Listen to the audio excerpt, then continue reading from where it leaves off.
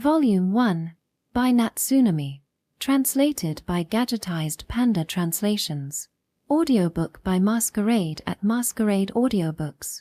Prologue. Late at night, around 1 a.m. A motorcycle traveling down an unlit mountain road. The only things I can rely on for vision are the faint moonlight barely reaching here, and the motorcycle's headlight. As always, it's so dark here. I wish they'd maintain the road a bit more, it'd help a lot. Muttering to himself, the man driving the motorcycle continues at a steady speed. This road is the quickest way home from work. He always takes it despite his complaints. Gotta hurry home and sleep. I've got overtime again tomorrow. The man is a young working adult, one of those generally called corporate slaves. Today had been an ordinary, unchanging day like any other, but the ordinary can crumble in an instant through accidents and disasters. Unfortunately, today was that day for this man. Suddenly, the man's eyes shoot open. What came into view was a shadow leaping out from the forest onto the road. Lit by the headlights, it was revealed to be a cat. Crap. The instant he saw it, he reflexively turned the handlebars right to try and avoid it. But that didn't go well, to say the least. At least not for him. A dull voice. By the time he grasped the situation, it was already too late. Right before his eyes was a guardrail to prevent falling. There was no time left to imagine or think. In a sensation like slow motion, the word, death, floated through his mind. The front wheel collided with the guardrail at full momentum, and along with the powerful impact, the rear wheel lifted up. His body was thrown along with the motorcycle, sent flying over the cliff. By the time he realizes everything, resisting is already impossible. He screams for who knows how many seconds, before his body hits the ground, meeting his end. But, however, screaming as if that reality was still continuing, the man bolts upright immediately, and notices something strange right away. What? His body that should have fallen off the cliff is unharmed. No, somehow the body he was used to seeing looks thinner, and his arms aren't tanned. What's this? What is this? He's wearing soft pajamas. And the place he's in is a huge bed, with space to spare even lying spread eagle. No way. No. He can't comprehend it. Just earlier he had been driving a motorcycle and got into an accident. Despite remembering that, the place he opened his eyes was different. What happened? Still confused, he gets out of bed and sets his feet on the floor, filled with anxiety as he looks around the bedroom. At that time, what entered his vision was himself reflected in the gaudily decorated mirror. Seeing that makes his mind go blank. Reflected in the mirror is neatly trimmed brown hair, big green eyes, an unfamiliar yet beautiful face from nose to mouth. He rubs his eyes hard and checks again, but nothing changes. Who's this pretty boy? Is it Byleth-kun? Pchem? Why do I know the name? The moment he unconsciously mutters that, a strange sensation runs through his whole body. Staring at himself in the mirror for a few seconds, he finally notices memories of his past life, plus hazy memories of a boy named Byleth. That these two sets are mixed together. No way, this is insane. It's like possession or reincarnation or something, but there's no way whatsoever to explain why this phenomenon occurred. Despite the nonsensical situation, he doesn't panic much. Thanks to Byleth's memories working smoothly perhaps, the only thing perplexing him is that he reincarnated. Everything else makes sense. That this is the country of Jizzlepain. A country called Japan doesn't exist. His Byleth, the 18-year-old only son of a Viscount household.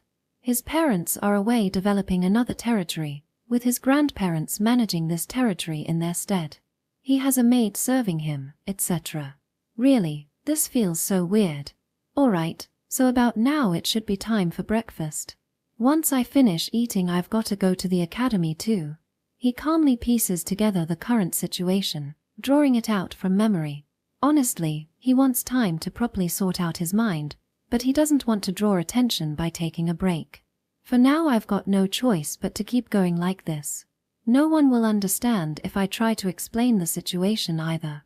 Just as he firms this policy of wait and see, it happens. Knock knock. Eek. Right on time, the double doors connected to the hallway are knocked on, and he hears a voice. Lord Byleth.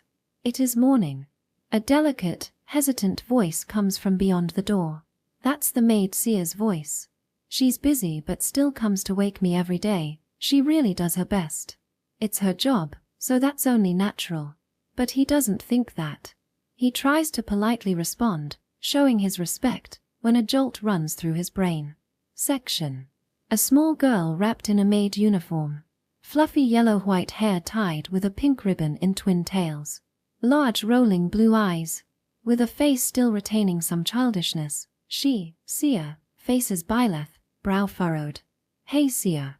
You woke me later than usual today. What were you doing?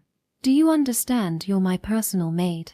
I am very sorry, but I knocked on time, and Lord Byleth didn't respond. Ha. I can't believe you'd think I'd sleep in twice.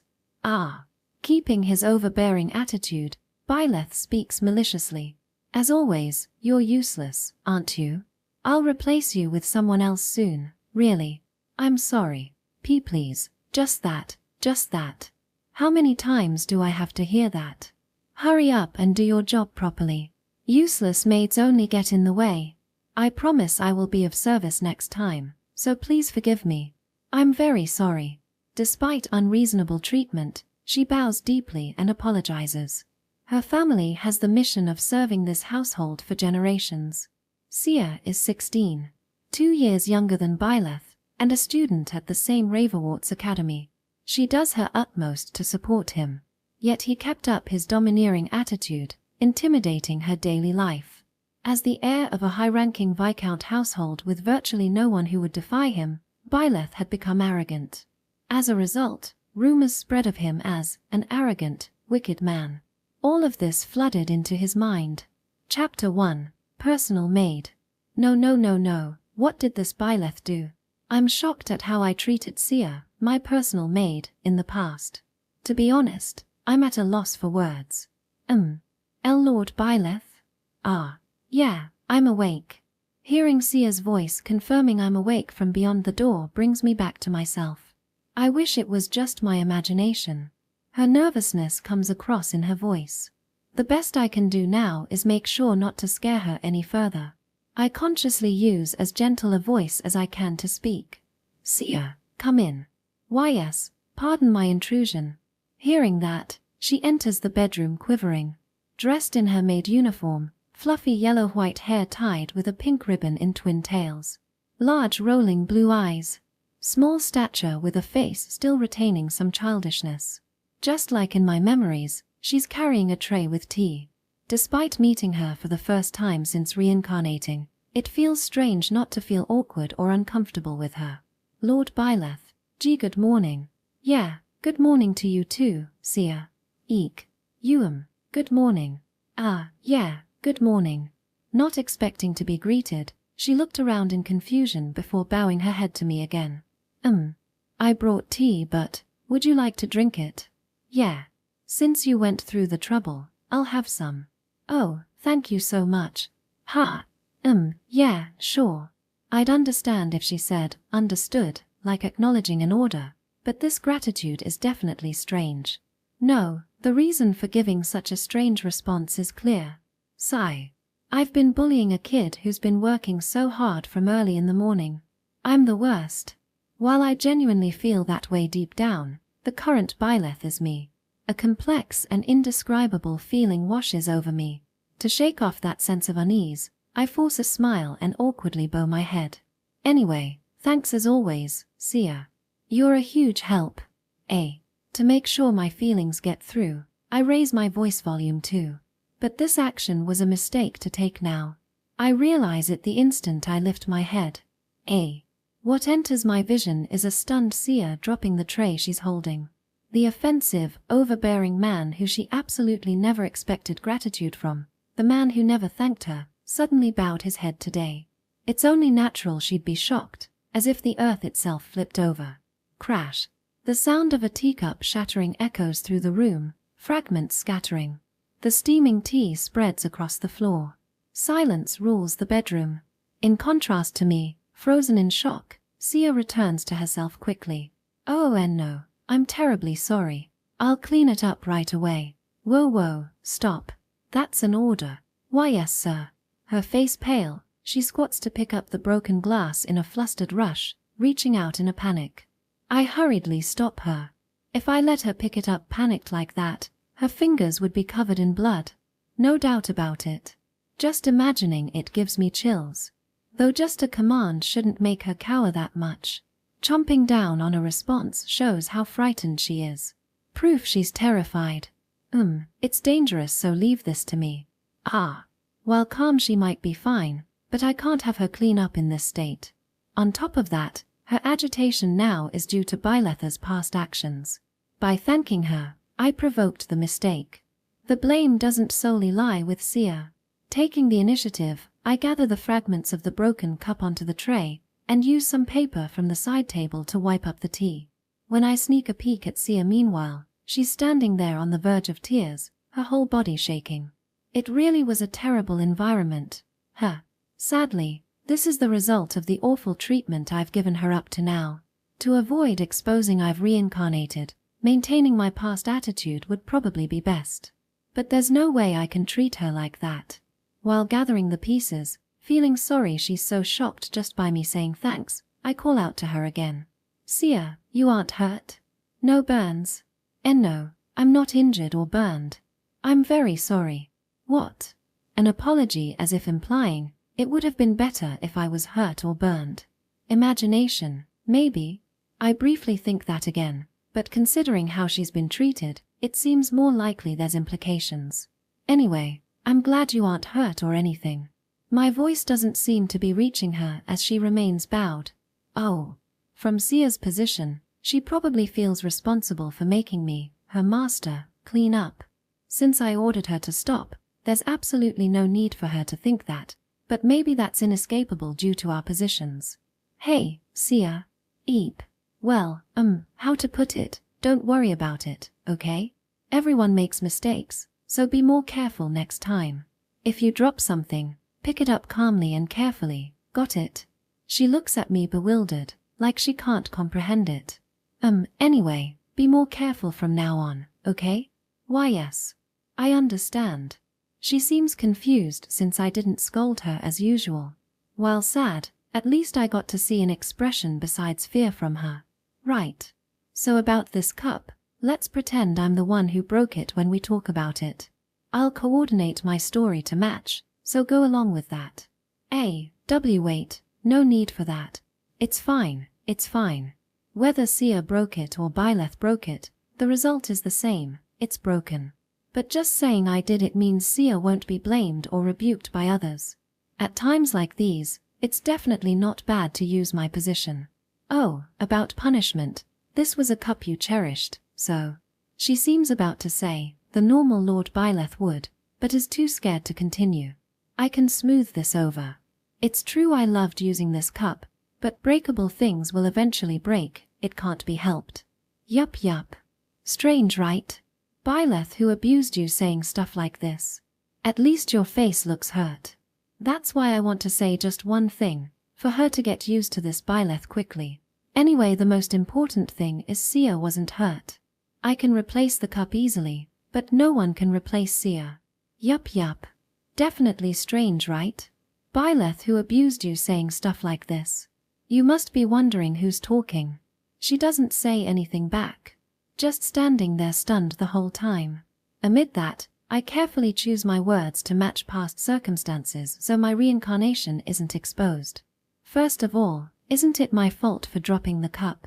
It's because I did something out of the ordinary. And no, it's entirely my fault. To be honest, it's fine. At least, I didn't think it was your fault.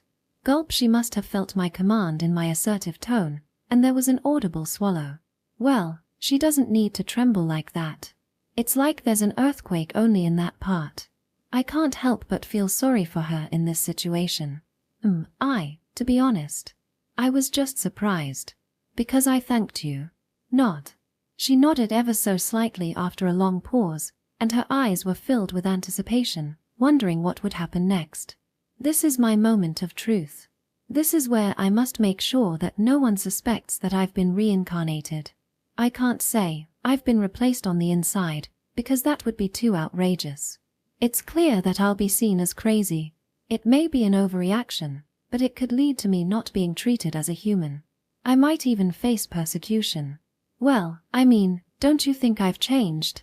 Silence implies agreement. There's no way she can deny that I've changed. An explanation for all the bullying I've done to Sia until now. Why? To be honest, I don't know what words to use. I've done things that can't be forgiven, even if I apologize. Still, I have to explain myself. I have to open up, even though I know I'm relying on Sia's character. Nothing can really make up for what I've done, but I'm sorry, Sia, for everything I did. Gulp. In this world, it's unthinkable for the heir of a noble family to apologize to a maid. What really happened? She asked with a bewildered look.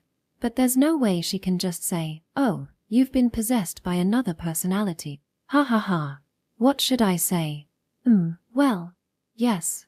It's really hard to believe, but, you see? As I took my time to answer, I desperately searched for an explanation. Well, the reason I've been so strict with you until now is because I wanted to make sure that when you leave this house and become a servant for another noble, you won't have any trouble. Depending on the noble you serve, you might face even worse treatment. You're supposed to serve here until you graduate from the academy, but there's a possibility that the Viscount's family might decline, and I might have to let you go. So, I wanted you to be able to endure any situation, no matter how it turns out. I'm clearly covering up for myself, but right now, I'm living as Byleth. There's no way I can reveal the real reason I bullied Sia, which was simply, I couldn't stand how perfect you were. So, I have to give an explanation that I've come up with. Well, I mean, Sia has such a good reputation even at the evening gatherings, so I just wanted to make sure you wouldn't have any unnecessary problems. But if I'm going to have you serve me, then I have to take responsibility no matter what happens. In that case, it's definitely better to convey the reasons I've come up with myself. So, you know? I talked to some acquaintances about the situation, and they gave me advice like you're overdoing it or you should talk to her directly, and that's how we got here. This is tough. Defending myself is so hard. Honestly, this whole situation is just hopeless. And Sia won't say anything either. As we sat facing each other with serious expressions, I thought about this. Byleth-sama. Yes. Finally, she spoke, and Sia's eyes began to well up with tears. So, in the end, are all of Byleth-sama's actions until now because you were thinking of me? It's not because I was a failure or anything like that, right? Of course not. Wait, did she just accept that explanation? I almost blurted out what I was thinking in my head. I've been watching your work all this time, Sia, and I believe you can excel in any environment. So, I won't say anything unreasonable anymore. To me, Sia is my personal maid, and I'm proud of you. Thank you. Whoa. Unable to endure, she lets out a sob. For Sia, who was never praised until now, being told her sincere efforts were rewarded must have been deeply moving words. She brings her fluffy yellow-white hair to her face, trying to restrain her crying and prevent being seen with a tearful face. She can't show such a pathetic sight before her master. A strong will conveys. Oh no. I really put you through so much hardship, I'm so sorry. I truly am. From now on it'll be like this, okay? So, please keep relying on me. I've only horribly mistreated her until now. I have no right to say such things. She has every reason to refuse me. These are likely meaningless words. Yet I want to get along well with Sia. I want her to live happily. I want to build a good relationship. Maybe it's selfish, but these are my honest feelings. Sia. When I call her name, she still has her face hidden behind her hair, but she responds to my feelings by nodding firmly up and down. Thank you, Sia. I'll do my best to become a master you can brag about too. I'll put even more effort into my duties from now on too. You're fine keeping things moderate, Sia? That would be evil. If I make Sia work any harder than this. I didn't expect our conversation to become like this after switching places, just a few dozen minutes. I never imagined making a girl cry either. Organizing the situation took time, but I'm truly happy from my heart that the distance between us has shrunk compared to our past relationship. Section. After that, once I finished breakfast. Wooa. No, seriously. The cityscape is incredible. Nicely paved stone roads, a canal flowing through the town. Stone and brick civilian houses. The roofs are uniformly orange, giving the impression of a fairy tale realm surrounded by the castle walls. I was going to take a carriage part way, but walking was definitely the right call. I may be acting differently than normal, but I've made the proper arrangements so it should be fine. Those arrangements were simply, I want to walk and chat with Sia slowly, but since she believed me, I can relax and enjoy the town's atmosphere. If I didn't have Byleth's memories, I probably would have been more impressed with the cityscape, but even so I felt like I was sightseeing plenty. While enjoying looking around, I noticed Sia shooting me hesitant glances now and then. Chem? Something wrong? Sia. Oh, sorry about that. Thinking she was bothering me, she quickly apologizes and looks down, but keeps glancing my way, pressing her fingertips together. Since we're walking side by side, it's easy to notice. There, you did it again. Ah, well, this is, Ahaha, no need to panic so much, I won't get mad or anything. She probably feels bad since I'm different than the usual Byleth. It's only natural to be perplexed until she adjusts. Anyway, sorry about that. I always end up walking ahead alone. And no, not at all. The normal Byleth would walk ahead without even seeing Sia, practically abandoning her. In a state of being left behind, having to hurry and keep up, was normal for her. However, starting today things are different. I'm walking next to her, matching my pace to her small strides. Lord Byleth. Yeah. Oh, please don't worry about me. For me, in the position of supporting Lord Byleth, to cause you concern. And also, I made a big mistake this morning too. It's not that I'm concerned really. This side is just more comfortable. I've realized one thing. Sia basically doesn't doubt. She basically believes. It's related to her pure personality. Her clear eyes prove it. If someone like Sia wasn't my personal maid, surely, half would be doubtful gazes. The other half would be scornful gazes. Just imagining it is terrifying. About Sia dropping the cup. We agreed it was because I suddenly thanked her without explanation, right? Don't worry about it. Being shocked just by me saying thanks saddens me again, but I endure. And with tea Sia brews, any cup would be delicious. Oh, thank you. Ah, haha. Did I overdo following up? I suddenly feel embarrassed. As I scratch my cheek and face forward, I hear from beside me. Gotta get used to it quick. A tiny mutter. Sia probably thinks I can't hear. Glancing from the corner of my eye, she's happily loosening her mouth. I considered pretending not to notice, but this time together is a chance for us to become close. Yeah. Please get used to it quickly. Eek. I am very sorry. If I jokingly respond, she makes an obvious expression like, you heard that. If we had a good relationship, she wouldn't have apologized. She would have cutely said, did you hear that? And the conversation would have expanded. Really, why did I want to abuse a girl like this? Just because I disliked her is meaningless. Though I'm not involved, this fact pains my chest. Hey, Sia. Anyway, can I ask you something? Why yes, what is it? Between me in the past and me now, which is better? Normally it would be the latter. It should be the latter, but I want confirmation. Can't answer. Time passes. It seems she avoided the answer, but took it as an order.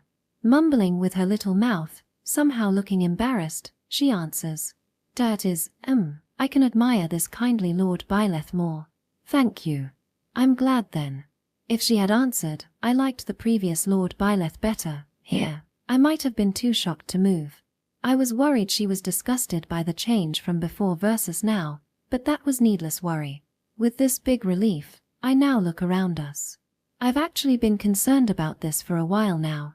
Other Ravelwarts Academy students in uniform have been glancing this way, sympathetic to Sia, and containing scorn towards me. I have no doubts about this situation. Because of Byleth's daily conduct. Because of the bad rumors. That's the reason. Sigh, I know it's my fault, but I want to somehow deal with this bad attention, you know, Sia? Ahaha, sorry about that. I asked something unfair. Sia furrows her brow worriedly, lowers her blue eyes, and obscurely lets out a small breath in response. Affirming would be rude, ignoring it would also be rude. Giving no answer is the maid's correct choice, using exhalation as the method. She's truly wise with that cute face. Sia really is amazing, her. Even with bad repute spreading now, even with a past of harsh treatment, she supports me without showing distaste. She really is too good a maid for me. I've got to work hard, in various ways. Oh, please don't overthink it. I'll tell everyone about the strict guidance thinking of me. Thank you. Oh, hang on a second. Yes. Shown an innocent smile. I'm almost swept along but somehow barely hit the brakes. If I let her spread this, it would draw even more attention than usual. And proportionately, that painful excuse would spread too. I absolutely can't let it get out that Byleth has changed. It would make me happiest if you held off on spreading it yourself, is what I mean. If everyone believed like Sia does, it would be different, but that obviously won't happen. It's best if nothing comes of this, but if someone like that approached, they'd probably be easily duped, funny as it is. Anyway, I'm getting off track. I really would be happy for you to share it, but others might think I ordered you to say that, you know? So I want to be really careful. I sugarcoated it, but of course she would take it as an order. Oh, understood. Then I will only share it when the topic comes up. Thanks. Lord Byleth, please let me know if there is any way I can assist you. Got it. I'm counting on you if that happens. Yes. Is it because she's like a small animal, or because she's doing her best to support me with her tiny body, or because her smile is cute too? I feel tempted to pat her head. Of course I restrain myself. Well, I should make living quietly my top priority from now on. So the bad rumors don't spread further, and such. Now that I've reincarnated, acting prudently is probably best to start with. Section. Having concluded that in my mind, we walk on for another 15 minutes. Is this really the academy? White exterior walls and dark blue roofs. The splendid buildings rivaling castles. We arrive at Ravelwarts Academy. The large white front gate towers high when looking up. Trees stand evenly around the academy, boasting a massive campus area, decorated by blossoming flowers and even fountains. The walkways are stone, nicely maintained, with 4 guards posted at the front gate. It's got the extravagance to make you hesitate about entering. No doubt it's a place for nobles. Someone not living in this world would likely find it hard to identify it as a school. Thinking such things, I pass through the gate, cross the expansive grounds, and enter the school building. Oh right. Since we're short on time today, you don't have to see me to the classroom. Understood. Our grades are different. And our positions of noble versus servant. Our places of learning aren't the same. Let's both study hard today too. Yes. Oh, Lord Byleth, one thing I'd like to confirm. What's that? What will you have for lunch today? I'll fetch it early and bring it to the usual spot. Oh, about that, starting today I'll handle that myself. So Sia, feel free to spend time with your friends or whatever. Enjoy academy life first and foremost while at school. Of course I'll still rely on you as usual outside of school. Ah really? Really? Consider it a reward for all your hard work until now. I say that to sound reasonable, but it's actually just what I want to do. The disliked Byleth always spent time alone. He used Sia to kill that free time, and to deliberately keep her busy. Despite being able to eat in the cafeteria, he'd specify another location to increase her work, call her out even when he had no business, and nitpick to make her redo things. Really only useless things. I've got to reduce Sia's work for now. At this rate it's too much physical burden, and the bad rumors will only get worse unchecked. I stop spinning thoughts. When I look Sia's way, she's standing there mouth agape. The contents must have been quite shocking. Even though you said, "Gotta get used to it quick." I am very sorry. I'm not serious. I'm not blaming you. I'm truly happy you're trying to get used to it quickly. My jokes don't land due to Byleth's past actions. While it pains my chest, if I get dejected too, Sia may feel even more responsible. I'll maintain my composure here. So please keep up with things going forward. I'll call on you if needed, so sorry about that in advance. And no, not at all. Please call on me any time. She waves her hands around vigorously, desperately appealing. Just this much restores lots of my energy. Ahaha, see you after school then. Yes, I'll be waiting. It's reluctant, but with that I bid her farewell. Sia sees me off with a lovely stance until the very end. All right, time to do my best. After flatly saying, enjoy academy life first and foremost at school, relying on Sia any further wouldn't be ideal. No, I shouldn't rely on her. I head to the classroom with determination, but that feeling is shaken in an instant.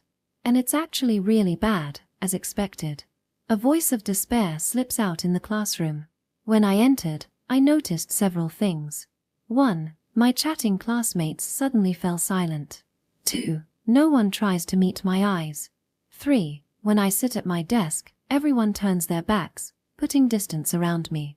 They're probably doing this so I don't notice them, so I don't do anything horrible to them.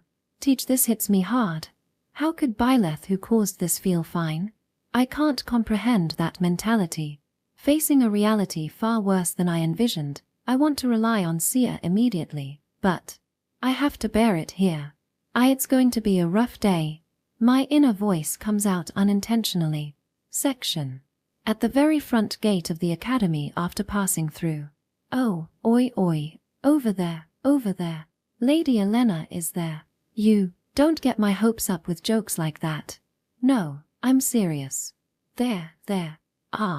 Don't stare dopily the instant you spot her. Many gazes were focused on a student just past the academy's front gate. Tem. I'm a little late today, I suppose. Glancing at the large clock tower adjoining Ravelwort's academy, she murmurs to herself. Her name is Elena Leclerc.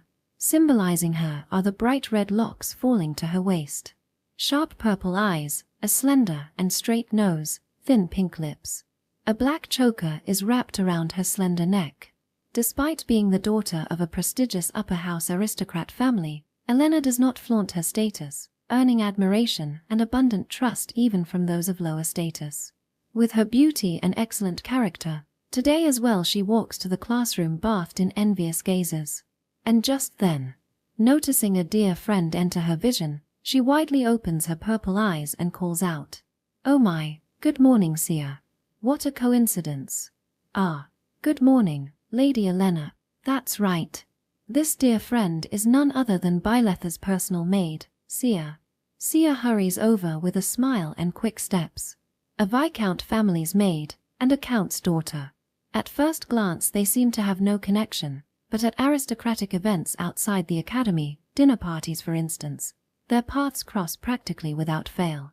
Sia's sincerity and Elena's lack of regard for status make them compatible, and they're on close trusting terms. A slightly more leisurely time getting to school today, I see. No problems with your health, I hope? Fufu, of course I'm fine. Thank you for the concern. That she considers so much just from being a little late shows Sia's excellence. Actually, I was consulting with my little brother. And that's why I'm at this time. Oh, so that was the circumstance. I need to work harder to become more relied upon like Lady Elena too. What are you saying? You're relied upon practically every day, aren't you? No, I still have a long way to go. Fufu, I don't think that's the case at all. Seeing Sia frantically waving her little hands in denial, Elena elegantly brings a hand to her mouth, squinting amusedly. Talking with you really lifts my spirits. Your coming to pick flowers at just the right time was a big help, so thank you for that. Eep. How did you know about that? Well, this direction is the washroom, and I can see the handkerchief that should be used to wipe your hands poking out of your pocket. It's rare for you to make a mistake like that, no? The instant she's called out on it, Sia's face turns bright red. Frantically, with speed unthinkable for a human, she shoves the handkerchief back in, destroying the evidence, and strings words together. Why you should have said it in a softer voice. What if a boy heard? Sorry about that. I just couldn't help it since it was so unusual. The way Sia gently chides her and Elena apologizes while still seeming amused shows their closeness once again. So Sia, were you lost in thought about something? Or did something happy happen? Why yes. Something very happy happened this morning. Sia responds immediately, her blue eyes sparkling brightly. You have the look of someone wanting to share something. Fufu, would you tell me if you don't mind? Oh, thank you. Leaning forward a little like tending to a younger sister, Elena takes on the posture of listening intently, eyes narrowed. Well, this morning, you see, Lord Byleth praised me. Ha! I'm embarrassed to say it myself, but he called me outstanding and a maid to be proud of. Looking back, it really makes me happy. I know I should switch gears faster, but, pressing both hands to her cheeks, Sia is beaming happily. Until yesterday, Byleth had never praised her even once. Only getting angry and scolded continually. It's only natural she'd be over the moon. On the other hand, Elena didn't comprehend it. Sia, can I confirm one more time? Byleth praised you? That Byleth called you a maid to be proud of? That's right. As a reward for working hard, I don't have to serve lunch anymore starting today. I'm to enjoy academy life first and foremost. I see, that's good. While Sia gives off an aura of bliss, Elena responds with a strained expression. Byleth's bad reputation has reached Elena. She also knows he's been working Sia like an errand girl at the academy. Despite that, this change is eerie, ominous. And you know, there's another happy thing that happened too. What's that? This is shameful to talk about, but this morning I broke a cup Lord Byleth cherished by mistake. That's terrible. Were you okay? Even Elena can't defend a blunder like breaking her master's, and especially favored, cup. Considering Byleth's personality, anything could have happened. But, yes, Lord Byleth picked up the fragments himself so I wouldn't cut my fingers, and shielded me saying, we'll pretend I broke it. I know it's audacious, but having him do this makes my heart flutter, you know. Oh, please keep this a secret. Why yeah, I understand. Facing Sia's ardent voice, pressing her fingertips together, Elena's mind completely blanks out. Just what is he thinking, that guy? The contradiction with his past conduct. Giving fear and kindness in turns, as if trying to brainwash her. To Elena, this incident aroused an unpleasant premonition. Chapter 2 Crimson Princess. After all, I'm still uneasy. I want to run away. Now that I am in a situation where I am being avoided, I continue to be hit by weird stares. While thinking such thoughts alone, on my way to the classroom for my first class, something happened. Hey, come sit over here. You're looking for a seat, right? You over there. Who? Me. Who else would I be talking to? Well, while looking for a seat, someone called out to me. Today was the first time someone had called out. I was also beckoned over. Amidst my confusion, a sudden happiness welled up inside me. The one who granted me this precious experience was the red-haired lady sitting in the very back seat. That person is Elena, if I recall correctly. Based on my memories, it seems she doesn't get along too well with Byleth. What kind of vague response is that? Are you not satisfied sitting next to me in class? No, it's not that, just found it strange. You know, about how you suddenly changed your attitude towards Sia, and the atmosphere. There are some things I don't want to hear from you alone. Yes, that's certainly. I hastily take the seat next to her. As she sits down, the scent of jasmine from her perfume reaches me. Did you hear about the change in my attitude from Sia? After all, only Sia would know about it. Who's to say? If I told you the truth, you'd get angry. Not really. TCH, as if I'd believe that. That's why I won't tell you. What a shame. Her attitude turned crisper the moment Sia came up. Elena is close with Sia, so she must see Byleth's rough treatment of Sia as a cause for warning. While it hurts to be seen as a troublesome person, it's nice that she's genuinely concerned about Sia. Wrapped in these ambivalent feelings, the latter feeling of happiness prevailed. Elena, there's something I wanted to ask you. What is it? You don't happen to not have any friends either, do you? What? Her violet eyes widened, seemingly taken aback by the abrupt topic. Of course, I wasn't trying to provoke her. Since they don't get along that well, coming across a bit rude like this should fit the distance between us. I'm thinking carefully about how not to come across as unnatural. I didn't really think about it before, but thinking back, you're always alone in class too. That applies to you as well. Could it be you wanted to say we're the same? She levels me with a stern gaze. Perhaps because of her beautiful features, even that expression has an allure. No, just a genuine question. If everyone talks to you every day, you shouldn't be disliked like me, right? That wasn't very subtly put, was it? You got me there. I remember Elena being popular. She's famously sought after with many marriage proposals, having earned the moniker Crimson Princess for her beautiful red hair and looks. Well, I'm not really in any position to make subtle jabs like that. I'm just… Foo. You're right about that. Foo. You're laughing too much. Sorry. Your self-deprecation is funny. Maybe because it's the first time I've heard it. That's debatable. Completely unappreciated praise. I arch a brow as if to say and… Elena gets serious again to continue our talk. Well, even with people talking to me every day, I won't deny there are few who could be called friends. Many are afraid of my family's title of Count. Though to be honest, my friends aren't people with privileges. Really, not having privileges means they're not of noble birth. That's unusual for a noble, isn't it? One could also say I never tried to make noble friends, or am not trying to. I have to admit, you're quite sharp-minded. She smiles as if saying correct. I'm not trying to make them. Most of the nobles here go against the principles of Ravelwort Academy.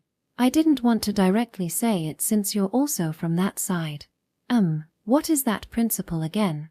If you don't know, you'd be even more outraged, said Elena, looking like she'd realized something. All students stand on equal footing.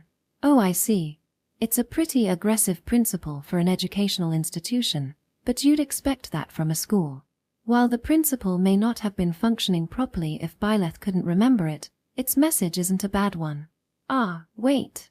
But then, that means as a count's daughter and me a marquis's son, we'd be the same as ordinary students here? Basically, yes. Several silent seconds passed as Elena stared in stunned disbelief. No more beating around the bush. Just be honest. You must have complaints, right? React like everyone else. Is it really that outrageous? Then I'll put it in a way you won't like.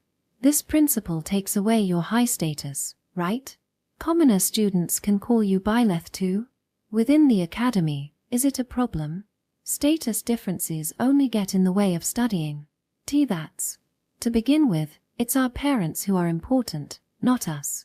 Even if our social status is lower, there are plenty of people with exceptional abilities. Don't you think it's the nobles who refuse to acknowledge that within the school? Well, why do you share my opinion, she seems to want to say, her voice trembling. You. Please don't tell lies like that just because you want to be friends with me. I didn't mean it like that. If you think about it normally, the social hierarchy among nobles at the academy is unnecessary.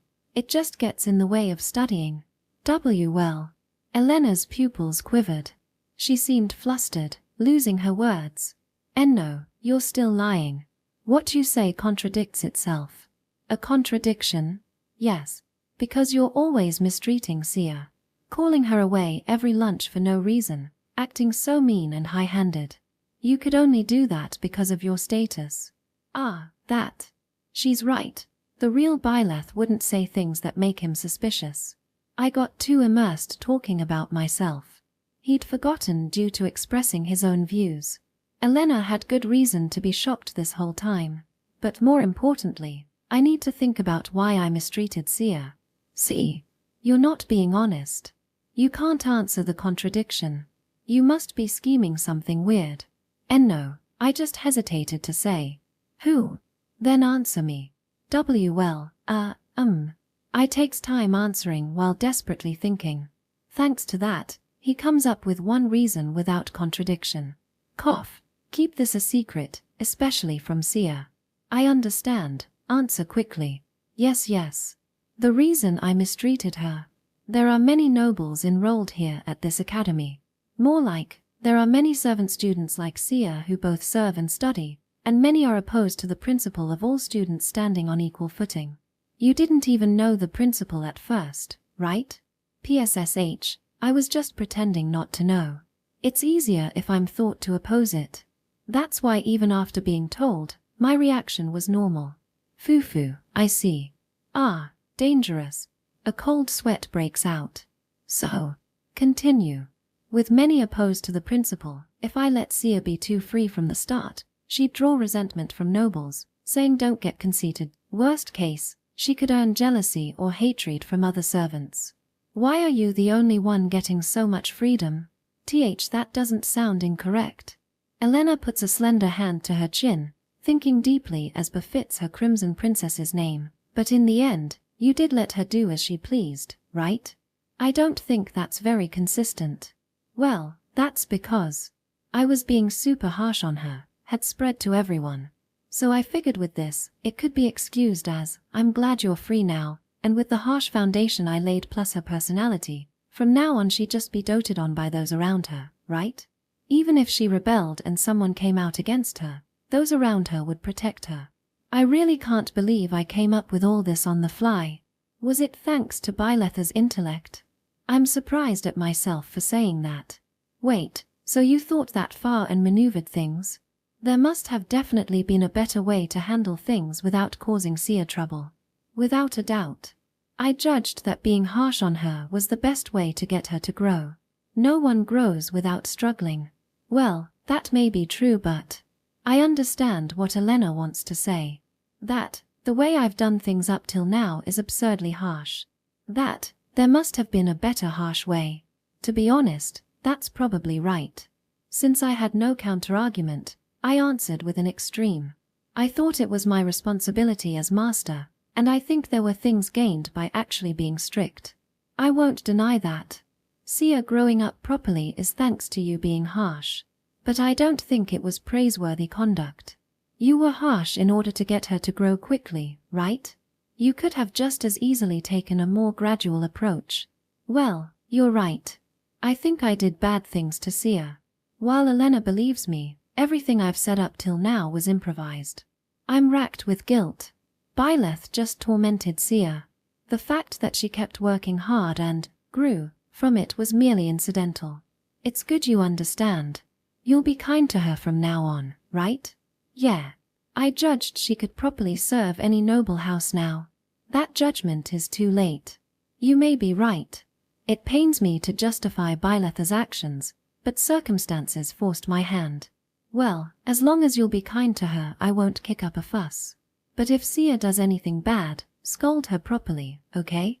Don't pamper her. That's completely different from being kind. She won't do anything bad. Sia is. If that's what you thought, wouldn't it have been even harder on her when you were harsh? It was hard, coming to terms with what Byleth had done. You're hopeless. It would have been nice if you relied on me a little. She sighs, then looks at me with pity. Mishandling something unfamiliar and being harsh on Sia led to bad rumors spreading. Hearing you now, I can imagine exaggerated lies being spread. Well, that's what? That's a lackluster reply. Since Byleth had turned into an ogre, I end such vexing feelings internally. Anyway, please continue to look after Sia. There's no need to request that of me, right? I have absolutely no intention of interacting with her out of obligation. Acting cool. Hehe, it's just the truth. My long explanations finally finished. I somehow managed to convince her. I'm also relieved my relationship with Elena didn't deteriorate. Still, I'm surprised. To think you were on this side. You mean affirming the school precepts? Yes. If I told anyone else, they'd be so shocked their jaws would fall off. Oh, glad to hear that. I touch the choker around my neck and return her joke with a sneaky grin. Oh right, random thought, but why are you on the affirming side too, Elena? Despite your high social status. You're asking now? Well, just got curious. That obvious retort makes me wryly smile. As she lightly explained, there's no deep meaning. As nobles, siding with the commoners is the proper way. Strict nobles may get angry hearing this, but nobles can't exist without the support of commoners, right? I see, certainly. Plus there's my personal reason. I think it'd be nice to get along with many people. So discrimination isn't needed for that. Haha, I see. That's just like you, Elena. Hey, you don't have to laugh that much. Sorry, really. And at this timely moment, the academy bell resounded across the hallways, and a teacher had entered while waiting outside, it seemed. Hey Byleth. Elena's timid voice came as the teacher was taking attendance. Ah, thank you. I was just a tiny bit glad. Chem. Glad about what? About the principal. All the nobles are always opposing it. It's not like you need to thank me. I just said something obvious. Why yeah, thank you. You're welcome. Perhaps she had some thoughts about the principal. In this short time, I felt I got along a little better with Elena. Phew, it's finally over. Time passed, and the fourth period class had ended. Next up is lunch break, which includes a midday recess. You had some incredible focus. Everyone around was stunned too. It was good to see you taking it so seriously. Well, if I disrupted the class I might have gotten stabbed with a pen. Or so I was told. Just to be safe, I gloss over it lightly so as not to raise too much suspicion. Now that the contents of my bag have changed, causing mischief in class isn't something I'm capable of anymore. Or rather, it's not something I'm able to do. Maybe it was just my imagination. When you said, I might get stabbed with a pen, it sounded like you were referring to me. That wasn't my intention, but yeah. Oh really? Sorry for the misunderstanding. But it seems like you have nothing to worry about in that matter. It's not like anyone would attack a devil. Who's the devil? Fufu, you were the one who spoke rudely first. Well, you said it so I guess that's true. After affirming the school motto of Ravelwort Academy, that all students are equal, the distance between Elena and I continued to shrink with time. In class, I was regularly invited to sit next to her. If I focused seriously on taking notes, she would playfully, albeit poorly, draw little pictures to amuse me. Well, you said it so I guess that's true. So you really were referring to me then? You'd really stab me? Still holding the pen in her hand, she instantly changed her grip so the pointed tip now faced outward, like a fountain pen. I'm very sorry. Raising both hands in surrender and jest, as if to show her acceptance when I said, that's all right, with a smile that said the same. But I did want to ask you something. What is it? What are you doing for lunch today? You're not forcing Sia to take care of it, are you? Ah, I'll just hang out on my own. Hang out? Hang out is hang out. I can't tell her that. I was thinking of skipping lunch. The reason for skipping is one thing. If I'm already being distanced by others, I just don't have the mental strength to go somewhere where more people will gather. The disturbing vision of everyone scattering like spiders the instant I enter the large dining hall is just too imaginable. It may be exaggerating too much, but the possibility of that happening is high enough that I can't freely step foot in there feeling at ease. If you had that in mind from the start, you could have at least asked Sia to bring you lunch, she might say. And she wouldn't be wrong. But after the terrible way I've treated Sia, such consideration didn't come to mind.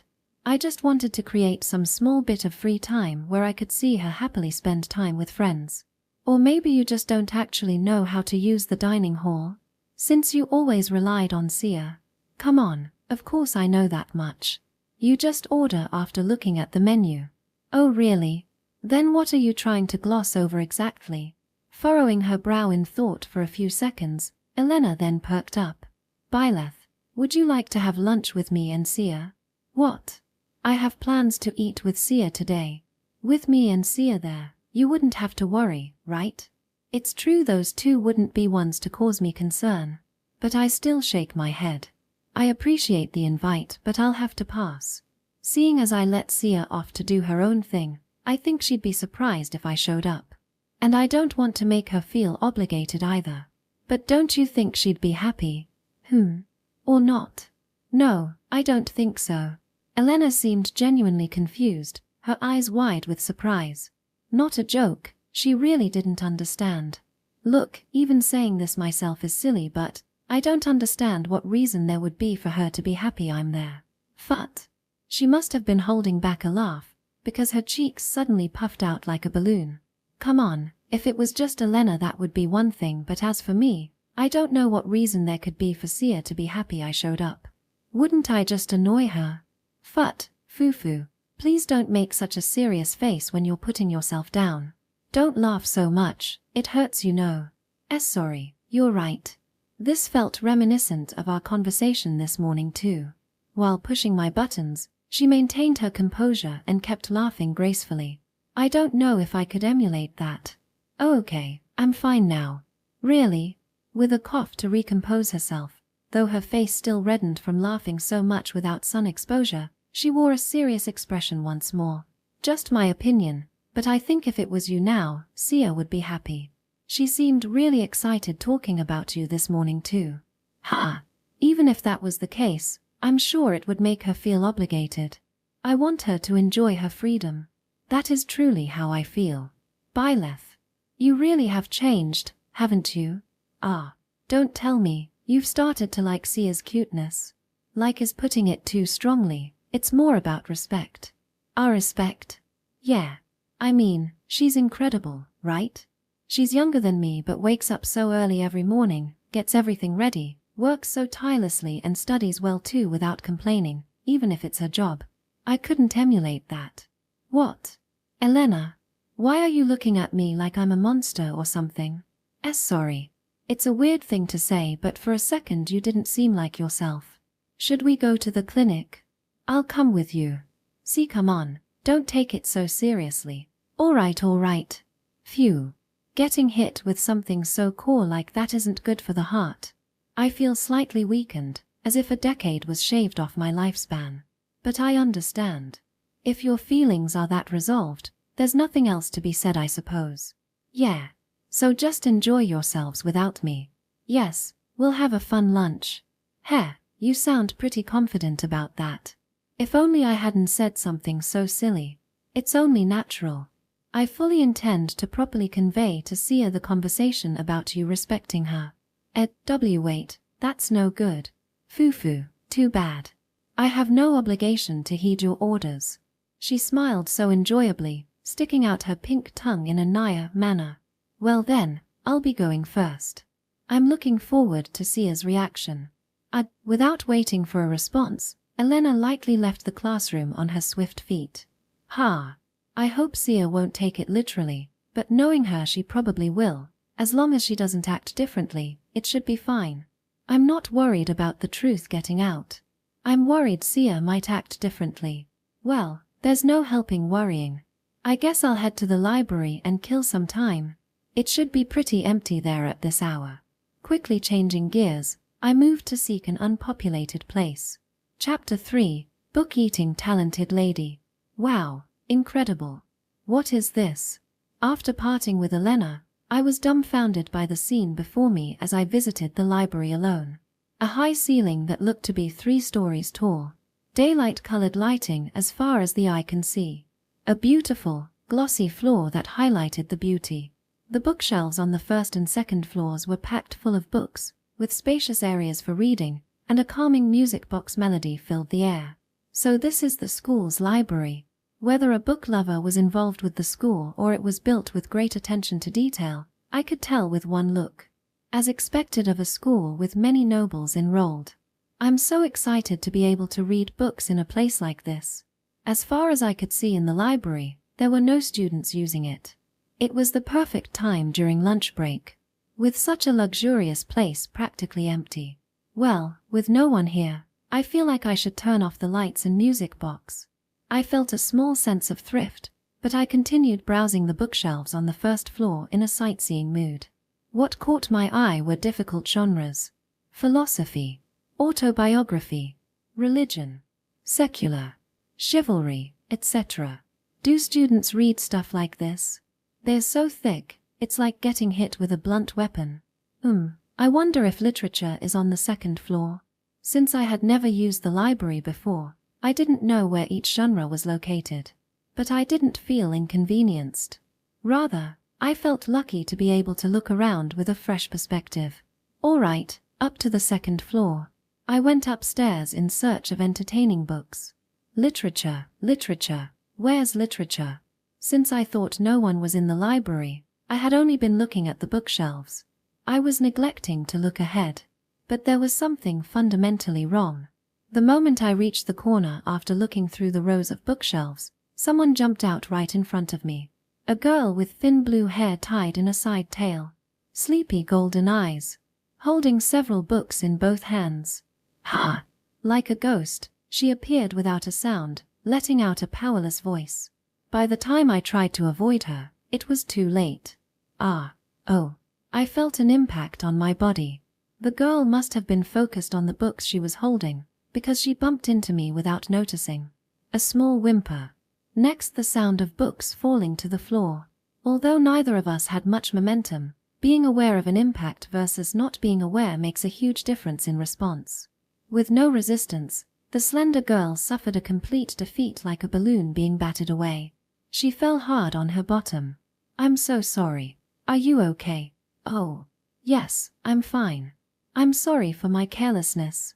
The girl who bumped into me seemed to be enduring pain, bowing her head with one eye closed. While I thought it was entirely my carelessness, it seems she thought it was hers. No, I was careless too. I'm really SOR. I tried to apologize too, but I couldn't get the last words out. I involuntarily swallowed my breath at the shocking sight before me. When the girl fell on her bottom, her skirt got badly rumpled. I could see her underwear through her black tights. Whoa. I hurriedly averted my eyes, but one's gaze can easily give it away. It's not proper to peek at someone's underwear taking advantage of an accident. Byleth St. Ford. I'm really sorry. That was unintentional. Please be more careful from now on. Her tone was inorganic and expressionless as she fixed her skirt. Strangely, she didn't seem embarrassed at all that I saw her underwear. Oh, I'll pick them up too. Wait, why do you know my name? 4 romance novels had fallen to the floor. I picked up the 2 that the girl hadn't reached yet and handed them to her while asking. Checking Byletha's memories, there was no information about this girl. In other words, they were meeting for the first time. Thank you for picking them up. As for your question, aren't you famous? I see. As expected of a current student, it seemed that the bad rumors had reached her ears. The girl with sleepy eyes had an expression that really didn't change. Her tone of voice remained the same. She was a hard one to read. Are you okay? Anywhere hurt or painful? My bottom hurts a little, but I'm fine. Seeing her stand up as if to demonstrate, I stood up too. More importantly, there's something I want to ask you. Byleth St. Ford. What is it? Right now it's lunch break, but why exactly did you come here? As far as I know, this is your first time using the library, right? Facing her, I couldn't read any emotions. I came to read some books. At this time, yeah. The moment I gave that reply, her golden eyes narrowed. It was the first emotion I sensed from her, suspicion. I'm sorry, but I can't believe that. While it would be different for frequent library users, this is your first time here. And there are also unsavory rumors about you. Well, you see. So for someone like you to come at a time when there are no users, don't you intend to play some pranks on the books? I understand why she would think that with her reasoning, but still. I had no intention of dropping my noble name, but for her to confront me so boldly like this when I'm feared and avoided by others, she has guts. To be honest, it made me happy. It meant I found another person who would interact with me as an equal. Even after talking to you, I don't feel you're the kind of person the rumors say. But if you do intend any mischief, I won't forgive you. Books contain all the wisdom, history, feelings, and ideas of previous generations. They're precious things that should be handled with care. The girl spouted these solemn words while carefully holding what looked to be a fiction romance book. The gap between her stern words and the book she was about to read was somehow charming and amusing. I won't cause any trouble, really. I just came to enjoy reading some books. It's easy to say that. Her curt dismissal continued. So until you leave the library, I will stay and read nearby. I don't have that kind of authority, but is that all right with you? Byleth St. Ford. If that allows me to read, thank you. This girl must love books dearly. If a boy with bad rumors entered a room full of her treasures, anyone would be wary. There's nothing for me to be thanked about. I've done nothing but say rude things to you. That's only because of the bad rumors about me, so it can't be helped. Which is why I'm at fault, and you're just doing the natural thing. That's how I see it. Tchem. Her sudden silence made me tilt my head and wait for a reply. Byleth St. Ford. Are you really a bad person? What? You're asking that to my face? While I do think I lean more to the good side. I see. Same tone of voice, same lack of expression. I couldn't tell what she was thinking with her I see. Then let's look for something you can read together.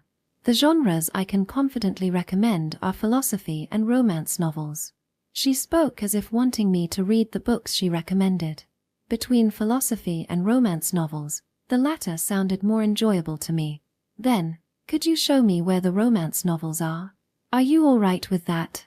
I thought you would choose philosophy since you must have a lot of experience with romance. Experience or not, they're still fun to read. Is that so? Then please lead the way. Ah, sure. And so, guided by a mysterious girl whose name I still didn't know, I was able to easily find the book I wanted. Section. Then, as I was reading the book in a single-seat chair in the library, is it interesting, Byleth St. Ford? What? The book I recommended to you. The girl who had been reading across the small table from me spoke up. Oh, I'm still in the early chapters, so it's hard to say, but it's promising. Is that so? The story I was currently reading revolved around class differences. If you ever feel it's not to your liking, don't hesitate to let me know. There are plenty of other books here. Yeah, thanks. No need to thank me. She kept her gaze on the book she held in her hands, her sleepy golden eyes running over the vertical text as she adept balanced reading and conversation. Hey, I have a question. Are there usually this few people using the library at this time? Only occasionally when the librarian is here. This time is usually quiet, and food and drinks are prohibited in the library. I see. I had just acquired some valuable information. I had found the perfect place to avoid people and pass the time. But still, it's unusual for someone to choose reading over food like you. That's a misunderstanding. I prefer food over reading. Come to think of it, that's true. If you were as eccentric as I am, we would have crossed paths every day. Referring to myself as eccentric, given my bad reputation. This kid is really tough. During my commute to school, I was often met with disdainful looks from others, and in the hallways and classrooms, people avoided me. So, having someone treat me casually like this felt quite nice. Perhaps she, too, upheld the school motto of equality for all. When you say crossed paths, do you use the library every day? I attend school through the library. You can do that. Yes. I took a test and was granted special permission. Wow, that's impressive. She said it casually, but without scoring high on that test, there was no way I would have been granted special permission. While it was hard to believe as I watched her continue to read her romance novel, her recommending philosophy books showed her intellect was quite remarkable. Well then, Byleth St. Ford, may I ask you a question as well? Of course. What's your question? Do you need me to introduce myself? You've been calling me you this whole time. Oh, right. It would be helpful if you did. It's no problem. I come from a humble background, and I've never attended the noble soirees. Honestly, I had wanted her to introduce herself, but I couldn't quite bring myself to ask. Gratefully accepting her offer, she closed her book and turned her drowsy gaze towards me, offering a greeting. Luna Parema, the third daughter of the Baron's family. I'm a second-year student. Thank you for introducing yourself, Luna. Got it. Should I introduce myself too? No need, I already know about you. I see. Yes. With a nod, Luna returned to her book immediately. I had suspected she was of noble birth based on her demeanor and presence, and it turned out my hunch was correct. After hearing her introduction, I also went back to reading. It was a very quiet time, but I didn't feel awkward at all. At some point I entered the world of the book, and continued reading for a good number of minutes. This is late, but I've decided to believe you, Byleth St. Ford. Ha! Was there some aspect that made me believable? She declared this suddenly with her usual tone and no expression. The rumor about you went like this: using your noble power, you take a hostile attitude toward those of lower status. Well, you see. But you weren't as the rumor described. Even when I revealed I'm from the lowest-ranking baron family among nobles, you didn't change your attitude. And when I called you a weirdo, you didn't make a fuss over it. More than enough reason to believe you. Faced with me forcing a wry smile, Luna stated it clearly.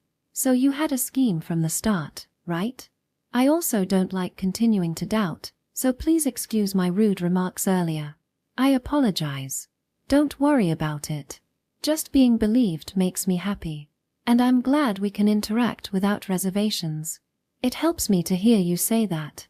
Although her expression was still the same, I felt we had broken the ice a bit after this talk.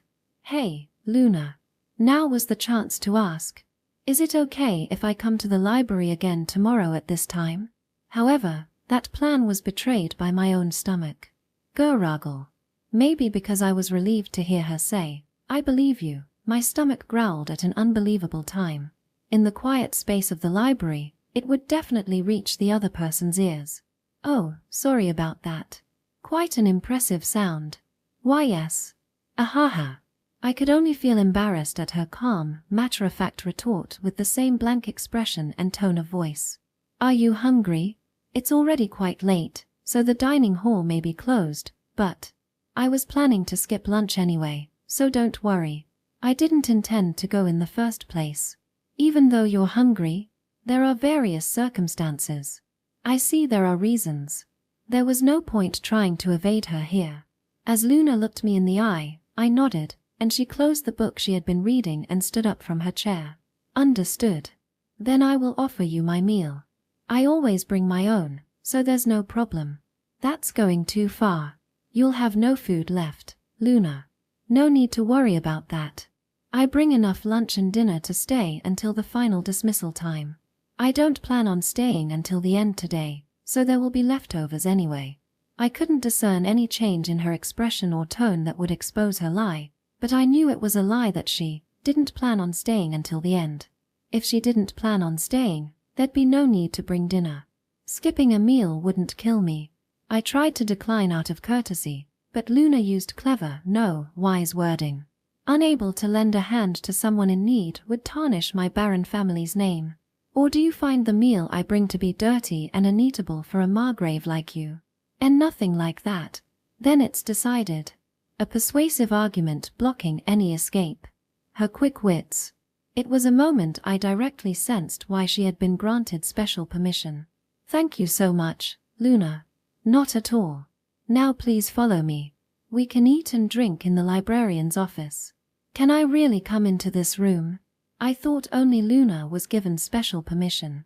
Isn't that right? It should be fine if I stay by your side. But please don't touch anything inside. There are a lot of organized documents too, she said. Okay, got it. I understood her rationale.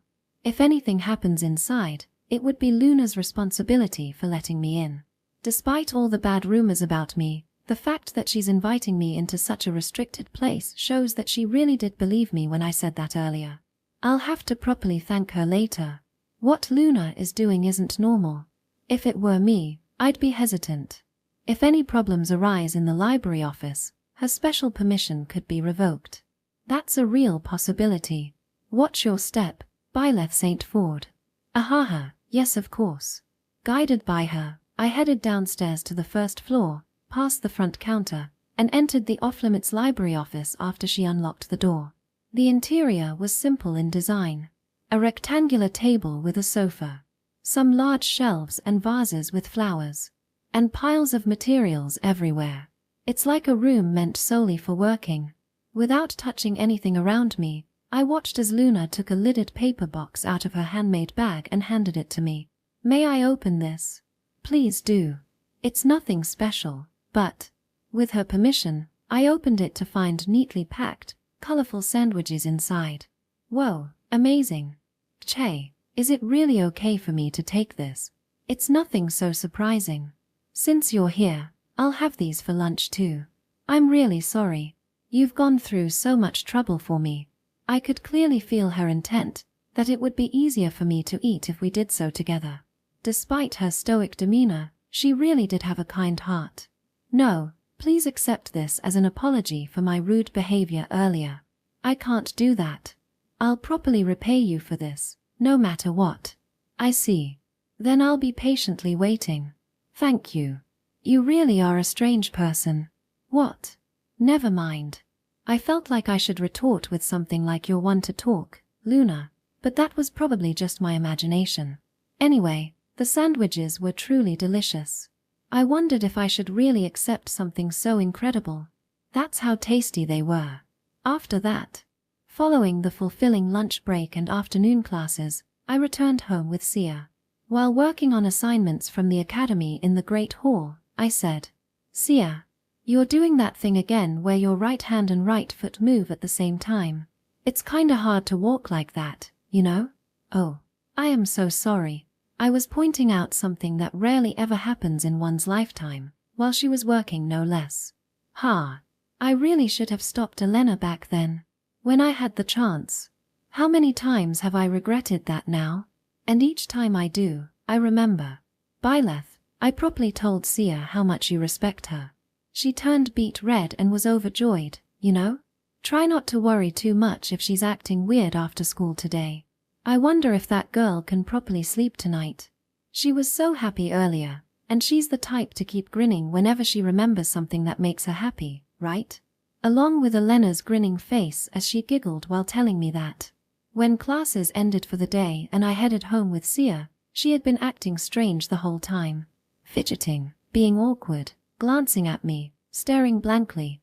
Well, it's not like you're doing anything wrong, so that walking style is fine. Just be careful not to trip. Why yes. And focus on cleaning when you clean. Don't look at me while doing it. Eep. The moment I cautioned her, her eyes went wide like saucers. She shook her yellow-white hair done up in pigtails vigorously, clearly surprised. And no way. She thought I wouldn't notice.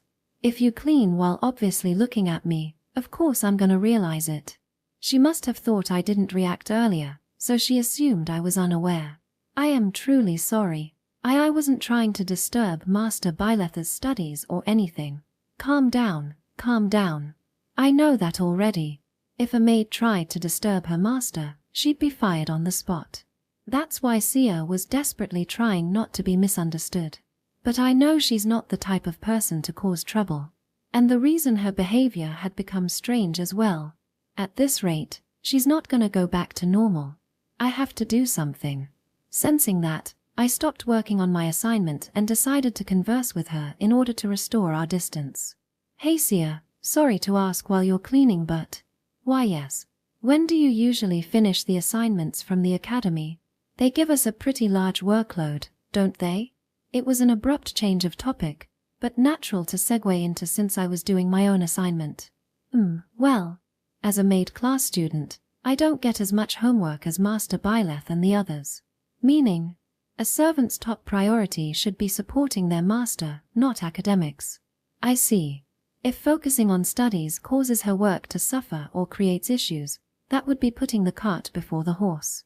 To prevent that, her class probably has intentionally fewer assignments. A rare example of studies are not the priority even among students. But even if you say it's less, you still get assignments, right? I was wondering when and where you finish them since I never see you working on any. I basically finish them at the academy if I can. If I don't, then after Master Byleth has gone to sleep. What? You don't mean when I enter my bedroom, but after I'm asleep? Yes, that's right. She nodded slightly in confirmation. Why do you have to wait until after I fall asleep?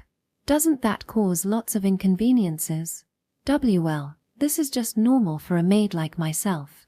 Normal, Byleth doesn't have any memories about it, so he must not have cared at all about Sia's well-being. She stays up later and wakes earlier than me every day, living such a difficult life, and she's only 16. What she's doing is truly amazing. So in other words, Sia only gets free time after I fall asleep. Yes, unless there's a special circumstance. That's the lifestyle I'm tasked with maintaining. I see. Presumably to maximize supporting the one she serves. While a logically sound reason within this world's norms, it seems restricting from my reincarnated perspective. Then I'm making 2 changes starting today. See changes? Yeah. First, any school assignments take priority over maid duties if they're unfinished. What? But that means, and lastly, as soon as I enter my room for the night, your free time starts. Don't wait around for me to fall asleep. Do what you please. Honestly, I want to say she shouldn't have to work daily, but that would remove her maid position. This is the compromise. If I understand correctly, then based on what you said, my schooling would take precedence over assisting you, Byleth-sama, and my time serving you would be reduced? That's fine. Oh, I don't mean I no longer need you, Sia. One preface to avoid misunderstandings. It's just, I think that as a student, you should prioritize your studies for your future's sake, and make the most of this opportunity since some servants don't get to attend the academy. You've already splendidly grown as a maid, Sia. Master Byleth. Because Sia has supported me all this time, I want to care for Sia well in return. It seems that feeling got through. Well, with this policy in place, Sia work hours may be reduced and some inconveniences could arise, but in those cases I want Sia to make up for it slightly the next day, similar to when Sia gets sick. It's silly of me to say this so late, but Sia, as a student, please follow this request. No, this is an order. I understand. If I had gone with, please, instead of request, Sia may have resisted. That may have been better, but as her position it would have been difficult for her to obey sincerely. I think this was a good modification on my part. Anyway, I know this will inconvenience you for a while, so sorry about that. And no, for someone like me. Thank you so much for this, truly. Tcha-mem. I don't think the Sia I respect should be saying, someone like me, though, right? Eep. I mean, thank you so much. Ooh. Ahaha. Did she get fired up? Sia's face went as red as could be. So yeah, one other thing I wanted to ask. You don't have any assignments left today, right? No. I finished all of today's at the academy. Oh. Chem. She answered proudly with a grin, and I reacted by saying, amazing, but I heard it. Likely the small of her recalling another assignment she had forgotten about. There's no problem at all. I properly finished my assignments. Panic showed through. Her eyes were wandering. She was definitely lying. After confidently saying, I finished them, it's harder for her to say, oops, there actually was one more. I totally get it. I fully understood her feelings, but that would make everything I just said pointless. I'll ask again, what about assignments today? If you lie again, it'll be 500 push-ups and 500 sit-ups. F500. Totaling 1,000. 1,000. Sia looked up with a non-committal expression, but soon her face filled with anguish. Yeah, she's definitely thinking about it. Whether she can do that many if she lies. There's no way she can at her level though. I could clearly see what she was thinking. Oh wait, change of plans. If you lie again, it'll be 1,000 of each. A shadow of despair fell over Sia's face. 2,000 total repetitions. That's what it finally took to make her give up. I am sorry. There is one assignment I remembered. I see. Then stop cleaning for now and bring your assignment. We'll do it together. Is it really all right? Of course. Ask me if you get stuck on any problems. Thank you so much. I'll go get it. Leaving those words behind, Sia briskly put away her cleaning supplies and came back smiling with her assignment in hand. She looks happy for some reason. Oh, this might be our first time doing homework together. Despite having annoying assignments ahead, She had a pleasant expression. My cute servant was becoming even cuter before my eyes. Just getting to see her face like this made me strongly feel that choosing this approach was the right decision. Well now, I can't fall behind Sia. A competitive spirit sprouted within me, but like Sia, I was also looking forward to this.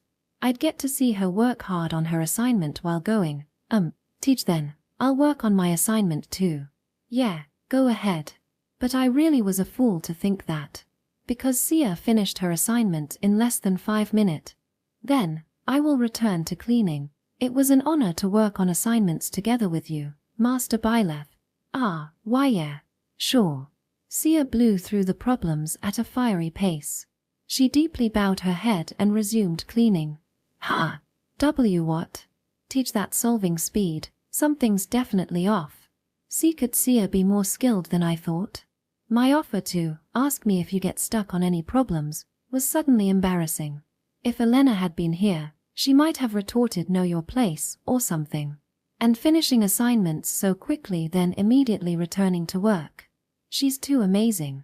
I mean, she should relax and slack off a little.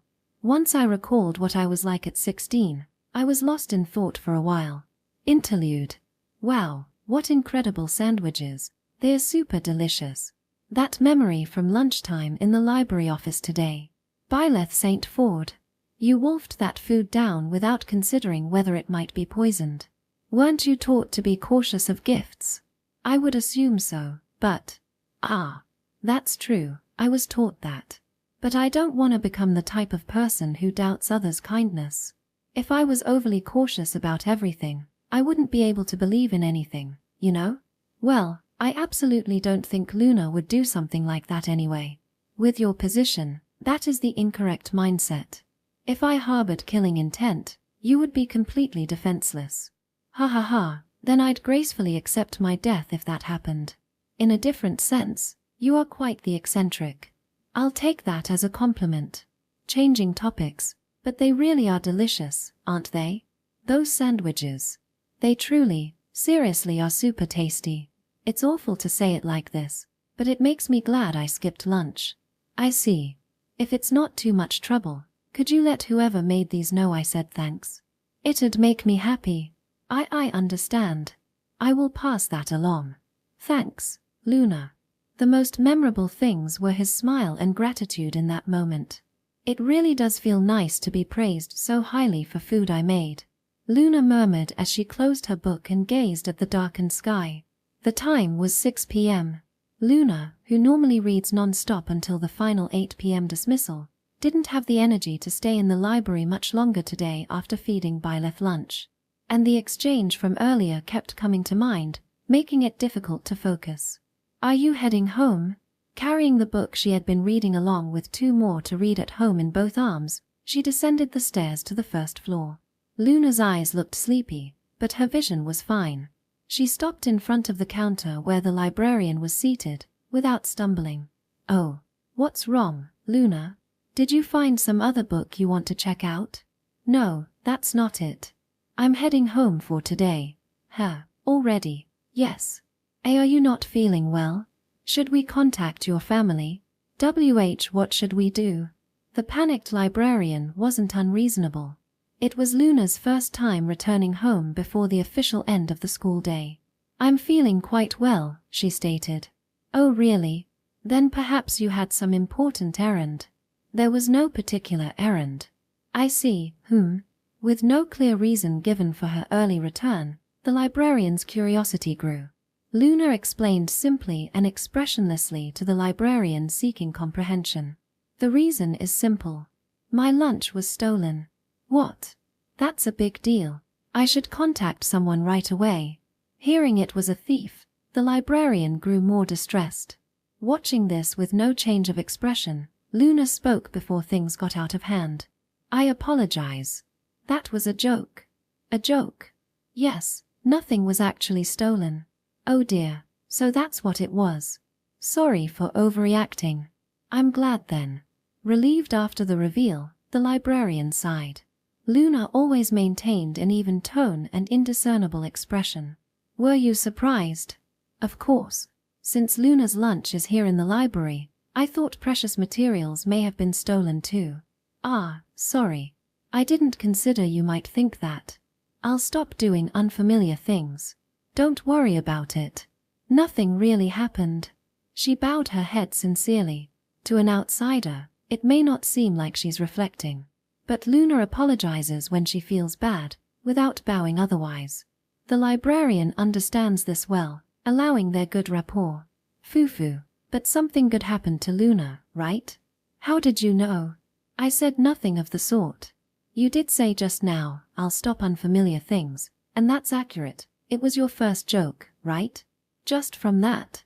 How embarrassing. It's as if I was joking around. Her words and expression seemed mismatched. In a survey asking who appears to say one thing and display another, Luna would shine clearly. Yet no matter the moment, her expression doesn't change. The librarian presses further. Come on, Luna, what nice thing happened? I won't tell you. You're grinning too much. Oh, your eyes just welled up too. You're so rare today, it's wonderful. The librarian didn't mean any harm. She was simply voicing her honest thoughts. However, Luna was taking it to heart. No more. I won't tell the librarian anything else. Come on, now I'm really curious what made you so happy. Please get back to your work. Rather than turn her head, Luna walked away with her petite back facing the librarian, neatly hiding her expression. She wouldn't answer no matter what was said, showing a remarkably strong stance. The librarian watches in strange fascination. It's then, at that moment, a hesitant voice interjects from nearby. Pardon the intrusion. Oh, no worries at all. My apologies. How can I help? Answering the ginger-haired male student, the librarian switches gears smoothly. Where would I find the business management section? Business management, yes.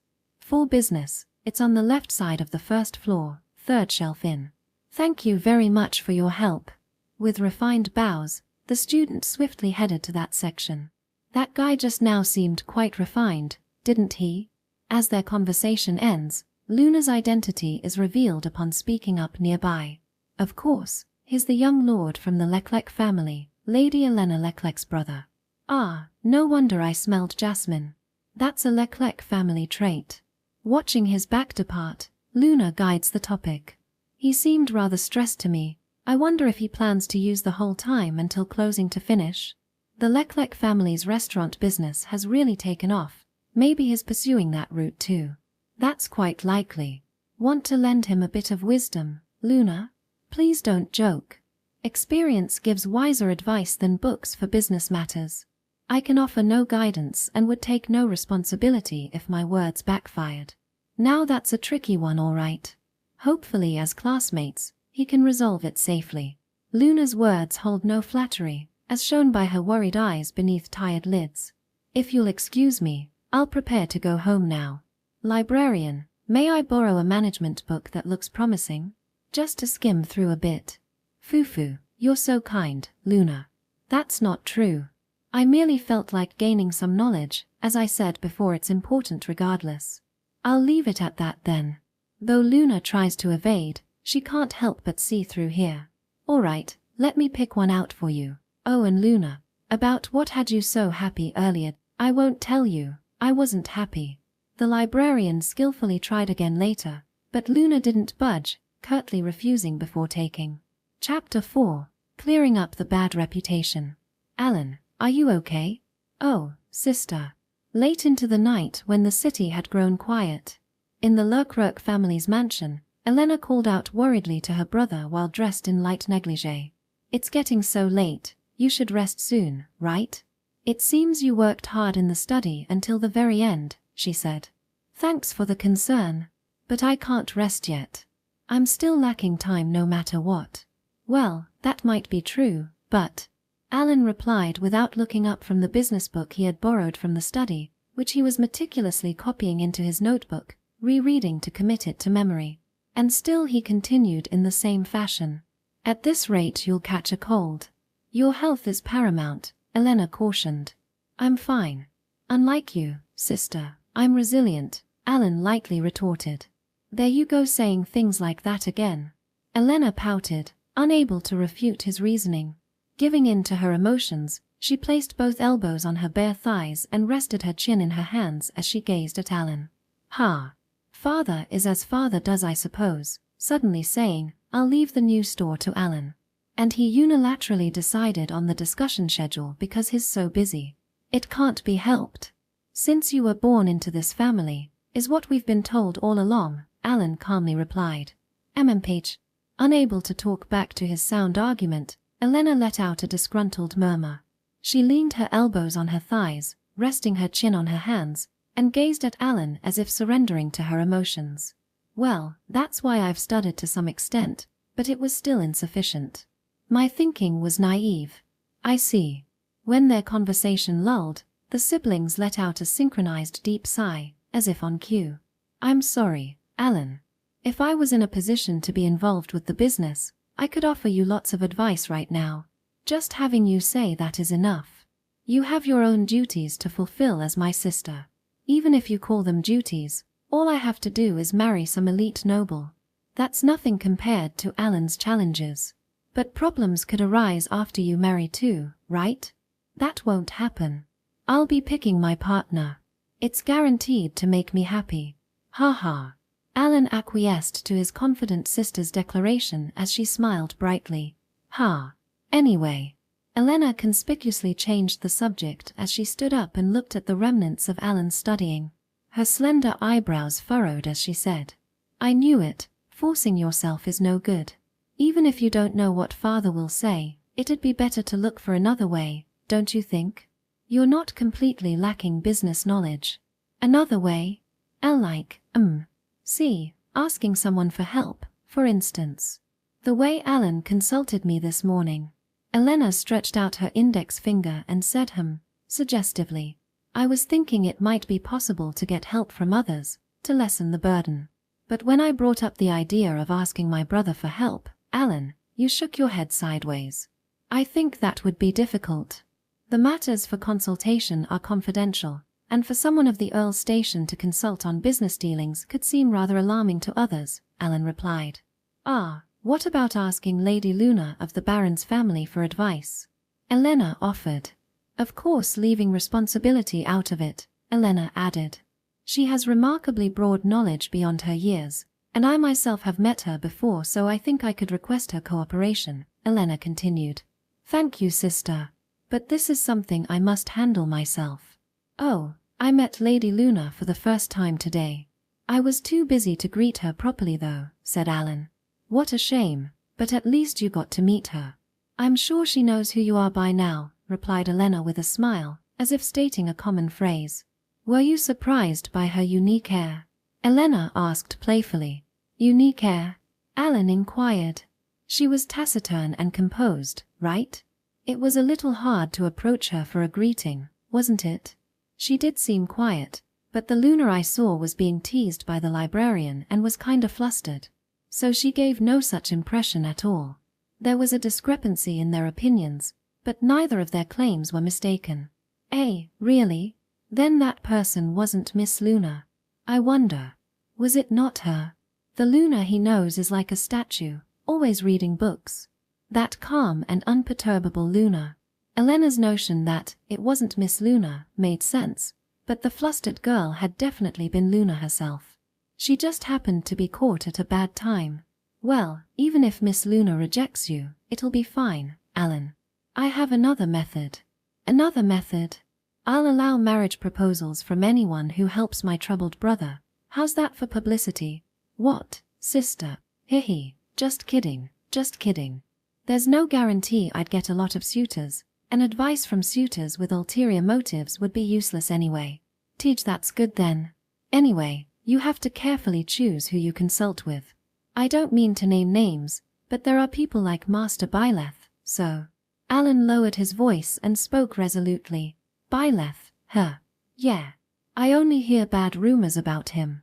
It's the same for you, right, sister? While I won't deny that, he's kind, you know. He might be an unexpectedly good guy." "What? No way, absolutely not." Hearing his sister refer to Byleth in a friendly way as a good guy, Alan maintained his look of puzzlement as he denied it. Of course, I'm not asking you to believe it when it's unbelievable. But a day will surely come when even you understand. After all, rumors are just rumors. You're that certain? Yes. Byleth is just awkward. Some other noble is likely working hard to damage the Marquis's reputation. While that's possible, we are talking about Master Byleth here. Unfortunately, as a precaution, those of our standing especially should have the composure to avoid blindly believing rumors if you haven't personally been mistreated. Why you rewrite? Sorry. What you say makes sense, sister. I'm glad you understand.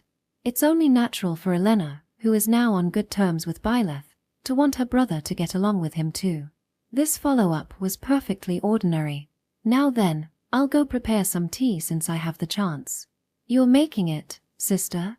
It'd be cruel to make the servants do it at this hour, right? So bear with my amateur brewing, please. Don't say that. Father praises your tea for being delicious. Oh ho ho, then wait right there. Thank you, sister. You're very welcome. And so, with such friendly sibling banter, Alan's studying continued late into the night. Section. The next day. A few minutes after the morning classes ended and the lunch break began. I see, that's tough all right. As Byleth ate the light meal a servant had prepared in the classroom, he muttered acknowledgements while listening to Elena that sat beside him talk about yesterday. It's not just tough. Since the talk of leaving the new store to Alan reached my brother, he's been pulling all-nighters almost every day. He won't listen to me no matter what I say, so I'm worried. Oh. So that's why you look tired, Elena. Why you noticed. Even though I was trying to hide it. Elena leaned in, bringing her lovely doll-like face close with a finger to her lips as she blinked rapidly. Hey, you don't have to get that close. Unconsciously or not, it's bad for my heart. I subtly create some distance as I smell a scent like jasmine. Because you kept stifling yawns during class. I figured you must have had trouble sleeping, I replied. You were watching me during class? Her voice instantly changed. Teasingly. When I glanced her way, she had on an I knew it expression. What's with that? You were admiring me. Look. We're sitting next to each other, so you're in my field of vision. Go on, compliment me, even if you don't mean it. I'm unpopular, you know? That's a separate issue from being watched, so I don't care. Oh ho ho. The enemy bears witness, right? And feels afraid. I know it's my own fault, so nothing I can do. How sad. You have a nice face, yet you aren't loved. Ha! She casually and naturally complimented me, but reacting would likely derail us from the main topic. I want to retort, but for Elena's sake I'll bring us back on track. Anyway, I know it's late to ask this, but how old is your little brother, Elena? To be honest, I don't really know much about him. I feel like we've never met face to face. Oh my, is that so? He's 1 year younger than me. So he's a student being put in charge of a new store. It's impressive he's been given such a challenging opportunity, but I understand why you're worried, Elena. Right. Father is so impatient. Having him take on such an important role while still a student, and so suddenly too. I wonder why he won't take it step by step. Unable to get it off her chest, Elena crossed her arms and delved into her worries and complaints again. In other words, she was that concerned about her brother. I found her attitude to be quite adorable. Hey, let's be honest here. Talking about this won't change anything when you know that perfectly well, right? The point is you don't have the composure to properly advise because you're so worried about your brother. I know that's the case. I didn't only come here to complain. If there's anything you can advise regarding this, please teach me. She brought her exquisitely beautiful face close like a doll as I was eating. Hey, you don't need to get that close. Likely unconsciously, it's bad for my heart. Smelling a scent like jasmine, I subtly create some distance again. What kind of advice am I supposed to give? Like, what my brother should do going forward. Sorry, but I can't give that kind of advice. All I've heard is the simple version story from you. Plus, I don't even know how your brother feels about all this. If he had come to me for consultation himself, that would be a different story, but there's too little information from only Elena's side. I want to help out, but all I can really say is innocuous advice like, just try your hardest. But the business matters are complicated, so I can't explain in detail. That can't be helped, can it? Dismissing it like that isn't okay. I know you don't have composure because you're worried, but you should have at least jotted down what's necessary for the consultation last night, right?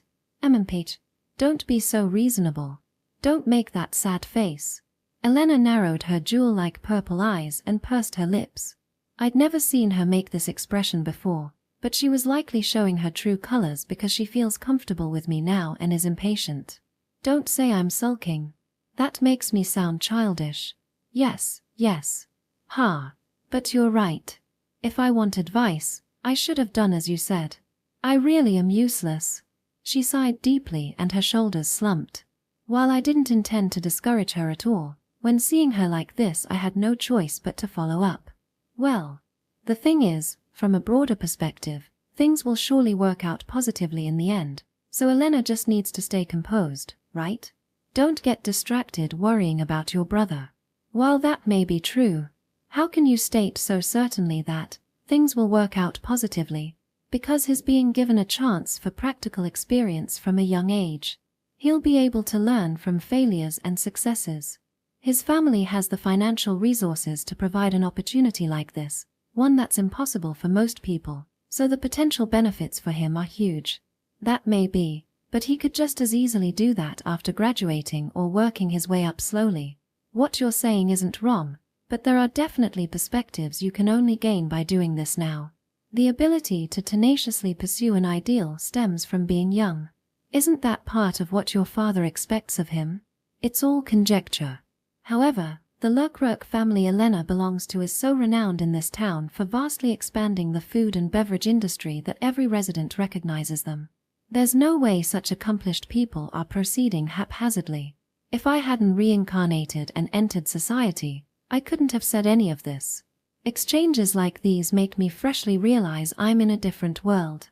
While I can't claim expertise, running a business for the first time means confronting countless unknowns and a high chance of failure.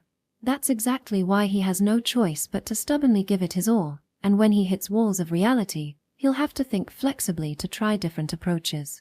So in other words, I think your father wants his son to build the ideal restaurant he dreams of. Looking ahead, a restaurant embodying those ideals would satisfy customers more and thrive. In the end, what's necessary is giving him experience as soon as possible. With my position, I definitely can't claim to be right on target. But this is the best I can explain for now. One thing I can say for certain is that the Leclerc family has considerable assets and latitude. They should have the stance that 1 or 2 failures are acceptable if it provides experience. While I've only talked upsides and am assuming he won't get discouraged even if he fails, I think that if he has the chance to gain experience in a supportive environment, he should take it as soon as possible. If he's going down the wrong path, your father will surely stop him and help out. Oh, Chem. This exchange reminds me of one with Sia. That's right. If that happens, father would surely help, wouldn't he? I don't know your father, but his kind, right? Considering your personality. Yes. Father always prioritizes work, but his kind. Perhaps frustrations had piled up about her father's response, as Elena mulled over my words and brightly replied with a cheerful voice and delighted expression. Then it'll definitely be all right. Personally, I think focusing on studies is best as a student, but your father made this choice precisely because he believes in your brother. So try believing too, in the advantages over disadvantages. And most of all, in your brother. Why yeah, I will. This might be the first time I've seen Elena nod so readily. Our eyes met as she smiled after what I can only assume was a weight being lifted from her chest. Our conversation cut off there. We kept our eyes locked in silence. I wonder how long that time lasted. Elena's fair cheeks gradually turned red, as she started glancing around restlessly. Me. Anyway, you're quite cheeky, speaking to me condescendingly like you think you understand everything. Well, the moment I thought she had spoken, she turned her face away and stood up in an irritable manner. That's enough. I'm going to the cafeteria. You can spend time alone feeling miserable. She was clearly acting strange. lacking composure, refusing to meet my gaze anymore, turning red up to her neck above her choker. "Oh, could you be shy or something?" "No way. Don't be stupid." With that final retort, Elena hurriedly left the classroom. I might have made her angry without meaning to. I don't want to be on bad terms with her. I'll have to apologize later. If I convey that I didn't mean to tease her, she'll surely forgive me. Having decided in my heart to apologize the next time we meet, I finished the rest of my meal. Then, I headed to the library with the romance novel I had finished reading last night in hand to return it. Section. Yup, nobody's here as expected. Upon opening the library door and seeing the vacant interior, I muttered to myself. Even though some time had passed since the lunch break started, like yesterday no one was in the library. Well, it's convenient that there's few people. Since I'm living a school life being given the cold shoulder, empty places are the only spots I can relax my heart. Now then, first I need to find Luna.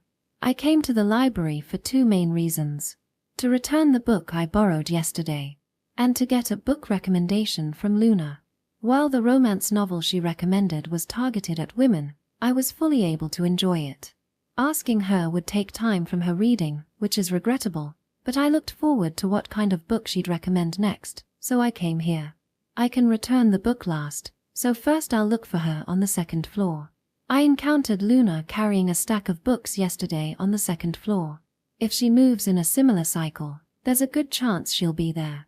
It'd be nice to find her quickly, but this library is so spacious you can play hide and seek in it, with a lot of blind spots. If we don't encounter each other, it'll probably take a considerable amount of time. I'll start from the bookshelf with romance novels, I thought to myself as I climbed the stairs. And the moment I reached the second floor, "Eep, Pchem," a startled-sounding voice suddenly rang out. When I turned towards the voice, my eyes met those of a male student studying in the reading area. With short, well-groomed red hair and beautiful purple eyes, he had some features resembling Elena. This guy seems kinda familiar but also not. Where have I seen him before? I sensed something vague about him from Byleth's memories. We silently held each other's gaze the whole time. The awkwardness of the wordless situation just continued flowing. Ah, this is that thing, isn't it? I don't know him but he knows me. That "eep" must have come from him, plus his staring right at me. No certainty, but naturally this fit the circumstances. I could think of no other rationale. So I had no choice but to conduct myself without being rude. "Yo." I greeted him casually and openly, as if hinting, "Of course I know who you are." Section. Gee, good day, Master Byleth. The one who returned Byleth's greeting, Alan's heart was pounding rapidly. His whole body was blaring evacuation alerts. Why is the eldest son of the Marquis family, Master Byleth, in a place like this? There had never been any information about Byleth using the library.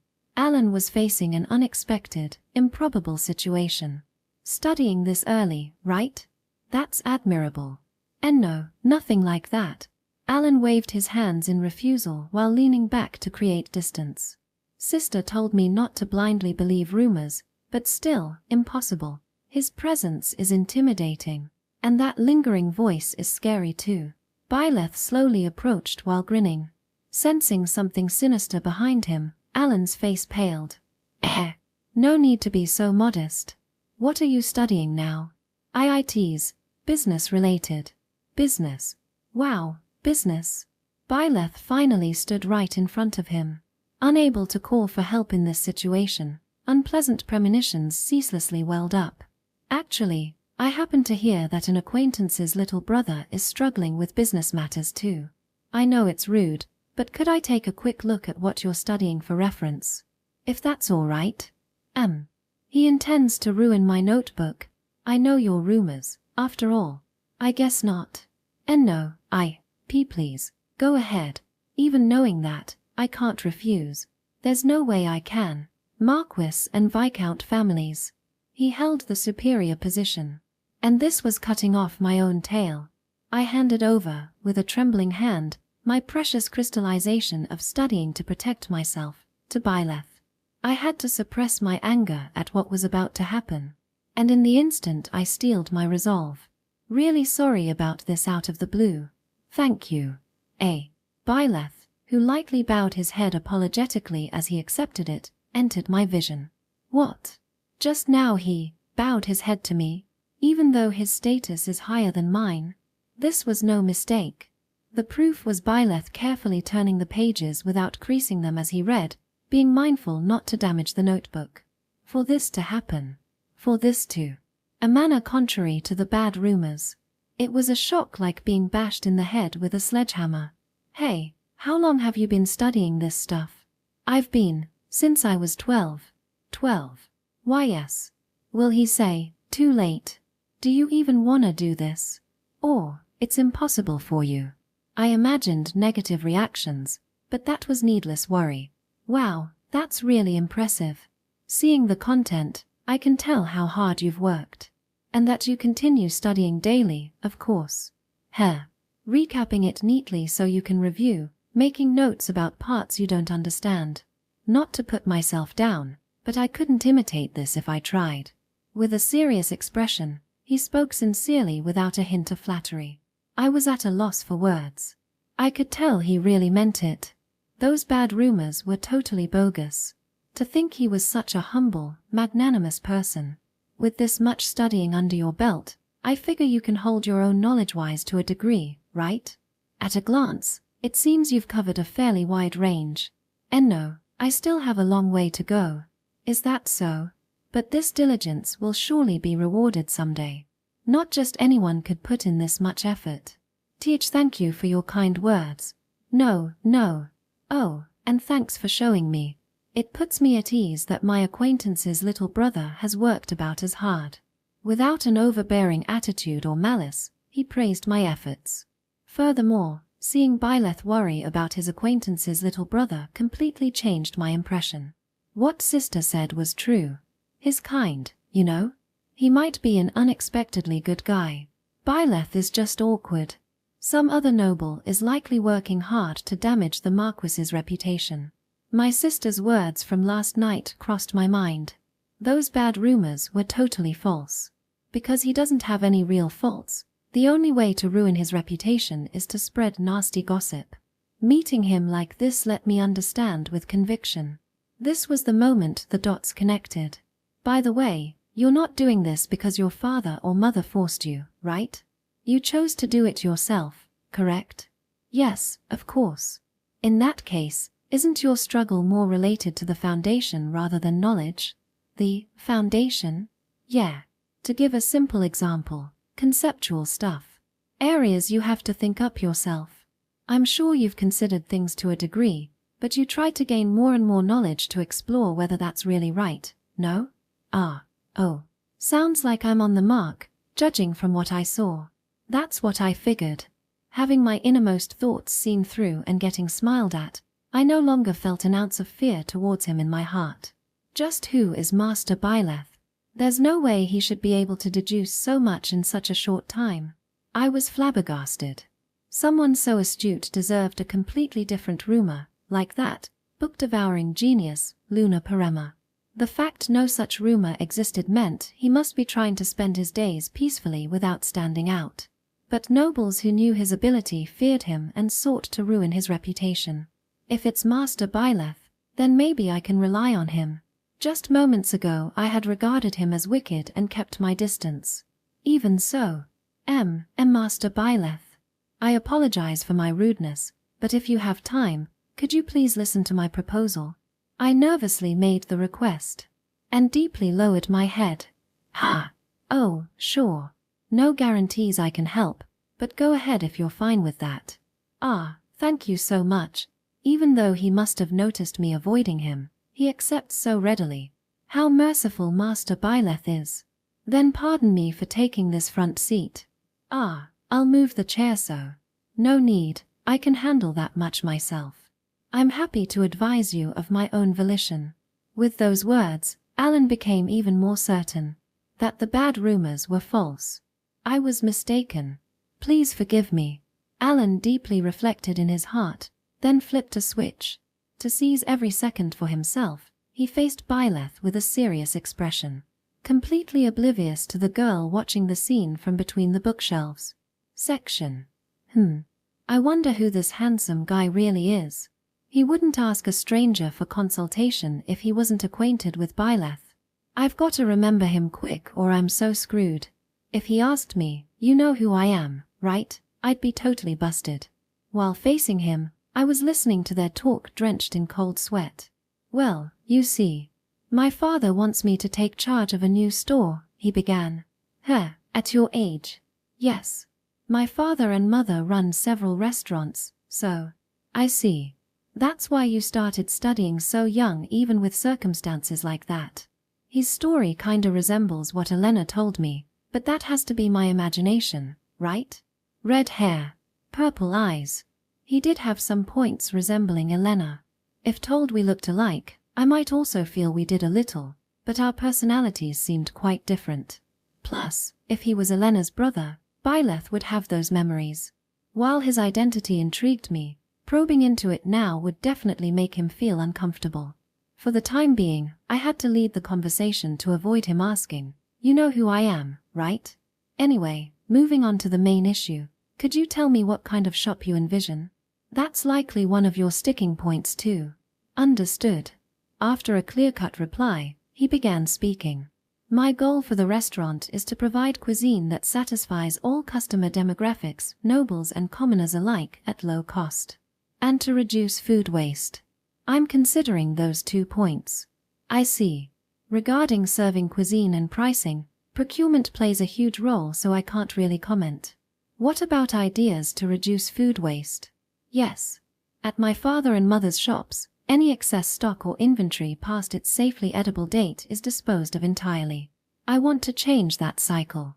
I'm thinking that before disposal, I want to cook it as much as possible and provide free meals to those struggling with food. That's my aim. Oh, I get it. That's a great idea. I think it's a very idealistic policy. Thank you so much. He's trying to solve serious issues so young. I could only admire his strong resolve. However, as a restaurant, it's not a recommended approach, you know? Firstly, it needs to not affect sales, for one. And it'd force employees to do unnecessary work, so there's too little benefit for the restaurant, right?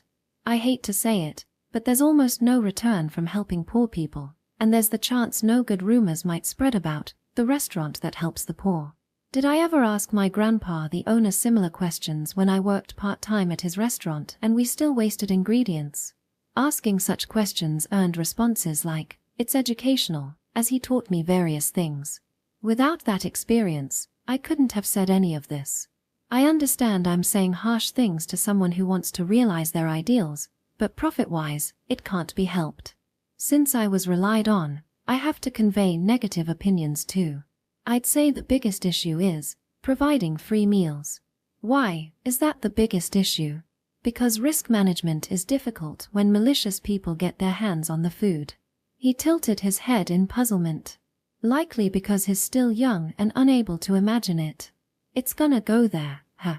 This is a difficult conversation I want to avoid, but it can't be helped in order for him to understand. Let me give you a hypothetical example, okay? Just hypothetical. If the people you gave free meals to claimed I got sick from that food or there was something strange mixed in, how would you take responsibility? While their aim is money, manufacturing evidence is easy, and even if you fought for innocence, bad rumors would definitely spread. It leads to negative results for the shop, and most of all for your family. Unfortunately, there are many people who exploit goodwill for their own selfish desires. Not every world consists solely of good people. It's because restaurateurs who know that, even if it means wasting ingredients, they choose to dispose of them.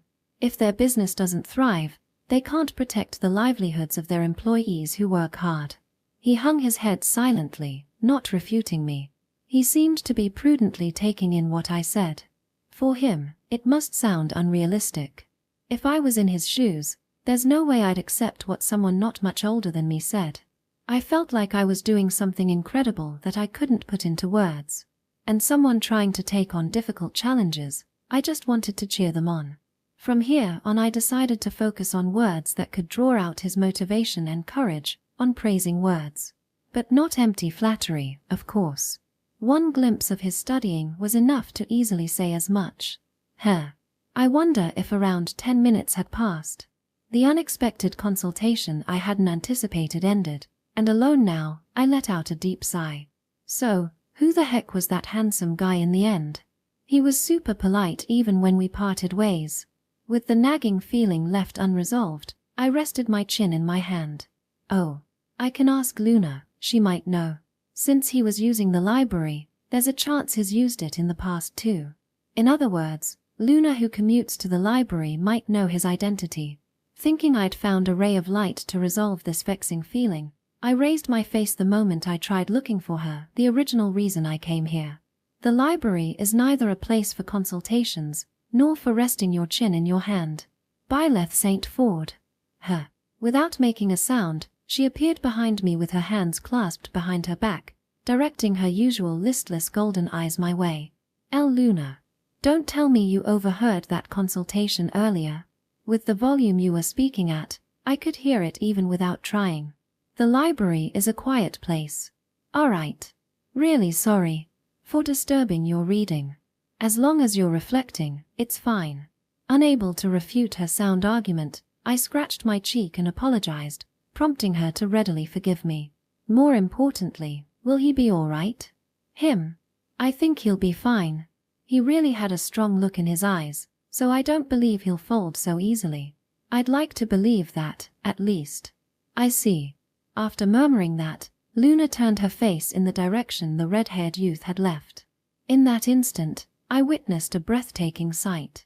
Due to her slightly changed posture, I inadvertently caught a glimpse of what she had clasped behind her back. A business book gripped in her hand, and multiple memo sheets inserted inside that book. Could it be Luna was trying to help him? But I immediately answered myself that it had to be mere coincidence. Seeing her overflowing with such kindness, I couldn't help but speak up. Hey Luna, could you turn around for a sec? To take the book she was hiding behind her back, I tried luring her, but it didn't work so smoothly. Whatever is the matter so suddenly? Are you planning an ambush from behind? And nothing like that. Suspicious. I must decline. I was completely shot down in an inorganic tone. Luna was undoubtedly on the defensive. Realizing that, trying to beat around the bush would be meaningless now, I directly conveyed my aim. Sorry, I'll be frank. Could you show me the book you're hiding behind your back? A rare non-response from Luna. But she didn't ignore me either. When did you notice? I was trying to conceal it so it wouldn't be visible. Just now. When your posture changed a little, I caught a glimpse. I see. With her drowsy eyes cast downward, Luna gave a resigned reply. She brought forth the hand she had clasped behind her back, along with the book it held. I knew it. I wasn't mistaken. She was holding the business book stuffed with numerous memo sheets. Was this for the guy from earlier? I'm afraid I can't tell you. If that was the case, it would make me look pathetic. It was practically an affirmation that she did it for him, but she likely judged it would be harder to make excuses given the circumstances. Luna, could I at least see that book for a bit? It contains difficult content. It's fine, it's fine. Oh, leave the inserted papers as they are. Nothing interesting is written on them. I don't think there's anything like that written. Before handing it to me, Luna tried removing the memo sheets, but I stopped her and borrowed the book. What I absolutely had to check were the memo sheets being used as bookmarks. Flipping through the pages with them let me grasp their purpose. The way things are viewed here may prove useful to you. Cultivating the resolve to make decisions after considering the risks outlined here will likely become necessary going forward. I believe the importance of communication described here will also be vital. Luna's various opinions, picking out parts from the thick, difficult book after reading through it all. And finally, and I know it will be tough, but do your best to cheer him on. After reading all 12 memos and closing the book, as if waiting for that timing, Luna called out to me, "But you really are brave, aren't you?" Brave? Yes. Not only did you accept his consultation, You properly conveyed harsh truths. While I believe you spoke correctly, if he took offense from this, there was a possibility of you being blamed. Even for one of your standing, that cannot be taken lightly. What? Wait. Don't tell me that kid is someone super important. Why the confusion? He's the successor of an earl house with wide-ranging authority, one of the top houses. Surely you would know that much. Seriously, the top of the earls. And I could get blamed just for giving advice. Hey, with that level of kid you should at least remember the face and name. Byleth boy. I've only been able to live in this world thanks to Byleth's memories, but the gaps are the worst. Well, if I do get blamed, I'll deal with it then. If he condemns me for misunderstandings, I'll stand against it. It'll be a losing battle, but still. Even after hearing that, you don't regret accepting his consultation? I don't want to become the kind of person who regrets accepting someone's request for help. My apologies. That was a foolish question. Ahaha, don't need to apologize over that. I'm scared inside, but I brushed it off with a laugh. I noticed upon this occasion, Byleth St. Ford, that you are quite cool. I felt you possess very mature thinking. Is that so? Yes. Including what you said earlier, during the consultation you stated, there are many people who exploit goodwill for their own selfish desires. Not every world consists solely of good people. Those aren't words an ordinary student could say. I can't reveal, because I reincarnated. Faced with Luna's sharp remarks despite her sleepy face, all I could do was awkwardly play it off. But considering you're so cool yet still said, I don't want to become the kind of person who doubts others' kindness, that surprises me even more. You really are soft-hearted and foolish. You're laying it on thick. If someone had witnessed this, they'd surely freeze up. No, they might even forcibly make her bow her head. Because a girl from a Viscount house was brazenly insulting Byleth of the Marquis family, notorious for bad rumors. But being told so directly myself let me truly grasp that Luna spoke her insults without any malice. I was convinced that was absolutely correct based on her next words. While I used crass language, I believe someone like you who paved and walks their own path, believing it's the right one, is very cool. On top of that, for a consultation that could potentially lead to you being blamed, you seriously tried to find a solution by asserting your opinions. Most would just compliment him, saying, "What a wonderful idea, to stay in his good graces." That's not true, is it? Indeed. Ours is a hierarchical society, so that would be normal. Which is why you, who also put it properly into action, are truly wonderful. I respect you as a human being. Without averting her gaze, in a matter-of-fact manner. Her expression was the usual poker face, but for some reason her cheeks seemed faintly flushed this time. Oh, thanks. But if you call me wonderful, you're one of those people too, Luna. Unlike you, I haven't accomplished anything. But Luna took action too, right? I don't know what led to it, but like this, trying to help. I tapped the textbook, indicating proof of action. Action without anything accompanying it holds no meaning. Since I wasn't able to help like you, I can't be considered equal. That's just different perspectives. Different perspectives. Luna tilted her head quizzically. When he encounters difficult problems starting his business, the things Luna researched will definitely prove useful, won't they? What Luna looked into covers the skills and information necessary when starting a business. I just happened to be the best match this time because of the timing. In the bigger picture, the knowledge Luna gained from taking action this time will empower him someday. I'm certain. I see. Is that so? At this point, she who had been looking at me the whole time lowered her face. She seemed somehow smaller as she softly confirmed. Absolutely. In the first place, when he struggles and needs help, I plan to rely on smart Luna. For things like this, Luna's the only one I can turn to. So when that time comes, I'll be counting on you.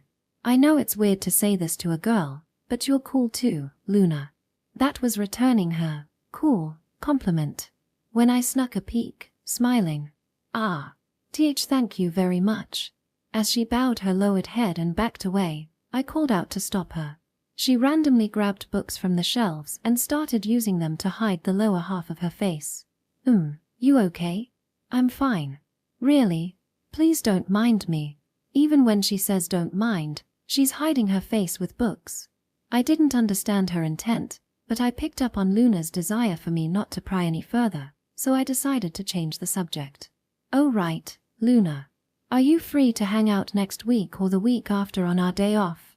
Why would that happen? I still haven't properly thanked you for the meal. Just because I called it thanks doesn't mean I'm reluctantly inviting you. Any other form of thanks is fine. Hanging out with someone like me wouldn't be fun for you. Ha! Just talking like this is fun, so there's no way it wouldn't be. What?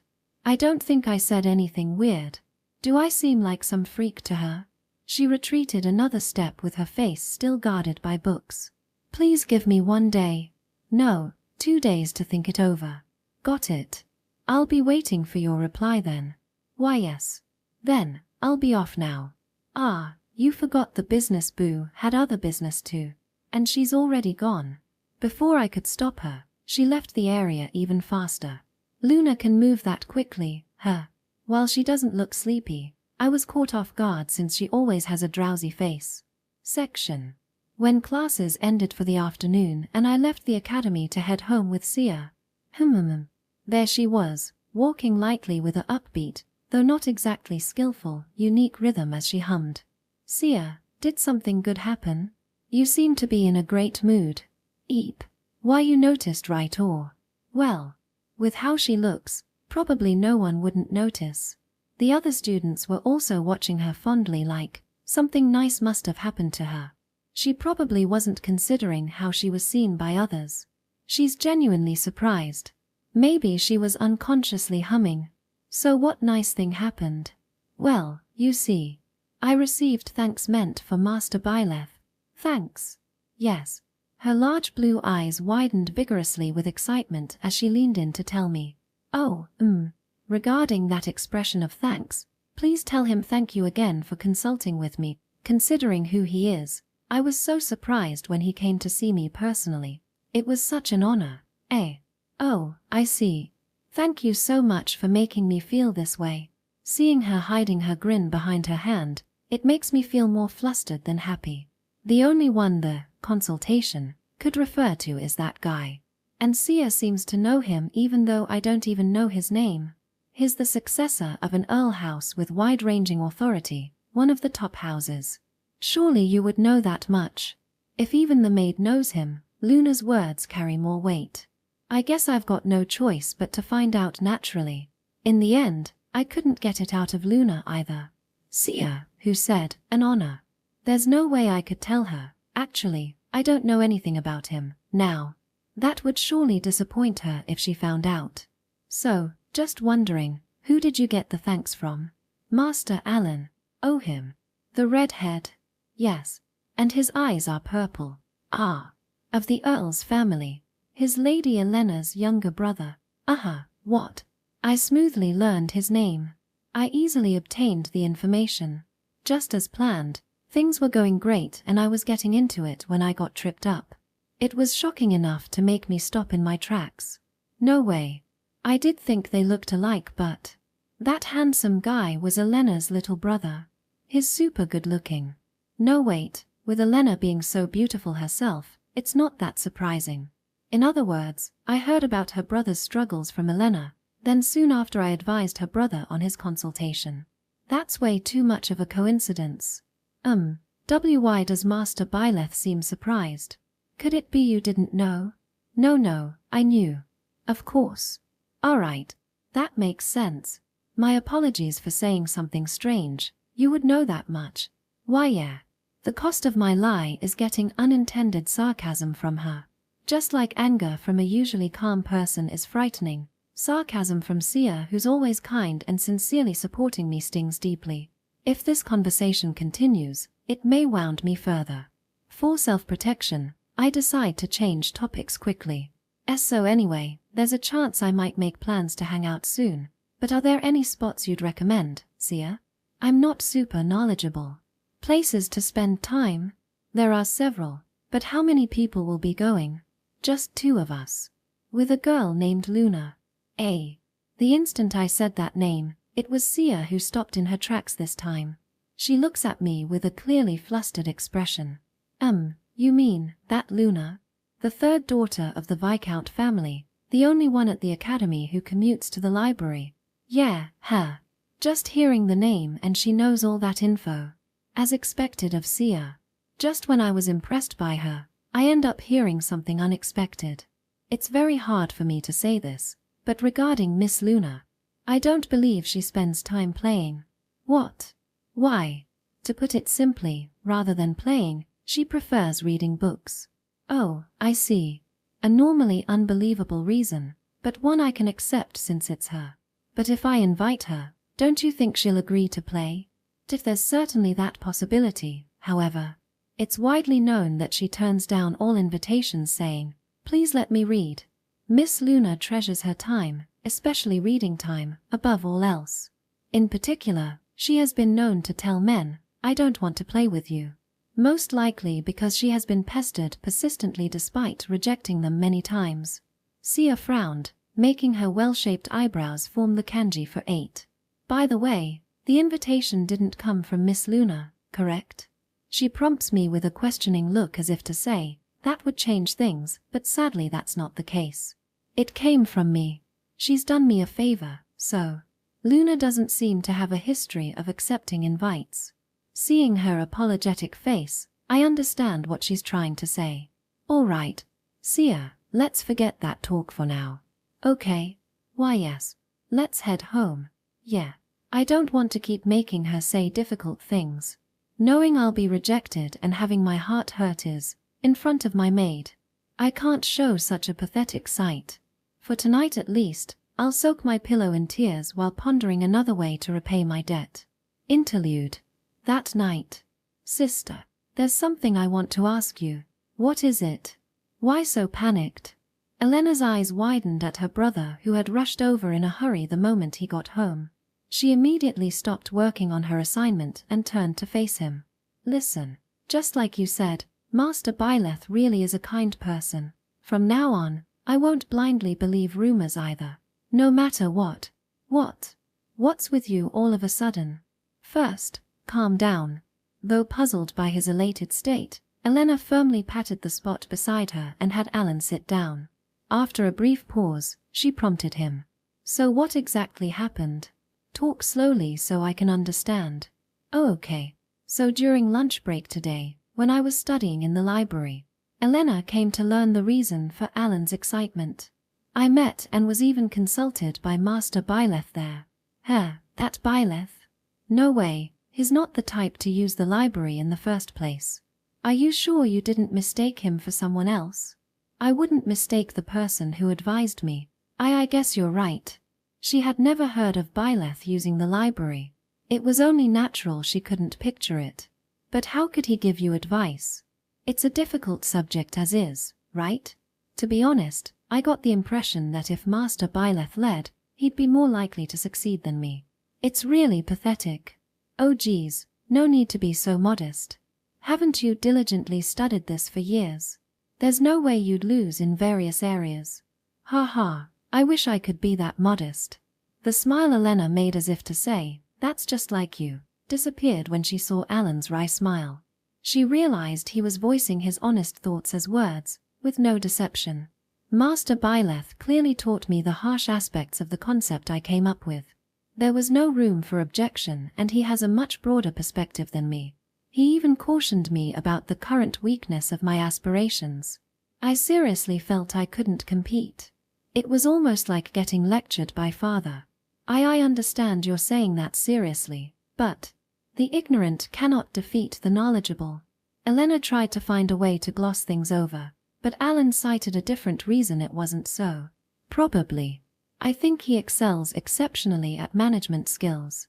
Considering Master Byleth's peerage, it wouldn't be odd for him to have that kind of education from childhood. Management means running an organization, right? Yeah. I already told you about the concept for the restaurant I want to run, remember? To reduce food waste, I want to cook inventory nearing expiration as much as possible and provide free meals to those struggling with food. Oh right, yes. And Master Byleth said this about it. If the people you gave free meals to claimed this food made them sick or strange things were mixed in, how would you take responsibility? Their aim is money, and manufacturing evidence is easy. Even if you fought for innocence, bad rumors would definitely spread. It leads to negative results for the shop, and most of all for your family. Wait, there's no way something like that could happen. Such an awful story, there's just no way. Lacking real examples and the experience of betrayal, Elena firmly rejected it at first, but was easily rebutted. No, I think that's the truth. Because what Master Byleth said aligns with what Mother and Father are doing, and other restaurants too. Just what did he say? Byleth. There are many people who exploit goodwill for their own selfish desires. Not every world consists solely of good people. It's because restaurateurs who know that, even if it means wasting ingredients, they choose to dispose of them. If their business doesn't thrive, they can't protect the livelihoods of their employees who work hard. I think it went something like that. That Byleth said such a thing. Only upon hearing these words did Elena first comprehend why the method to avoid wasting ingredients Alan suggested for his concept had not been put into practice. Being told something like this, you'd think you couldn't win, right? I can't deny that. There's no way I'd normally be able to say something so logical. I hadn't even considered it. But I absolutely don't intend to give up. Hearing you say that is reassuring. A smile surfaces from deep within. Oh, Master Byleth also taught me this. Rather than waiting for the chance to consult, take action so you can consult on your own. Since your plan is solidifying within you, stake your claim as soon as possible to create meaningful time. That really is amazing, being able to point out what you lack just from briefly consulting. Master Byleth is seriously incredible. Hey, are you sure that was really Byleth? I'm saying it was him. Sorry. I understand in my head, but I truly never imagined such a person attended the academy. Still doubting beside Elena, Alan looked up at the ceiling. It seemed he was gazing at the envisioned Byleth with eyes of admiration. So sister, in order not to waste Master Byleth's consultation, after school today I went to Father's restaurant and asked them to let me consult sooner. Oh, so that's why you were late home. You didn't get scolded. You're forbidden from visiting during work hours, aren't you? On the contrary, I was praised. I'm impressed, he said. Probably because of what I asked. I see. If that's the case, then good. They're kind father when you properly follow the rules as a given. But if you break them, he becomes a terrifying father. Elena grimaced, but soon showed a relieved expression. But if he finds out you consulted because of that guy, won't you get scolded? That's the thing. He laughed and joked. At whose suggestion? He seemed to see through my actions. You wouldn't do this kind of thing without someone telling you to, he said.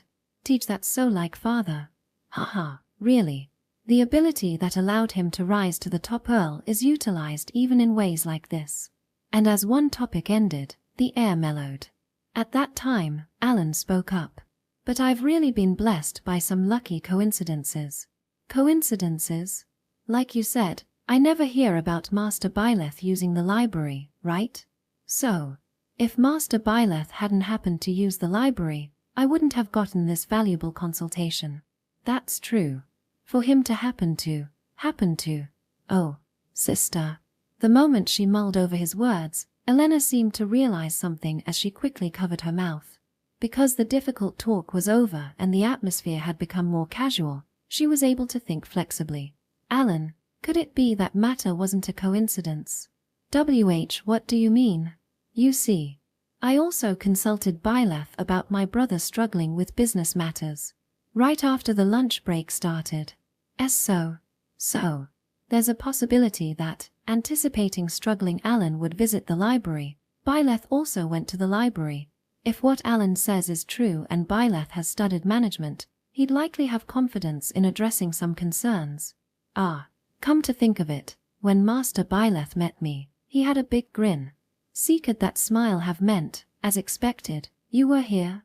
There's no mistaking that. Without Byleth's knowledge, an outrageous interpretation had emerged. That guy. Skipping afternoon classes after giving advice no less. He's not just trying to look cool. Sis, your face is red. This is anger. Obviously. In truth, Byleth didn't know Alan's identity and only went to the library for personal reasons, but this misunderstanding had become a major catalyst for raising Byleth's favorability. Chapter 5. Growing Closer. Hey. Chem. The next day. In the classroom this morning. As usual, I was zoning out in isolation when a voice called out from beside me. When I slowly turned around, Elena was there fidgeting with the choker around her neck, looking restless. Oh, good morning, Elena. Gee, good morning. So, is that all you have to say?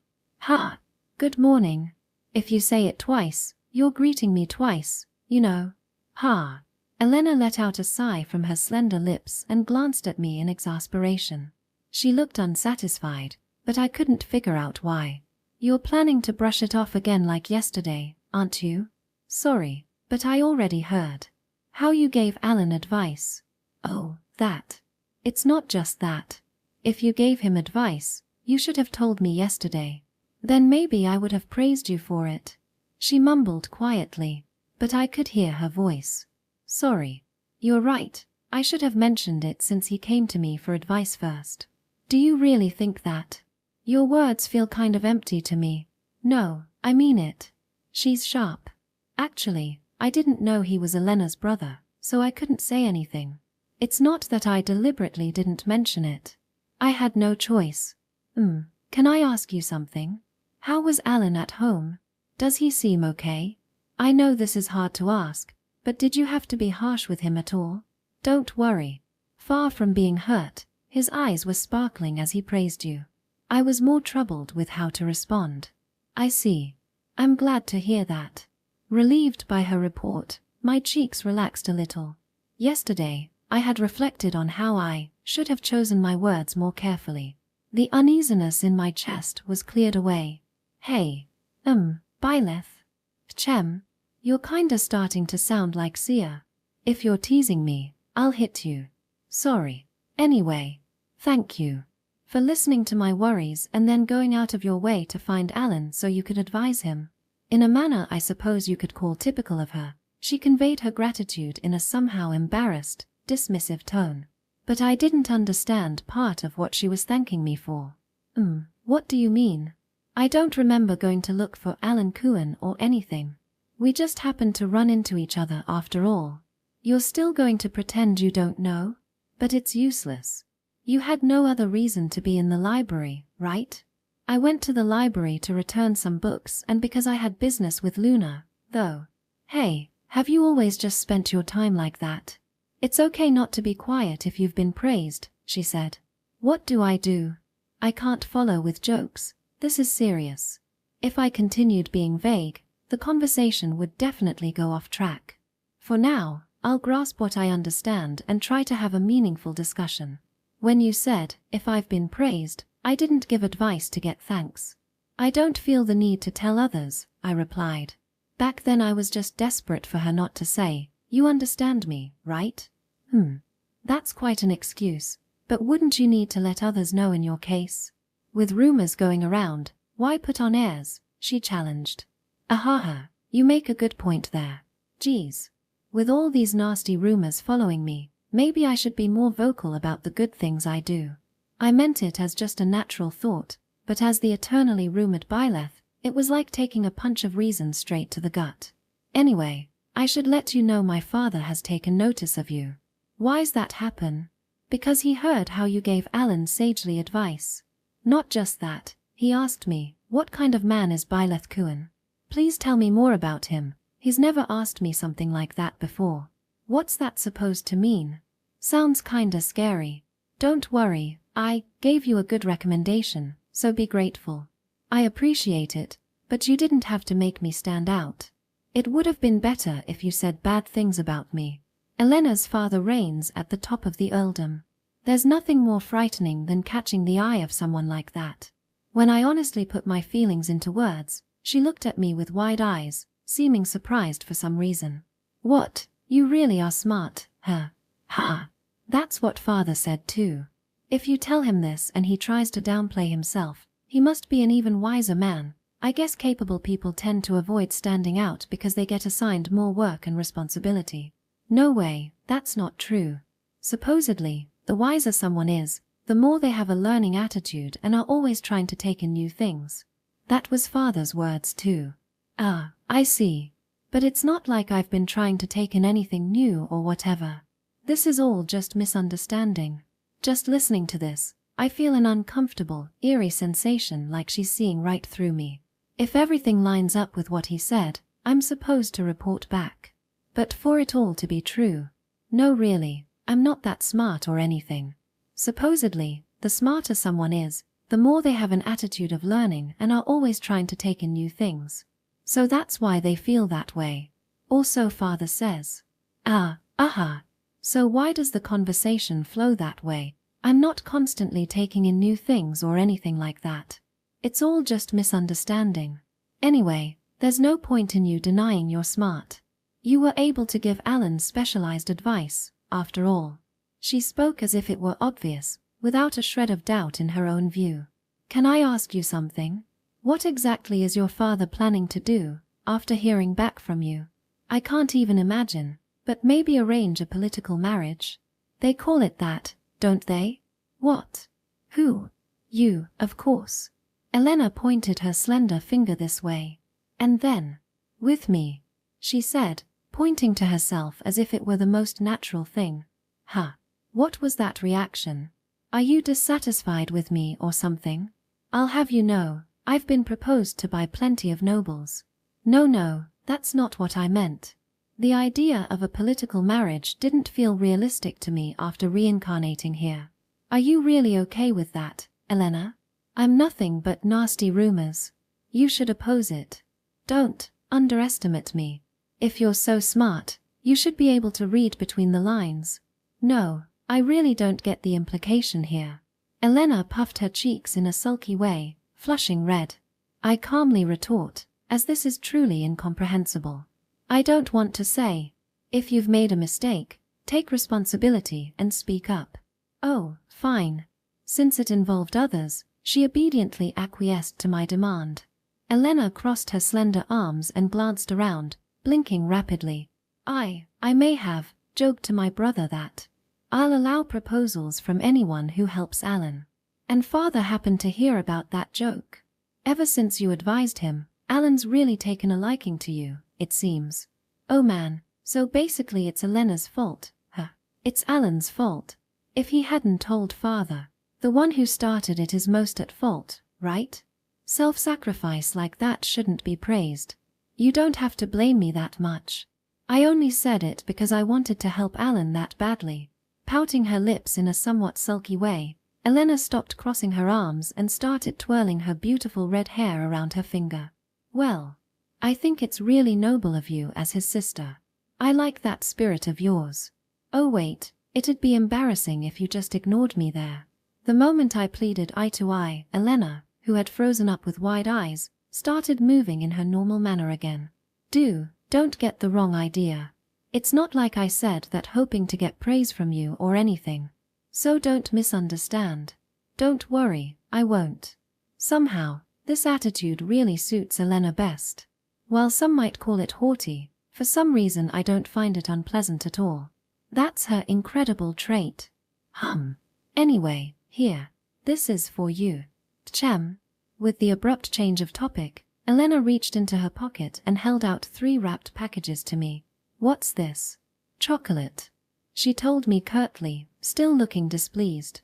For now, thank you for yesterday. Helping Alan out. If you like how they taste, I'll bring more next time. Ahaha, you don't need to thank me so much for that. Me.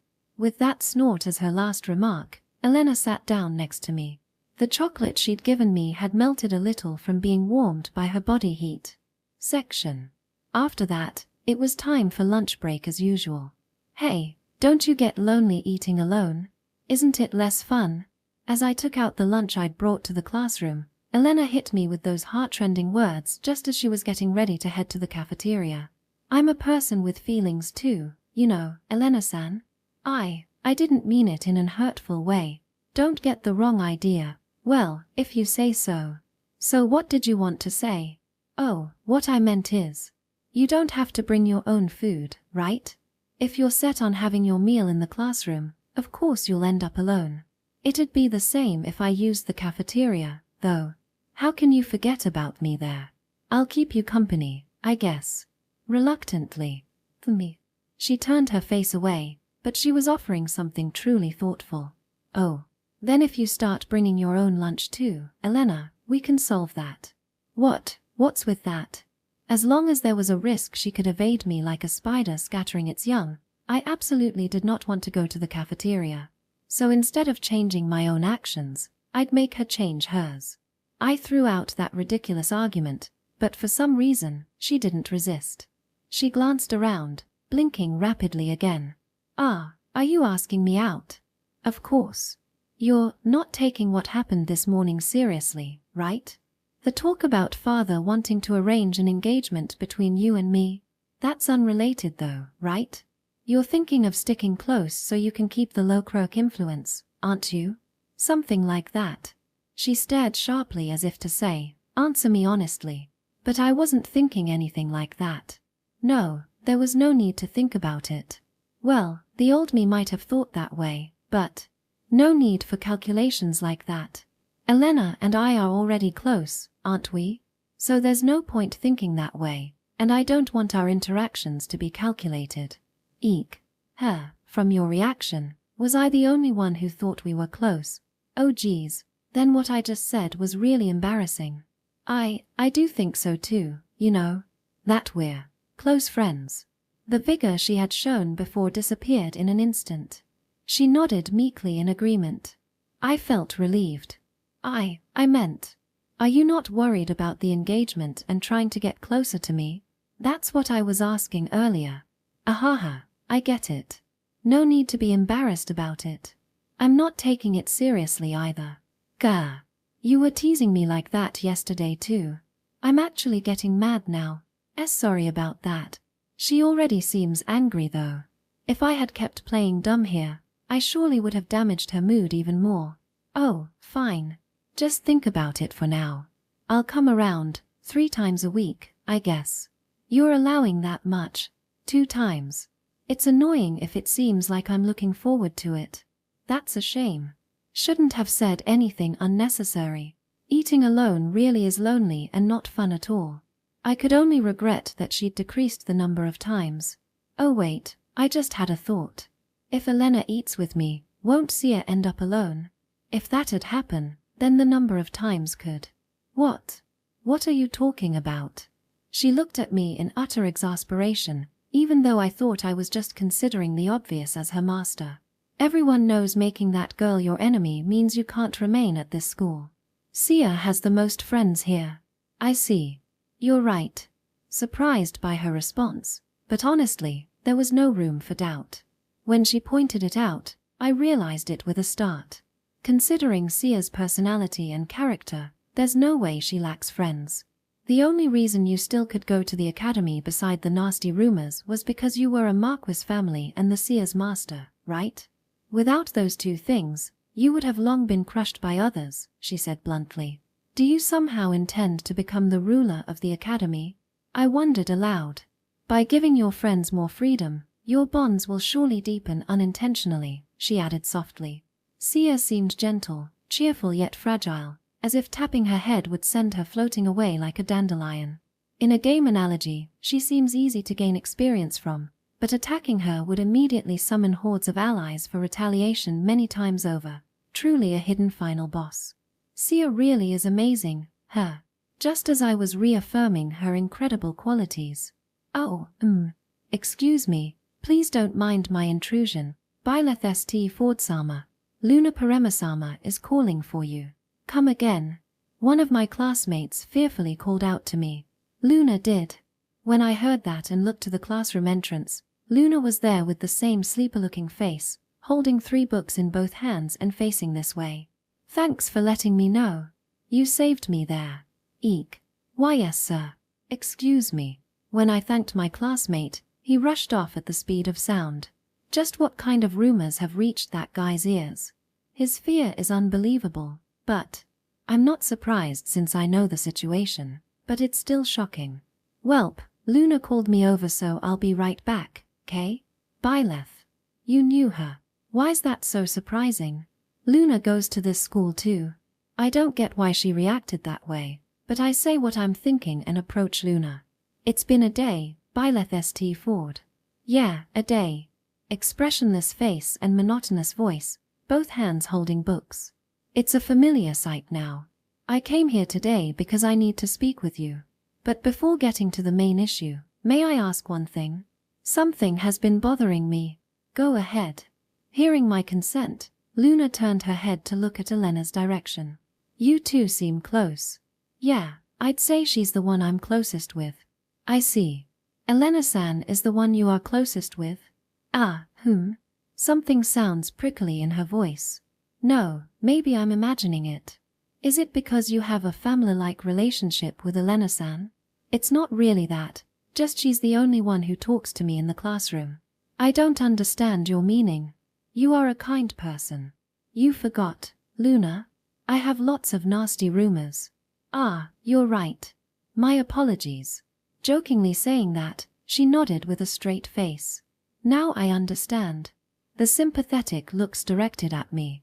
Do you think I feel threatened? No, really sorry about that.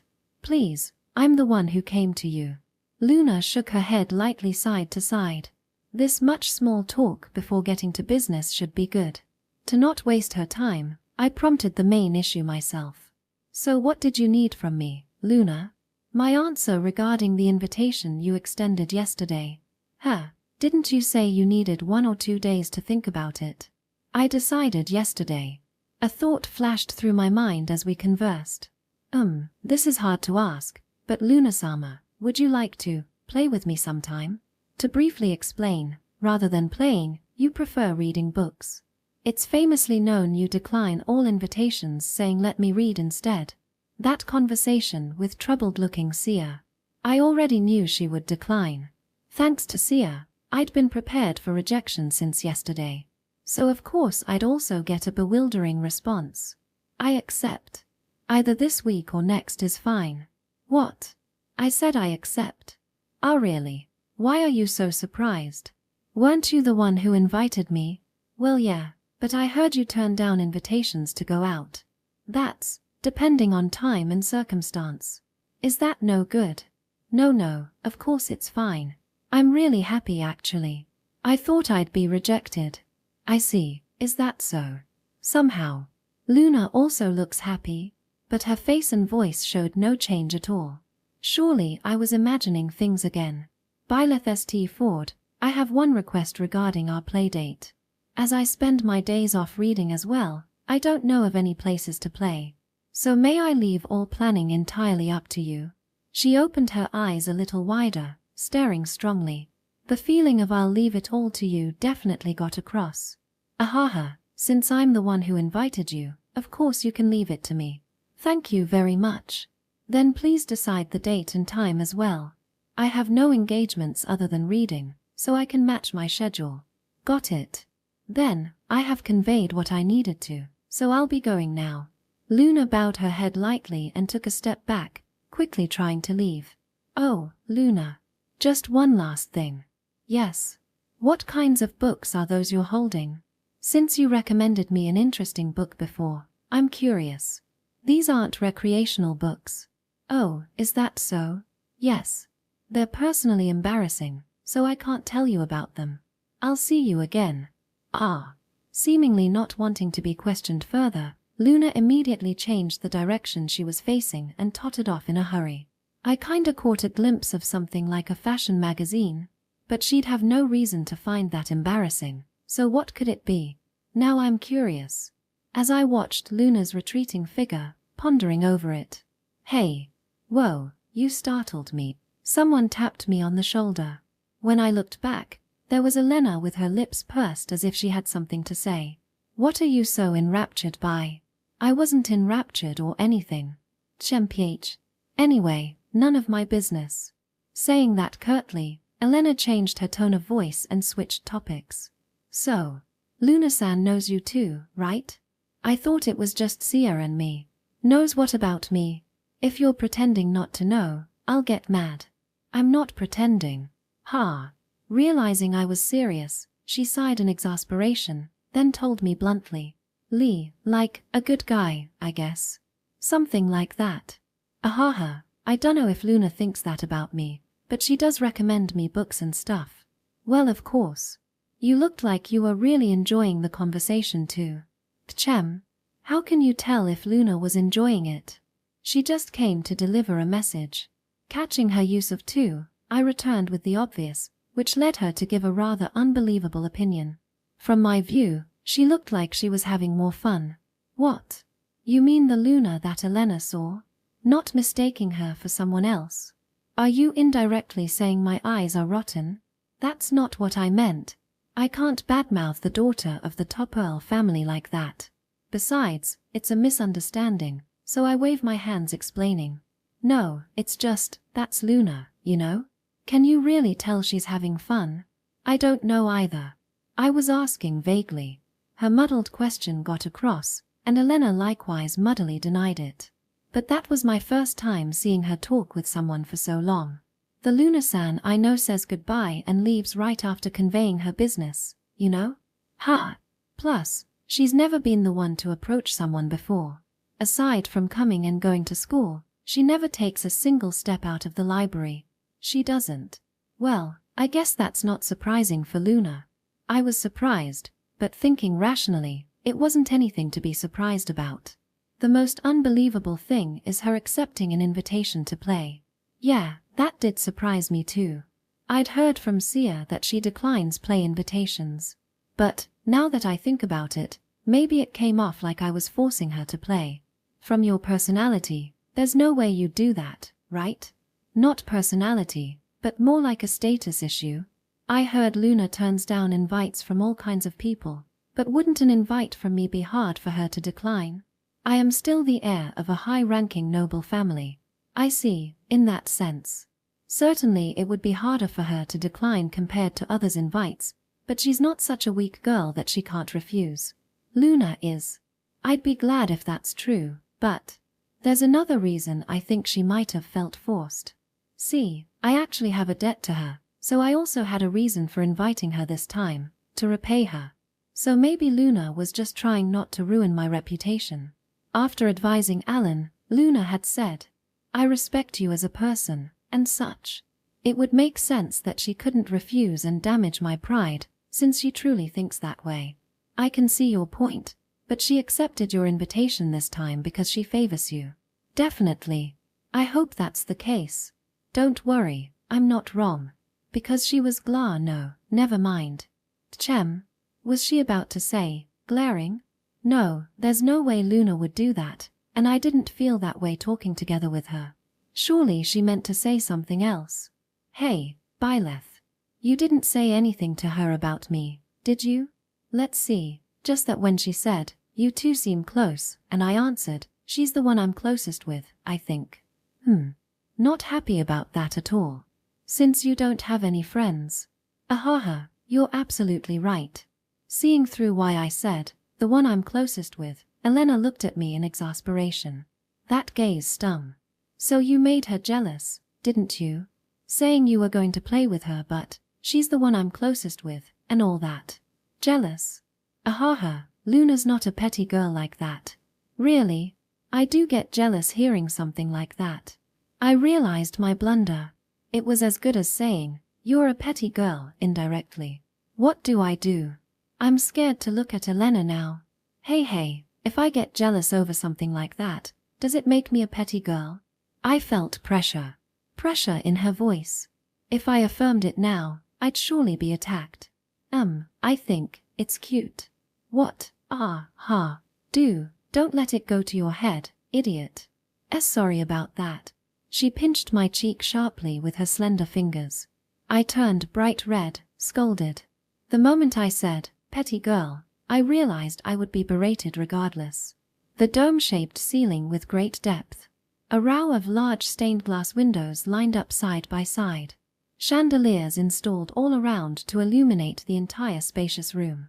Multiple paintings framed on the walls. Even just the atmosphere alone is enjoyable in this lavish, opulent academy dining hall. Well then, please excuse me. Yes, lunch was incredibly fun. I enjoyed it too. Please join me again if you have time. Lady Elena. Yes, of course. As Elena was making her way to the classroom while saying goodbye to friends. Oh. Sorry about that. She happened to bump into Sia, who was carrying teaching materials. It's been too long, Lady Elena. What a surprise to run into you here. Fufu, I feel the same. What a happy coincidence. After a brief greeting, Elena looks down and notices what Sia is holding.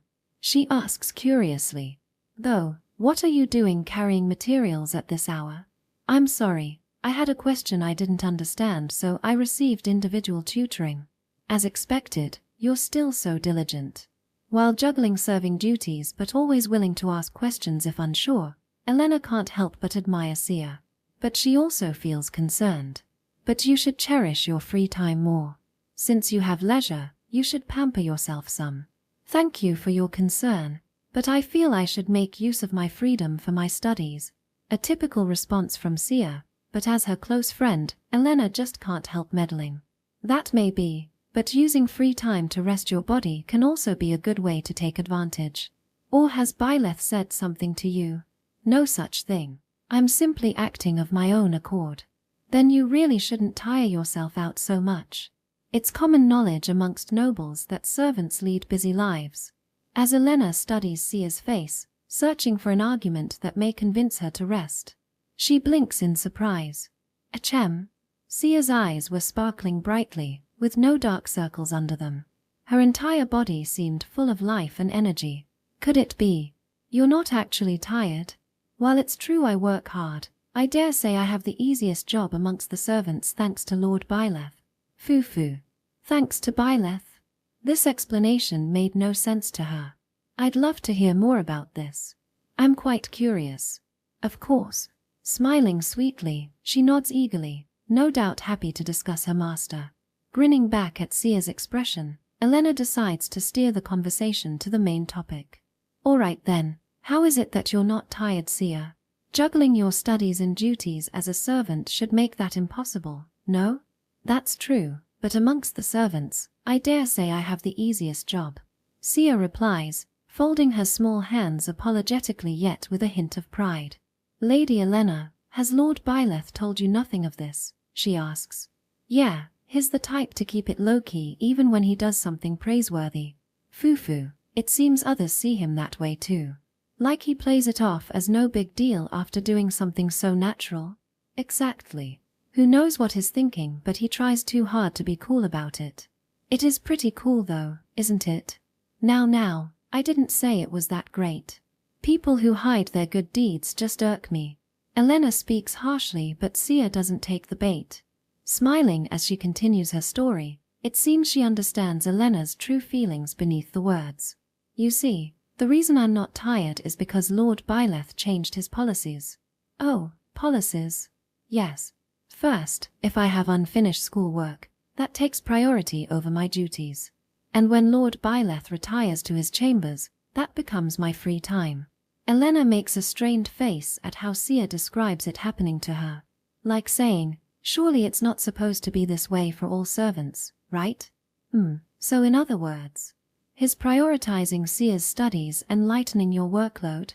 Normally a servant's duties would come before anything and you'd have to keep working until Byleth went to sleep, right? Exactly. Either oblivious to Elena's true meaning or excited like a child with a new toy, she raises her energy telling this story. Lady Elena, what do you think would happen if I tried to continue my remaining duties during my free time? He'd praise you for being so diligent even during your leisure, right? No, I'd get scolded. Scolded? He'd sternly tell me, your work can wait till tomorrow, now go rest, and promptly shoo me out of his chambers. She beams brightly. And her report was still not finished. Also, the next morning the places I left unfinished would be cleaned. You don't mean Byleth was finishing the cleaning for you? I can't think of any other possibility. He insists on not knowing, but it's the only time my composure wavers a bit. What an idiot. From Sia's perspective, he must seem like quite the brag-worthy master though. Foo-foo. He really is something to brag about.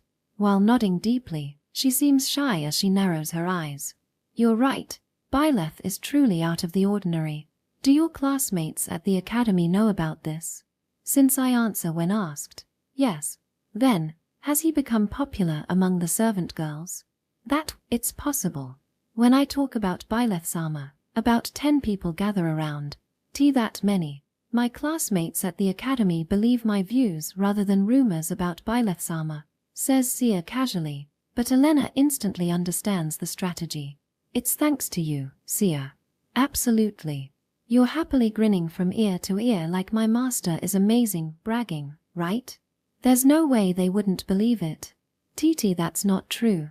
I don't grin like that. Liar. Your face is still melting even now. Eek. In noble speak, she's saying Sia has an uncouth face. To hide her face from onlookers, Sia instantly covers her face with her yellow-white hair. Then, I have one good thing I'd like to ask you about, Sia. I'd also like to hear your views. Why yes. It's about Byleth. Apparently he has a date this weekend with Luna-san. A date? With Luna-san? Sia is shocked to the extreme. She opens her eyes wide and recoils her upper body. She was the one who told Byleth that Luna doesn't play, and now she learns this information. It's no mistake. I never imagined Byleth would be acquainted with Luna-san and even invite her out for fun. Luna-san's reply was a letter, right? You certainly found out well, Elena-sama. Actually, I heard it directly. In our classroom. Ha! My explanation was sloppy, sorry. Luna-san came all the way to our classroom, you see. What?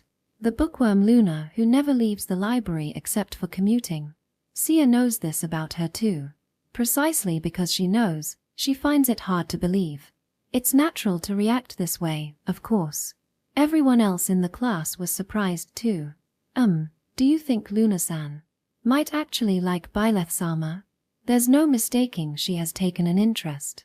It's less that she likes him, and more at the stage of being curious, I'd say.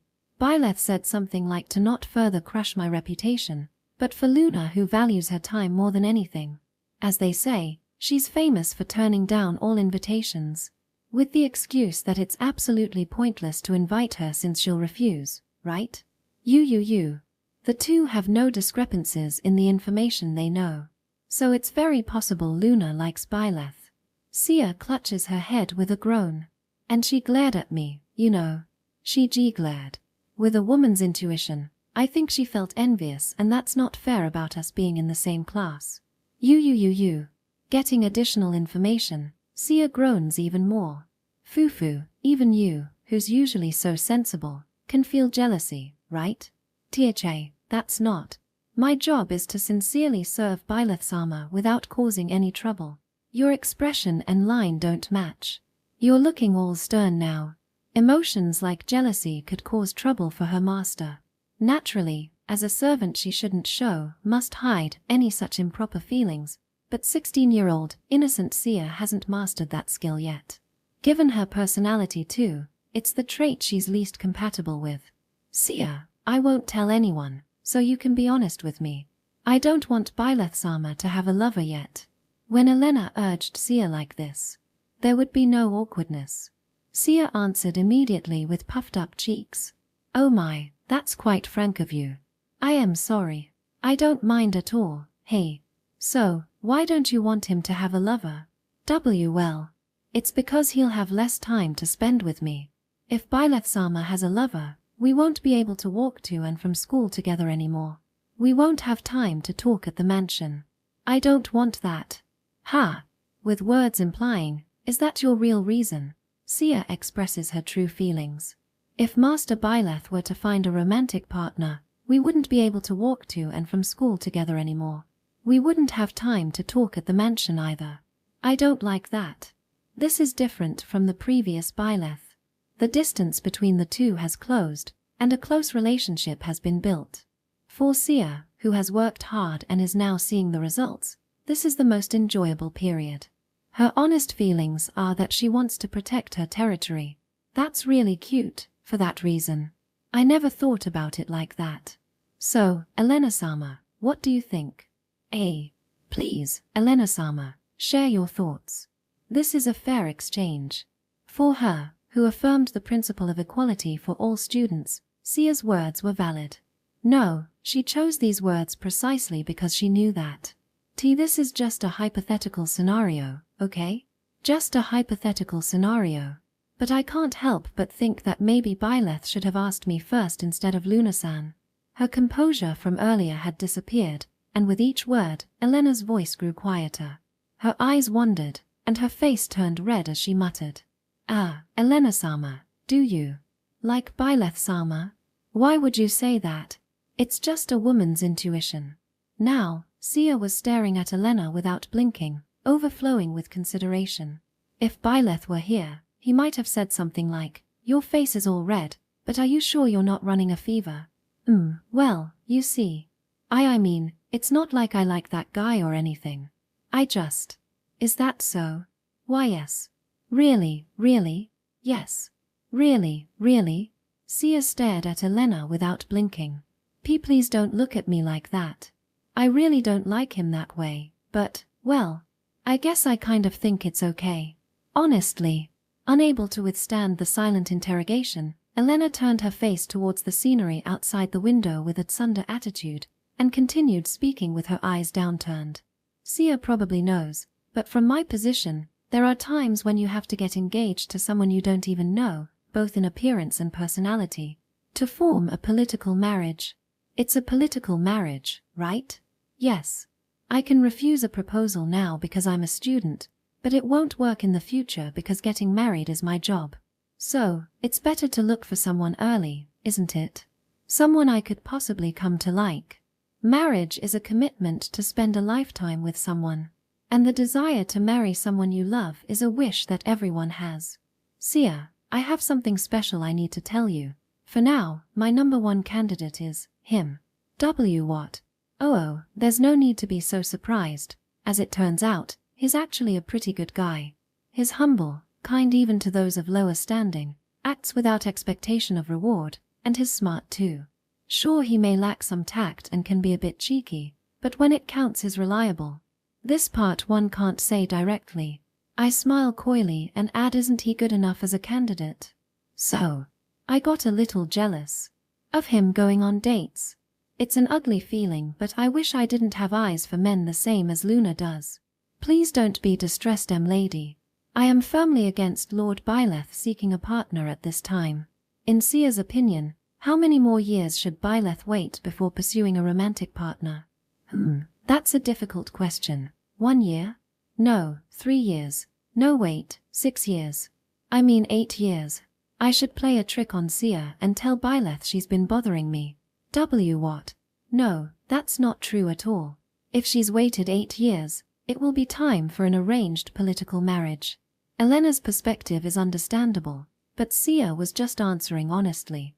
You know, he's quite popular nowadays. I suppose there's a gap since he turns out to be a good guy after all. Quite popular indeed. Does Sia want to become his partner? Emmy. The topic changes suddenly. I mean, you receive his candy and whip more than anyone, right? After being strict for so long, it's not so strange to grow fond of him now that he's gentle. You're the type to always think it's your fault, fear being disliked, and want to please others. That sort of person could easily fall for him, no? And no, that would be far too presumptuous. I'm not of the same status as Lady Elena. She seems quite flustered, as one would expect from such an obvious implication. Status or not, it's possible for a servant to become a mistress or concubine, right? Hypothetically, if Sia did act on it, then I could confirm things with Byleth much sooner than waiting 8 years. Eek.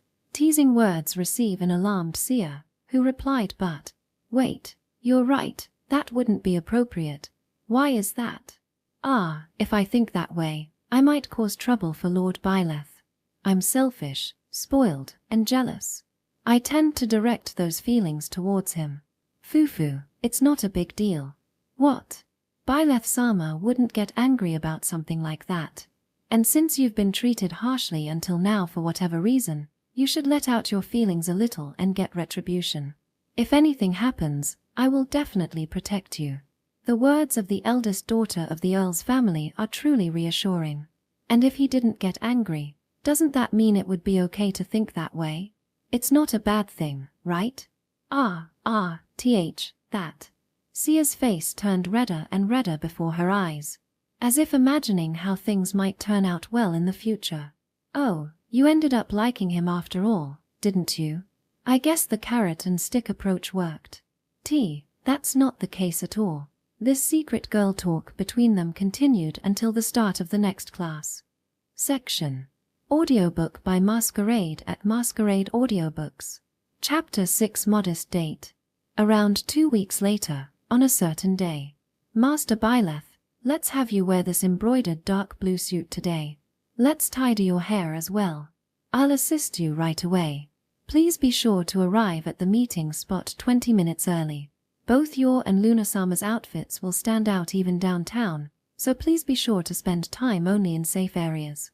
Seen off by Sia, somehow acting prickly despite her crisp attitude. No, ever since going out to play with Luna was decided, I had arrived under the large brick clock tower attached to the church.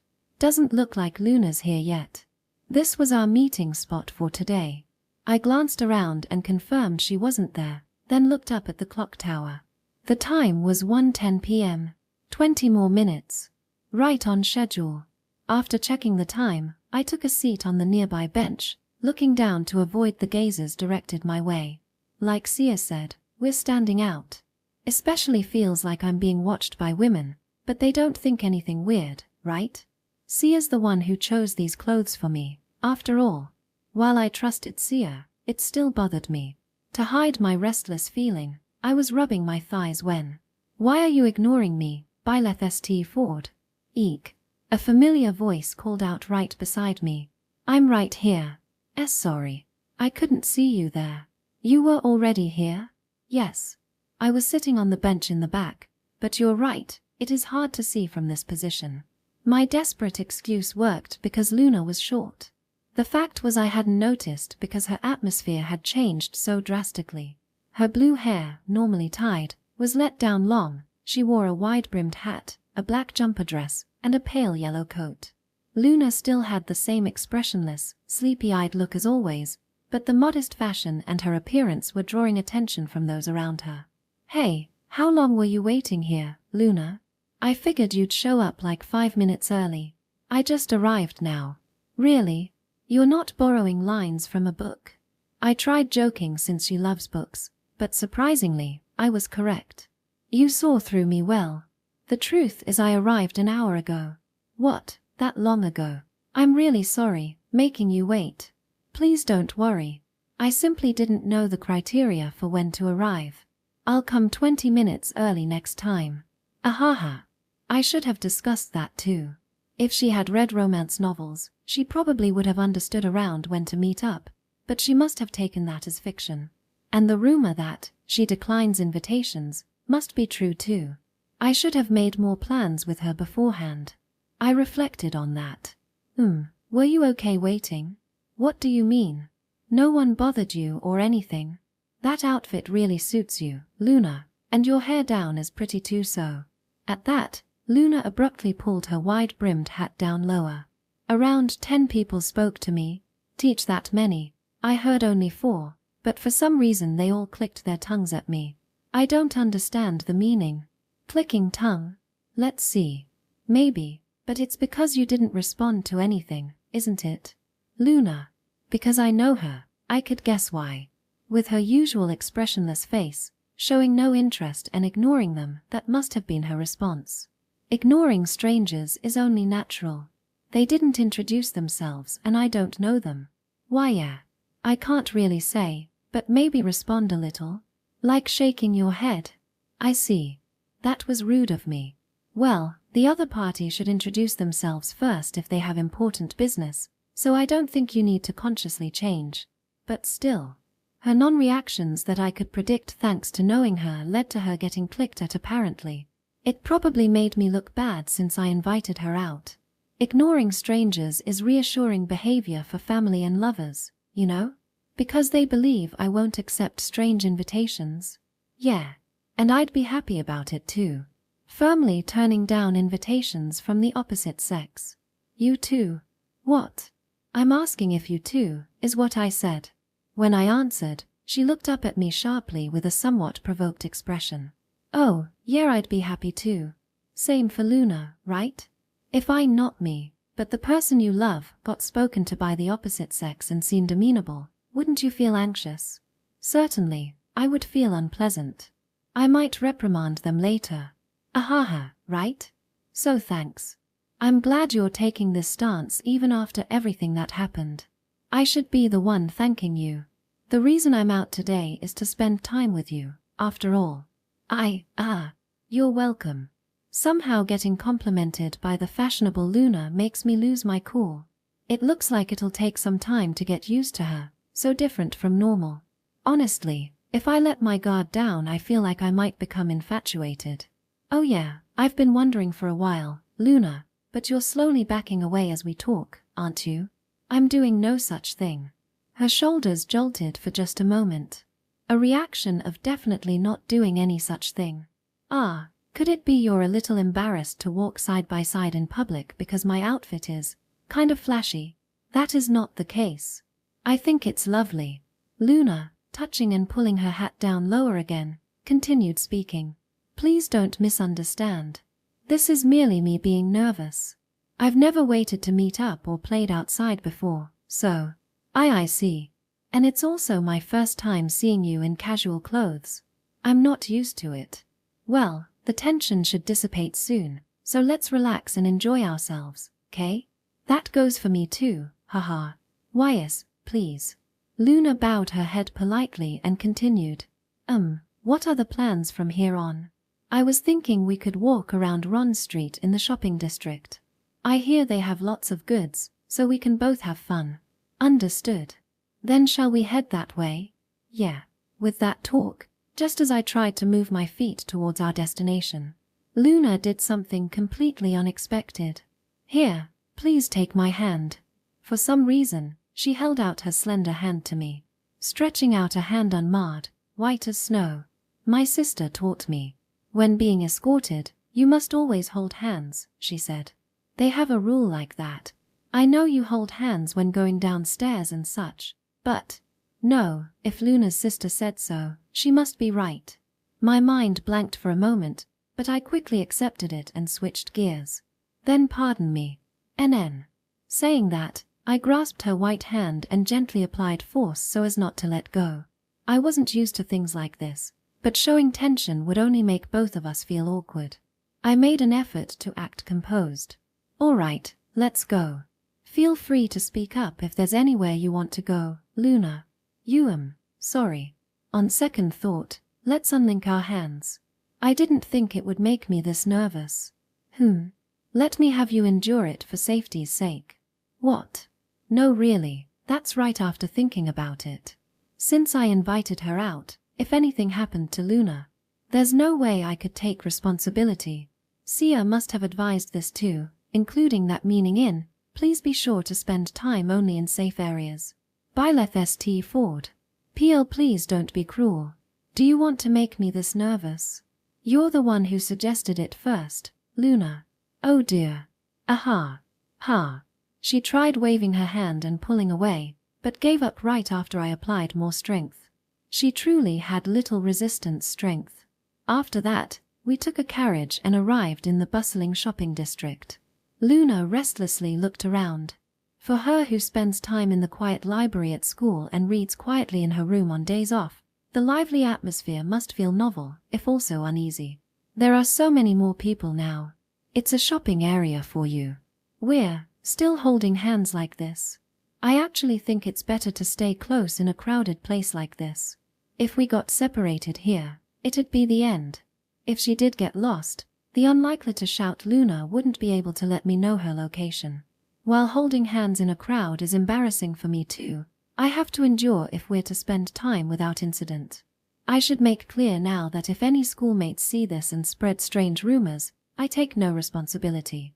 You're the one who suggested holding hands first, though, Luna. Yet you're the one still refusing to let go. To demonstrate she has no strength, as if to say, this is the proof, she waved the hand I was holding limply. Of course, I'm applying enough strength that she can't pull her hand away even if she tries. Well, let's both do our best if rumors start spreading. I find your composure very irritating. Impossibly, I'd like just half of your composure. Just half. To be fully honest, all of it. And I would tease you. Ahaha, please show me mercy. It's not like I'm used to it or anything. Just the fear of what might happen if something happened to Luna outweighs. Luna's a girl who gets special exceptions at school. She's so smart. There's no doubt she's doted on in the Baron family too. I don't think they would let her take lane responsibility. Thinking such frightening thoughts helps me stay calm. If she were in the same position as me, our roles would definitely be reversed now. Oh, this I can say for sure. There are plenty of nobles at that school more used to it than me. If anything, I'm on the inexperienced side. I don't believe you. I mean, a decent number of nobles sneak out from the night parties, you know? Use your imagination what they're doing. The moment I traced Byleth's memories and stated the basis, Luna looked my way vigorously. Since she prioritizes reading and has never once attended a night party, it must be shocking. Her sleeper-looking eyes were shaking, seeming disturbed. There's no way something like that could happen. We're still minors. To even kiss. Ha! I don't believe such lewd behavior is being committed by any considerable number of people. Wait, hold on. She's imagining kissing there. Then by Luna's standards, kissing is only after becoming an adult. Her unexpectedly pure notion left me dumbfounded. What's with that face? I haven't said anything incorrect. Well. Vague response. Are you saying they're kissing? Really? No, more than kissing. They're doing even more extreme stuff. With her chaste values, there's no way I can tell her the upper limit after sneaking out from the night parties isn't kissing for these minors. I just can't. No, sorry. Maybe they're not kissing. Yes. They couldn't be doing that. Seeing her brimming with confidence, I understand she truly believes that. Oh, Luna, I think there are underage kiss scenes even in love romance books, right? Is that okay? Love romance is fiction. I see. I can say this for sure. Luna has a heart as pure as Sia's. Now, returning to the topic, if they aren't kissing, just what are the boys and girls sneaking out of the night parties doing? Based on how you said it, it doesn't seem they're just talking. Please tell me. No way, is she serious? An extreme killer pass. Now that I denied kissing, the maximum in Luna's mind, it's natural she would wonder what comes next. What was it again? I can't remember. There's no way you don't know. You spoke as if you knew the real circumstances from attending night parties yourself. Ahaha.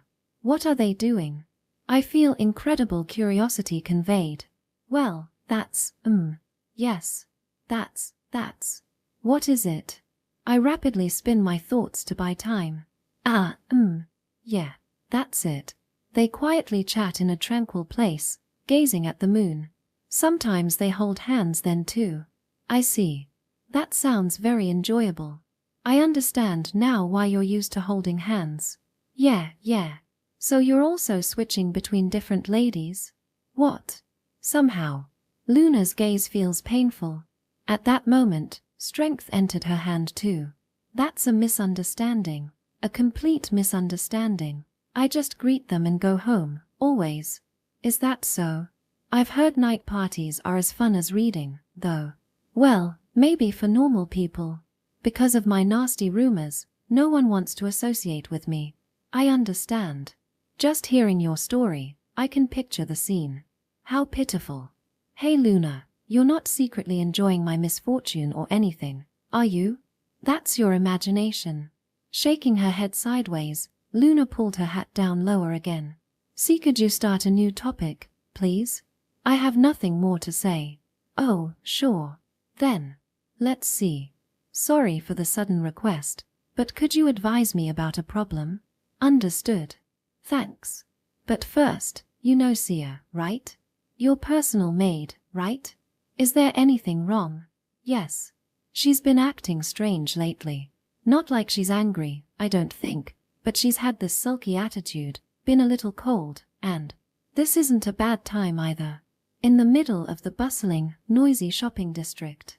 While Luna felt uneasy with the unfamiliar atmosphere, just holding Byleth's hand wrapped her in a sense of security.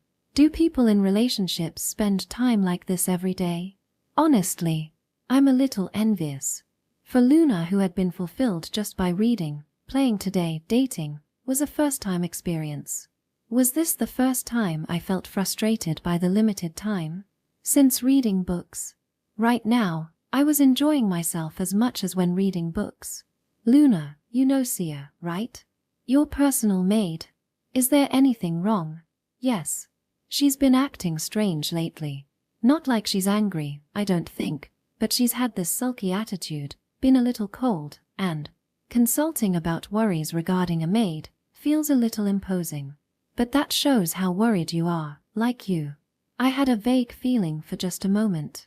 If I can advise him well, we may become closer. More so than with Elena-san. The clever Luna had already glimpsed the future development. She saw it as a good opportunity. What do you think about why Sia's behavior changed? Do you think I did something to cause it? I don't think I did anything weird, but first, I think you should clarify when you noticed the change. Then investigate what happened that day. It's been a while since I noticed, so it'd be hard to pinpoint. I do know it was around when we made plans to play with Luna. Then that's the answer. I said it frankly after a pause. Ha! That's the answer. Yes. Her behavior changed after you made plans. I suppose you'd call it a date to play one-on-one with me. So, in other words, she felt jealous or envious. Considering the timing, I don't see any other possibility. Can't you imagine from her normal behavior? Well, since Sia completes everything perfectly, even if she did feel that way, she wouldn't show it on her face, I think. Let me ask you this. Sia-san admires you, correct? Subjectively, I see no reason she wouldn't. It was obvious he cared about his maid. Well, I do kinda feel like we've been getting closer lately. Then I believe there's no mistake. Right when she was thinking she could grow closer to her master, plans were made for you to date one-on-one. And I hear Sia-san has a pure personality. It's only natural some of that would come through in her behavior, even if her work is flawless. When you put it that way, I can't deny it. My, aren't you popular? Ahaha, it's not like I decided that. Seeing him smile wryly, Luna's mouth also softened. The personal maid is jealous. That's quite unusual. Maids, especially personal maids, are in a position to be used as liked. They must obey any order. Yet the fact that he made his maid jealous spoke volumes about what a kind person he was. Even with you, her flawlessness is meaningless. Flawlessness? You didn't know? That's Sia-san's nickname. What? Really? Why something so strong-sounding? He truly seems unaware. Is that because he's shunned by those around him? I informed him of the bare truth, oblivious as he looked. It's because she has perfect scores, no point deduction, on both practical and written tests. In other words, she's top-ranked among all the servants. Number 1 overall. She's never mentioned anything like that to me. The more excellent someone is, the less they go around boasting. Though that's a broad topic. Normally you'd inform your master of your grades, but Sia-san probably finds it embarrassing to be praised. I understand how she feels. I was embarrassed too when he complimented my outfit. This was the conclusion I secretly drew. Hey, Luna, what are the chances another noble tries to scout a maid as excellent as Sia? 100%. Based on her current grades, she'll certainly get a letter of recommendation to the royal palace after graduation. I see. Furrowing his brow, he muttered in a somehow uneasy manner.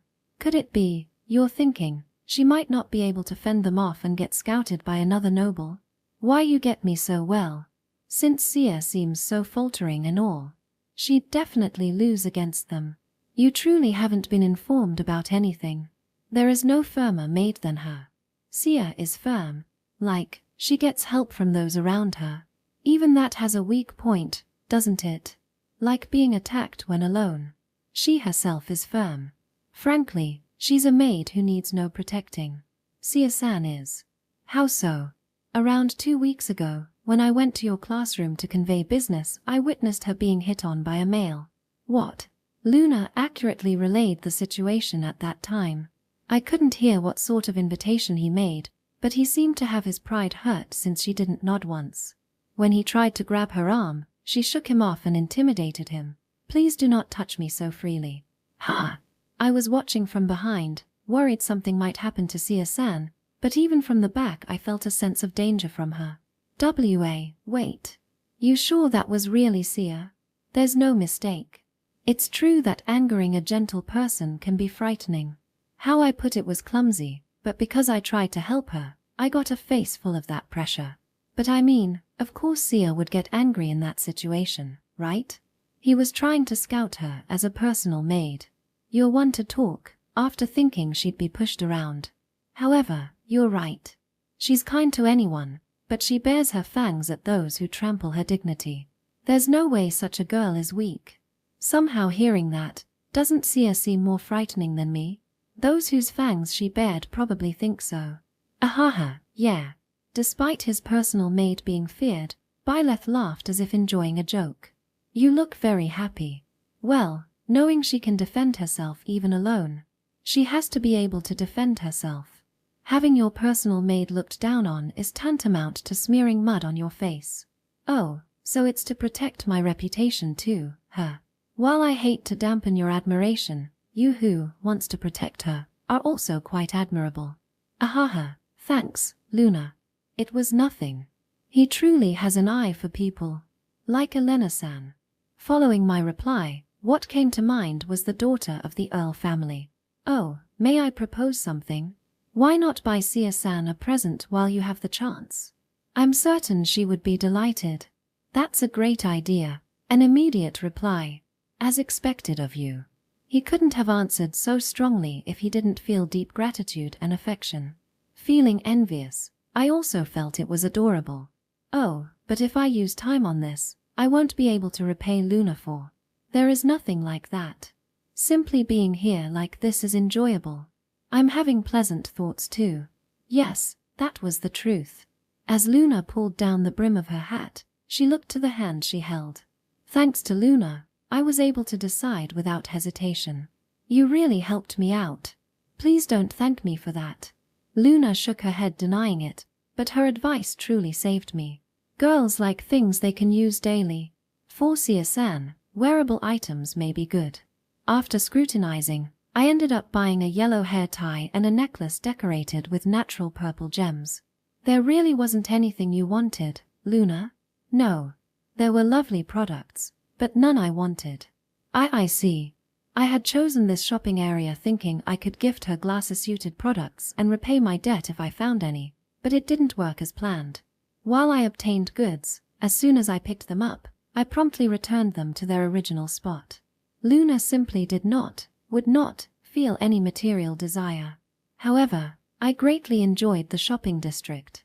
Ahaha, I'm glad to hear that. I hope she is delighted to receive the presents you chose. To be honest, I'm worried she won't accept them. Since it's Sia, she'll wave her hands and refuse for sure. That's your chance to show your skill. It's only natural for a maid to demur, so you should consider how to handle that. You're right. I can't exactly have a present rejected. Do your best. It likely depends on the maid's personality, but in Sia's case, simply saying, "Here, a present," would probably not go over well. I have to think of a way to give it to her that won't make her demur too much. So where to next? You seem to have a destination in mind with how decisively you're walking. We're almost there. Right now we were passing through Ron Street in the shopping district. We continued winding our way to the next destination for tens of minutes. Finally it came into view. The 3-story building standing grandly on its spacious grounds, designed based on a monastery. The ever-busy Royal National Library. Luna seemed to notice its presence too. She looked at it intently, like a predator that spotted prey. Would have been nice if she looked at products that way too. I couldn't help smiling wryly. Is that the Royal National Library over there? That's right. Makes you curious, right? And no. Really? Yes. Despite denying it twice, I felt fidgety reactions from her hand I held. I'll leave it to you, given what she said, she must be holding back because of manners, but there's no way the Luna who's always reading books in the school library isn't interested in this huge library. You sure you're not curious at all? This library's part of today's plan, you know? Eek. Hearing that, she gasped. Then she glanced sharply this way. Did you alter the plan after seeing my reaction? No, the library was in the plan from the start, which is why we came here. I can't believe it. Today I'm out to play with you. Unlike the shopping district, a library is no place for playing. We have to restrain our voices too, and it will prevent focusing on each other. It makes no sense for it to be part of the plan. Well, I see your point, but let us go to the actual location then. Luna tried pulling on my hand she held, but I didn't obey. This really is the actual location. Sorry I didn't mention the destination until the end to surprise you. Then answer me this. Why did you choose a library, unsuitable area for a date? She still thought I had altered the plan out of consideration for her. However, I was truly carrying out the plan as intended. I had no trouble stating the reason.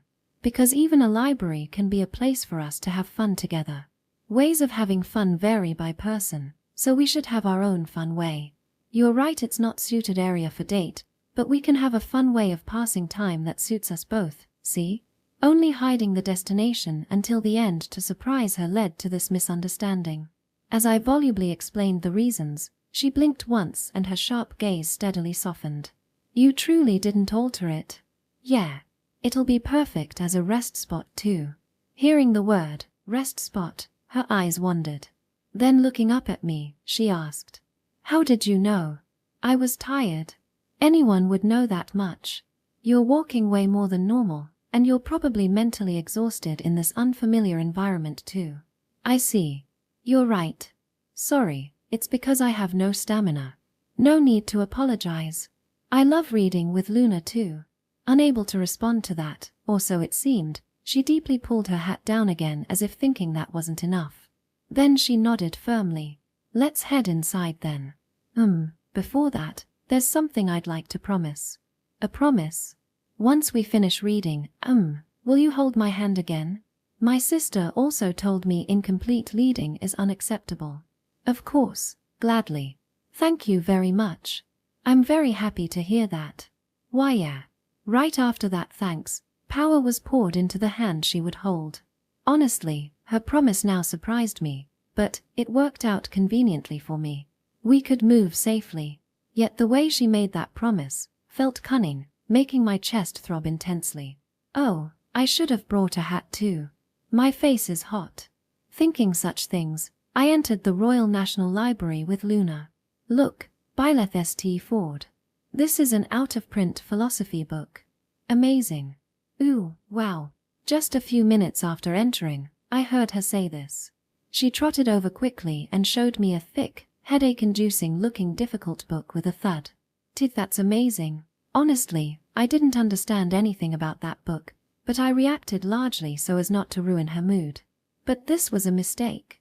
I won't give it to you. I found this one first. I'm not trying to take it. She thought I was a rival after her book. I can't believe it. For now, just believe me. As if resisting silently, she hugged the book in both hands and took on a defensive stance. This was my first time seeing her show such possessiveness. It was adorable. Oh, this is the book I wanted to read. And then, the staring match quickly ended. She seemed to have found another book of interest again, as she started pulling out another difficult-looking book, crouching by the bookshelf. What are the odds? This section has. I really can't believe we can read these for free. She pulled out another book from the shelf. In the blink of an eye, 2 more editions. Luna's hands were now completely full, 3 books stacked in them. May I start reading right away? Ahaha, go right ahead. Those usually sleeper-looking eyes were shining like gems. I could tell she was excited. Then I'll look for a book I want to read too. Can you wait in the reading area over there? Understood. Please excuse me then. In this library setting, it should be fine to take my eyes off her for a bit. Is she really planning to read through those 3 books? Well, as long as she's enjoying herself. Seeing Luna happily hugging the books and sitting down in the reading area, I can't help but smile unconsciously. Even though she seems so happy, I found something nice after entering the library. I head to the counter to get it without letting her notice this action. Excuse me. Can I get the 4-leaf clover-shaped bookmark and the feather-shaped bookmark in that glass case over there? Since I won't use them right away, could you put them in a box for me? Girls like things they can use on a daily basis. Remembering that advice, I purchased 2 stylish metallic bookmarks. Section. It was evening when we left the Royal Library. I'm very satisfied, she says. I'm glad to hear that, I reply. We chat while riding in a carriage, heading downtown. Weren't you bored? It seems like I was the only one having fun. I had fun too. There were a lot of interesting things besides reading. Really? Like what? Well, you know. I can't help grinning. Maybe because there were more books than the Academy Library, I got to see many rare sights of her. For example, seeing Luna happily reading. Seeing Luna trying to grab as many books as she could, even though she clearly didn't have enough time to read them all. Despite there being a footstool right next to her, she stretched her body as hard as she could to reach a book she really wanted to read. Please don't mistake how to enjoy the library. Her weak rebuttal is understandable. Since they are all facts, she has no way to brush it off. Don't spread bad rumors about me. It will come back to haunt you. You should polish yourself more. That hits me hard, but it's payback for teasing me. If you don't want any more payback, keep what you saw today a secret. Okay. I guess I have no choice but to keep it a secret. Realizing she is serious from her quick end to the conversation, I have no words. Luna lowers her head. What's wrong? Thank you for the library visit. I didn't tell you before, but I normally don't go out, so I've always wanted to visit that library at least once. You should have just told me if you wanted to go so badly. It's not a place suitable for playing, so I couldn't say it. Once I start reading, I tend to get absorbed in my own world.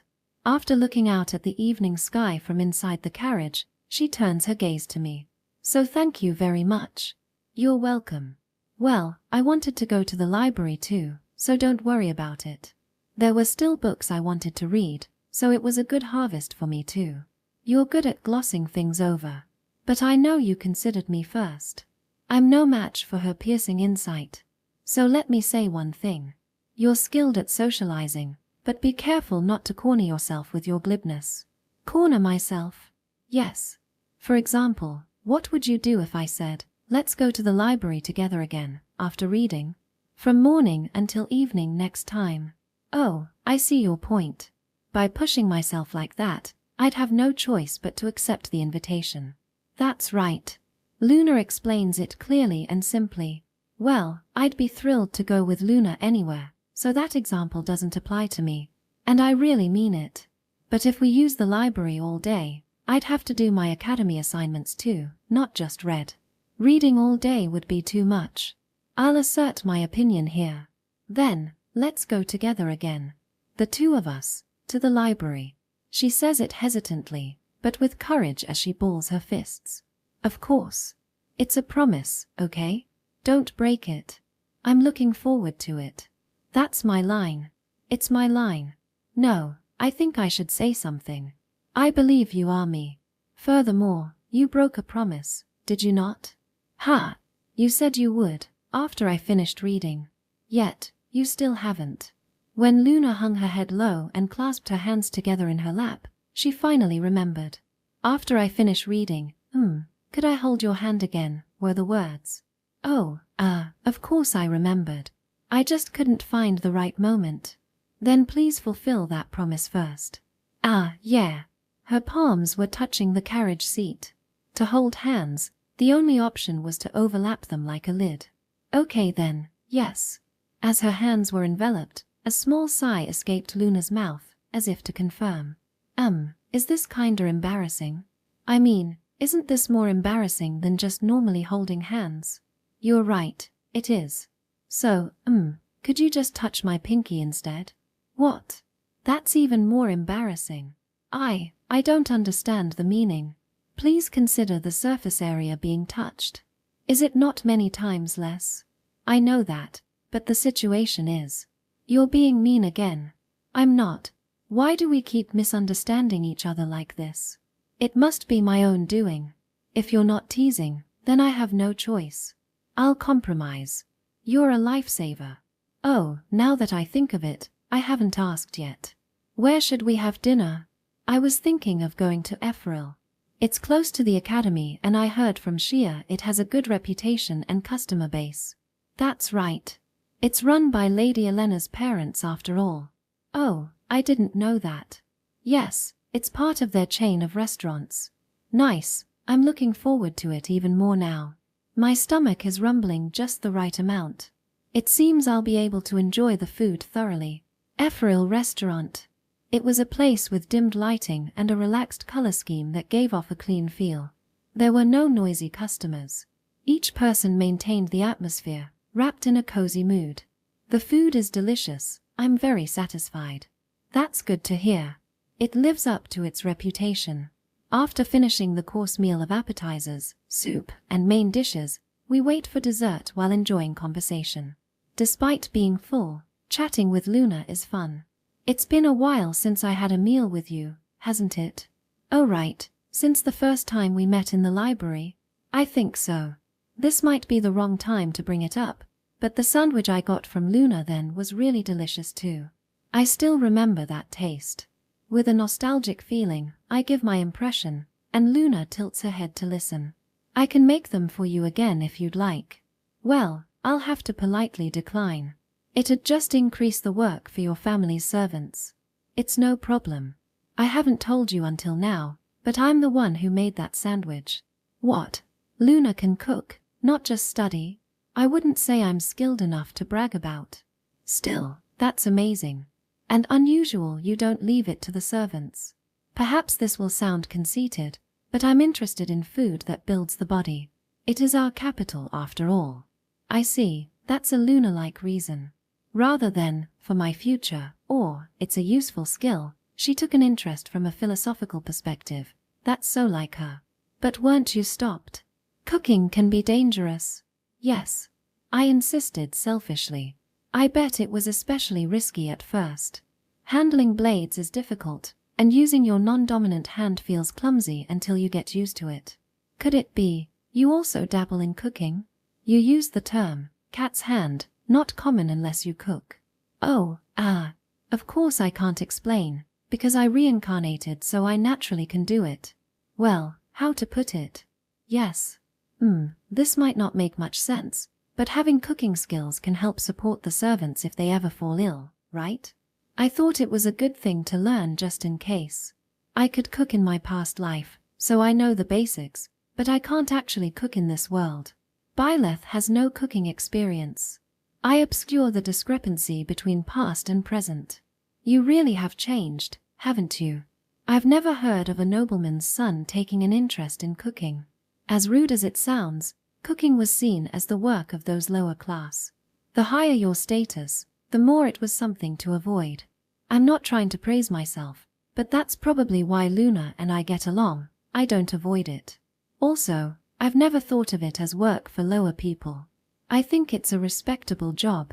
In a world without social classes above or below, having grown up in such an environment, I wouldn't feel looked down upon. Excuse me, I'm quite curious. What was your reason for starting to cook? As for reasons, well, I can't say it's because I was reincarnated and it came naturally. How should I put it? Yes. Well, if one has cooking skills, they could support the servants if they fell ill, right? I thought it wouldn't hurt to learn a useful skill just in case. Under normal circumstances, it would be reasonable for a servant to be fired for such an incident. No one is perfect, so it's unavoidable they'll cause inconvenience sometimes. It's not on purpose, and even if they're careful with their health, they might still fall ill. As I've said before, you really do have an enlightened perspective. I like your thoughtfulness. Teach thanks. With that attitude, the bad rumors should disappear quickly. I'd be happy if you think that's likely.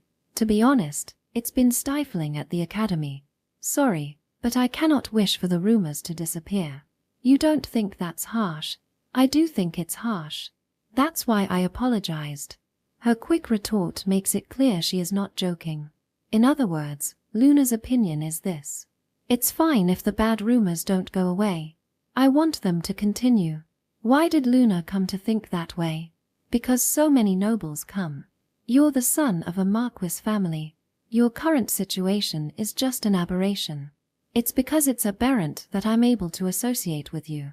As someone of lower status, she understands the class system well. If the bad rumors disappeared and more nobles came, I'd lose any chance to speak with you. Given my status, there are only things I'd have to yield to others.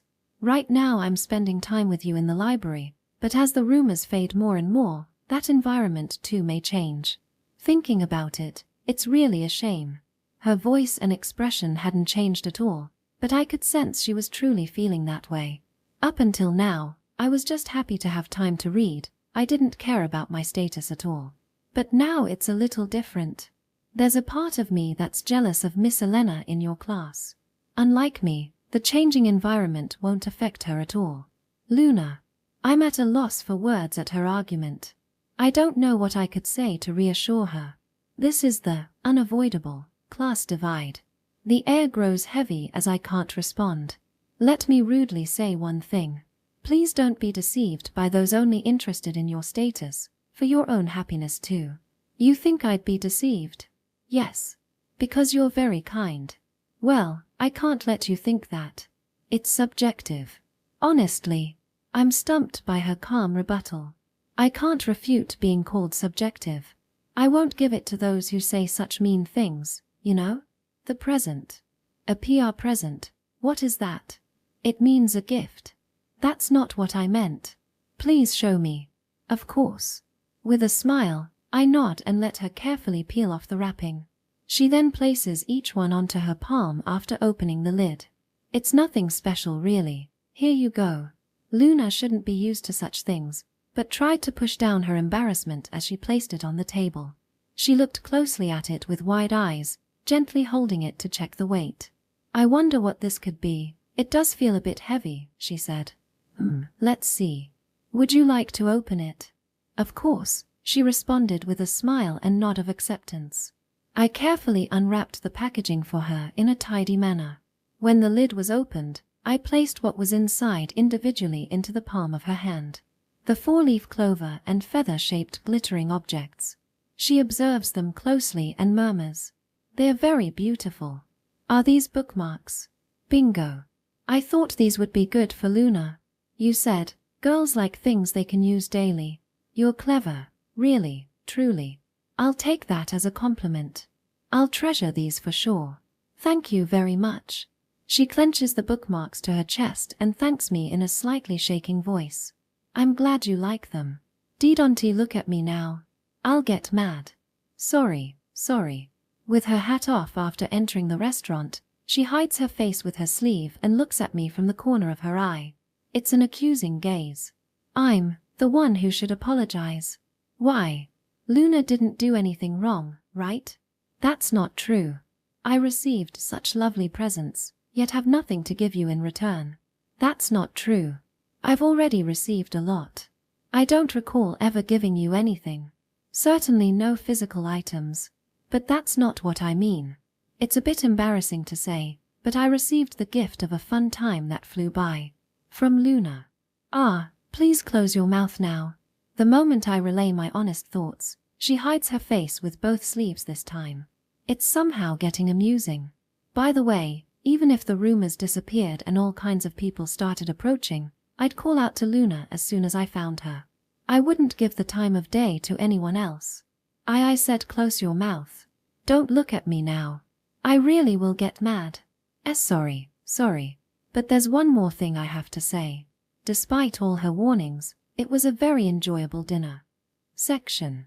About 10 minutes after finishing dinner and getting in the carriage, we arrived at the Luna's estate. It was already night time. The beautiful moon and countless stars shine brightly. We've already arrived. Time really does fly when you're having fun, doesn't it? This may be the fastest time has ever flown by.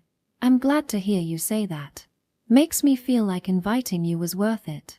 Strange to say, but going out and having fun isn't so bad, is it? Seeing everyone today helped me understand why people play. Haha, it's late to just be realizing that. There's no need to laugh that much. I shouldn't have said it if I was going to be made fun of. Now I'm embarrassed. So will you start going out to play more often now? And take people up on invites you used to decline? I don't intend to play with anyone but you. There probably isn't anyone besides you who would choose the library as a play spot anyway. And I can't imagine having fun without choosing my partner. What? Didn't you have fun playing? Yes. Then shouldn't you play with all kinds of people? Just playing with you is fun. Please understand without me saying it. Oh, right, sorry. It's strange he doesn't get that when he's so considerate. Honestly, I'll be angry if he's intentionally making me say it. Sorry, but isn't this Luna's first time playing? Isn't it too soon to decide so simply? Is that bad? The hat is a necessity. I've lost count of how many times today. I take a step back, hiding my flushed face. No, it's not bad, but I can't take responsibility if weird rumors start because of me, you know? Like we're in romantic relationship. Yeah, we playing together would reasonably be misunderstood like that, right? It's just a rumor. I don't mind. Aren't you trying to act tough? If that's how you feel, don't ask. Of course such rumors would be embarrassing. But it's too late to say that now. I said I don't mind. Is it a weird rumor all? There's more. There's more. Like I threatened you to only play with me, making people feel sorry for you. I don't mind that either. I'm registered for library-only attendance, so when I'm reading, I don't care what's around me. That's so like you, Luna. Not at all. You complimented me. I'm happy, but I have to give you some unfortunate news. It would be different if I had higher status. If a rumor spread that you threatened me, I wouldn't acknowledge it, but I might vaguely imply being threatened. Because if you didn't have a bad reputation, this situation wouldn't happen in the first place. I see. You report you so. Yes. That's exactly right. I don't actually want you to reap it yourself. If your bad reputation disappears, it will trouble me. Unless something big happens. Wishing misfortune on others is awful, but please excuse me on this. I want to spend more time with you. I don't want anyone else taking away our time in the library. Conveniently for me, will you please help? Help how? If I get invites like if you'll play with Byleth, play with me too. Until now I could brush them off saying I don't play with anyone. Of course I'll help with that much, but you can easily refuse on your own, right Luna? I can't say for certain. To confess after the fact, that would be your responsibility for inviting me to play. Got it? Thank you very much. You really have no obligation to take responsibility. I don't think that at all. Because I was allowed to have fun already. But I can't say my true feelings. It would eliminate chances to be protected and decrease contact. The class divide really is inconvenient. Truly. And it's about time. Thank you for today. It will be a fond memory. Same to you. Parting is sad, isn't it? Does everyone feel this way after playing? Thinking that, I feel a little melancholy about playing again next time. Let me just say, please give the presents to Maid. Surprise her as much as me. Of course. Then, may we shake hands to part? Sorry to keep your aide waiting. Oh, shake hands. Yes. Parting from you like this makes me sad. Isn't he saying that, embarrassing? It's a joke. Oh, okay. Then, let's shake. That was close. If I hadn't said it was joke, it would have been awful. Relieved, I shook his big hand. The last time to feel this warmth, what a shame. I release his hand after gripping it several seconds. Thank you for indulging that last selfishness. Well then, Byleth St. Ford. Be well. Yeah. See you at the academy, Luna. Yes. I see him off as he boards the carriage. He departs. He leaves. If you still want to be together, I guess everyone must endure thinking that the people who sneak out of night banquets are amazing. Just holding hands and being alone together satisfies them. I must be greedy for not being satisfied. Despite it being about me, this is my first realization. Section. After seeing Luna home safely and returning myself. You're late, Master Byleth. I was so worried. Sorry. I apologized to the sulking maid, unafraid, Sia. She had waited by the front entrance all this time for me to come home, because I ended up returning later than the time I had reported in advance. Next time I'll be sure to come back by the reported time. Please promise me that. Why yeah. Although we can converse like this, something still feels off like this morning. I've pondered countless times what really happened. Then Luna's words crossed my mind. That means she was envious or jealous. Just when she thought she was getting along well with the young master, you suddenly made a one-on-one playdate. Those words. But there's no way to confirm it, right? I can't just directly ask, were you envious? Jealous? As I was about to give up, thinking I had no options, I saw definitive proof. Master Byleth, did you have fun on your date with Lady Luna? Yeah, it was fun. I see. I'm glad. Just now, her cheeks puffed up, didn't they? The moment she finished speaking, Sia puffed her cheeks out like rice cakes. She had been positioning herself so I wouldn't see as she moved around, but I clearly saw her from the side. Seeing her from the side made their size even more apparent. This change happened after bringing up Luna. Ahaha. I see. So she was right, wasn't she? I'm certain of it. Just as Luna said, she was feeling envious. Come to think of it, I've never played with Sia before. If I understand those feelings, it makes sense her attitude changed. Honestly, it's adorable. I can now speak to her comfortably. I can give her the present without hesitation. Sia. Sorry for the sudden request, but can you sit in that chair? Why, master? Just do it, okay? I still have work left. Then I order you. Why yes, understood. Orders are powerful. She obediently nods and lightly sits in the indicated chair, setting down her cleaning tools against the wall. Master Byleth, what exactly do you plan to do to me? She looks up at me worriedly. She probably thinks I'm going to admonish her attitude. Or that's what she's worried about. But that assumption is wrong. Actually, I have a present I want to give someone I'm grateful to. I thought I'd have Sia try it on first. No way. It's inappropriate to give someone a gift after having someone else try it first. You have to buy a new one if. Just do it, okay? Not even considering for a moment it could be a present for her, she desperately resists. But I can overpower her. Once her resistance weakens, I take out a yellow hair accessory and a necklace with a purple natural gemstone from my bag. At this point, Sia stares blankly at the two items I've taken out. Okay, I'll put them on you. I can at least do it myself. No need to trouble you. I order you. Ha. With just that, she becomes obedient and resigns herself to my will. Preparations are finally ready. First, the hair accessory. I'm going to touch your hair a little, okay? She nods. Seeing that, I move my hands.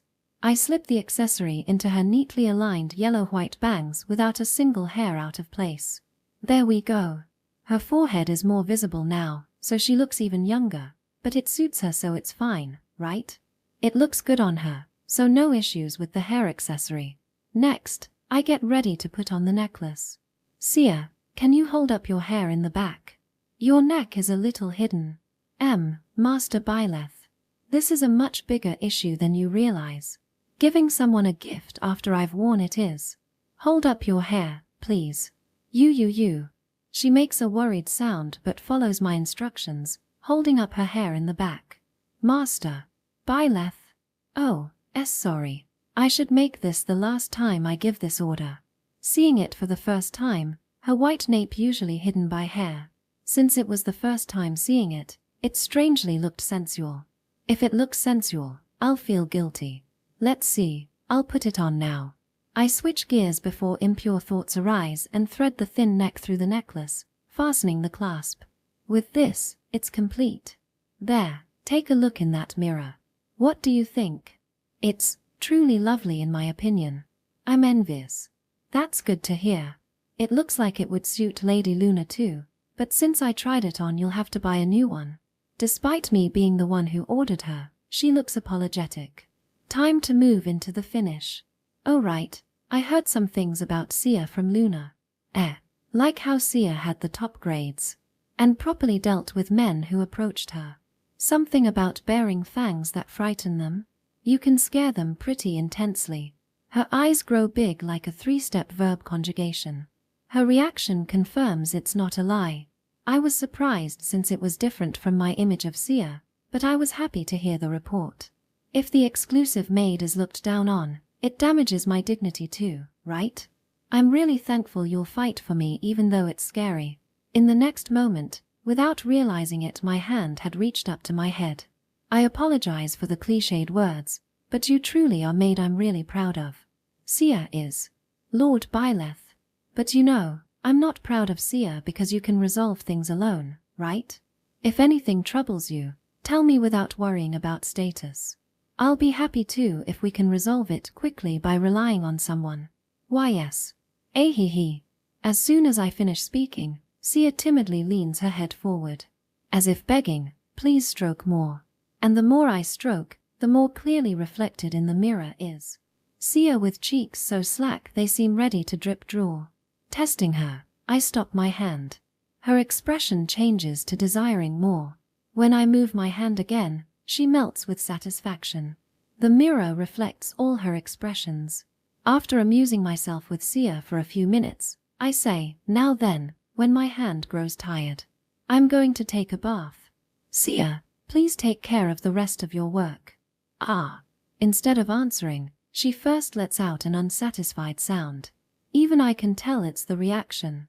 If you properly finish your work, I'll do it again. Why yes please. Sia nods eagerly. Then I'll leave the rest to you. Yes. With that, I parted naturally from Sia still wearing the presents. Better to slip away before she's hesitant. Slip away without her noticing. That was my plan this time. I am terribly sorry, Master Byleth. I left these on. What should I do with the hair accessory and necklace? After my bath, Sia frantically returns the hair accessory and necklace to me. In response, I say, what? You don't want to accept them, Sia? I said I wanted to give a present to someone I'm grateful to, didn't I? Those are presents for you, Sia. I picked them out thinking of you. They suited you, right? After waiting a bit, I was able to say the embarrassing words. In the end, I properly conveyed it to her. Interlude. About an hour had passed since parting with Byleth. That man is so mean, really. Luna, having finished her bath and now reading in her room, muttered complaints. It's the worst teasing, making it hard to focus on reading with a present like this. While reading, the present bookmarks catch her eye. The moment it does, today's events vividly come back to her. Not only that, even the feeling of holding his hand comes back to her. And the result is this.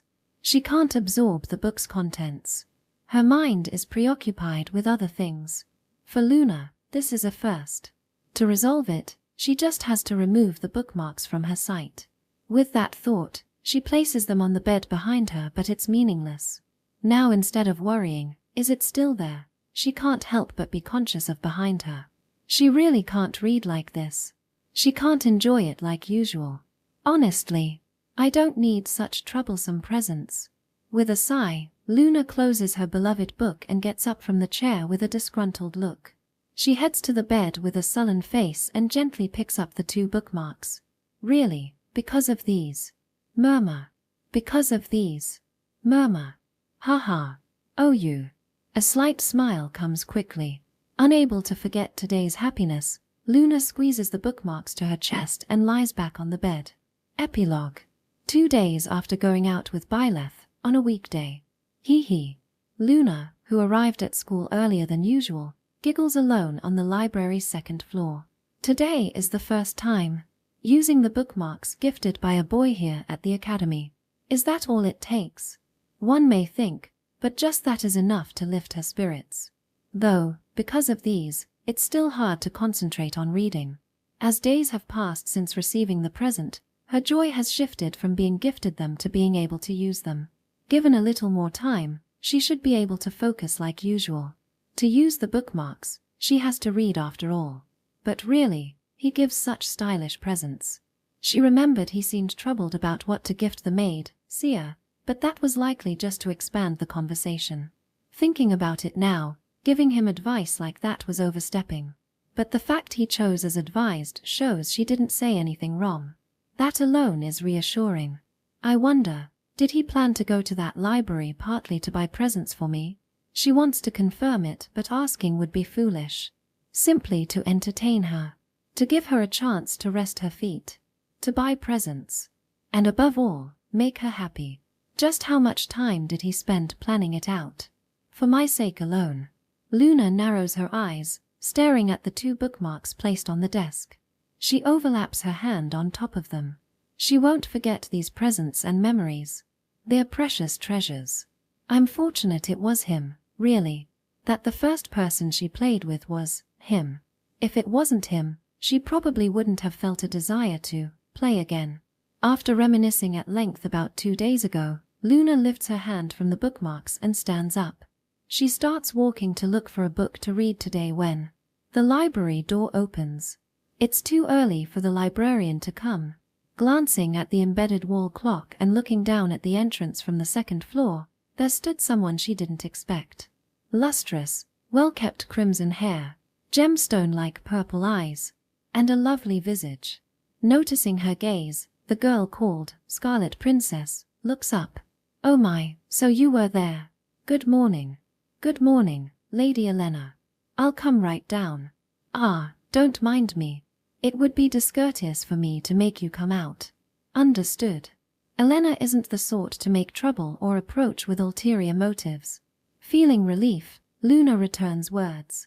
She must have personal business with me. Though for someone so free of faults, that's truly enviable. Normally, those of lower status should be the ones to go out. It would be mistaken for her to say, "You needn't worry about me." Elena is one of the few nobles who interacts without regard for status, and is a good person.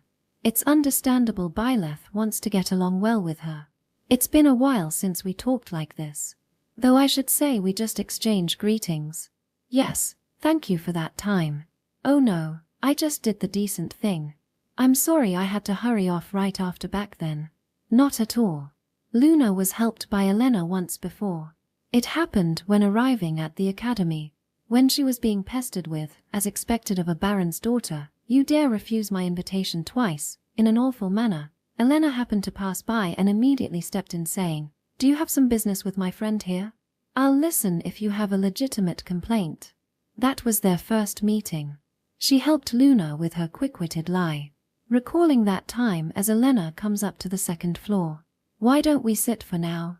Since I came earlier than usual this morning, you needn't worry about me." "Oh, is that so? Then I'll sit for a bit if you don't mind." "Thank you." "Not at all. If you feel I'm taking up your time, please speak out. I know you value your alone time." "Understood." When I move to pull out a chair, noticing my movement, she smiles saying, "It's fine," and moves first instead.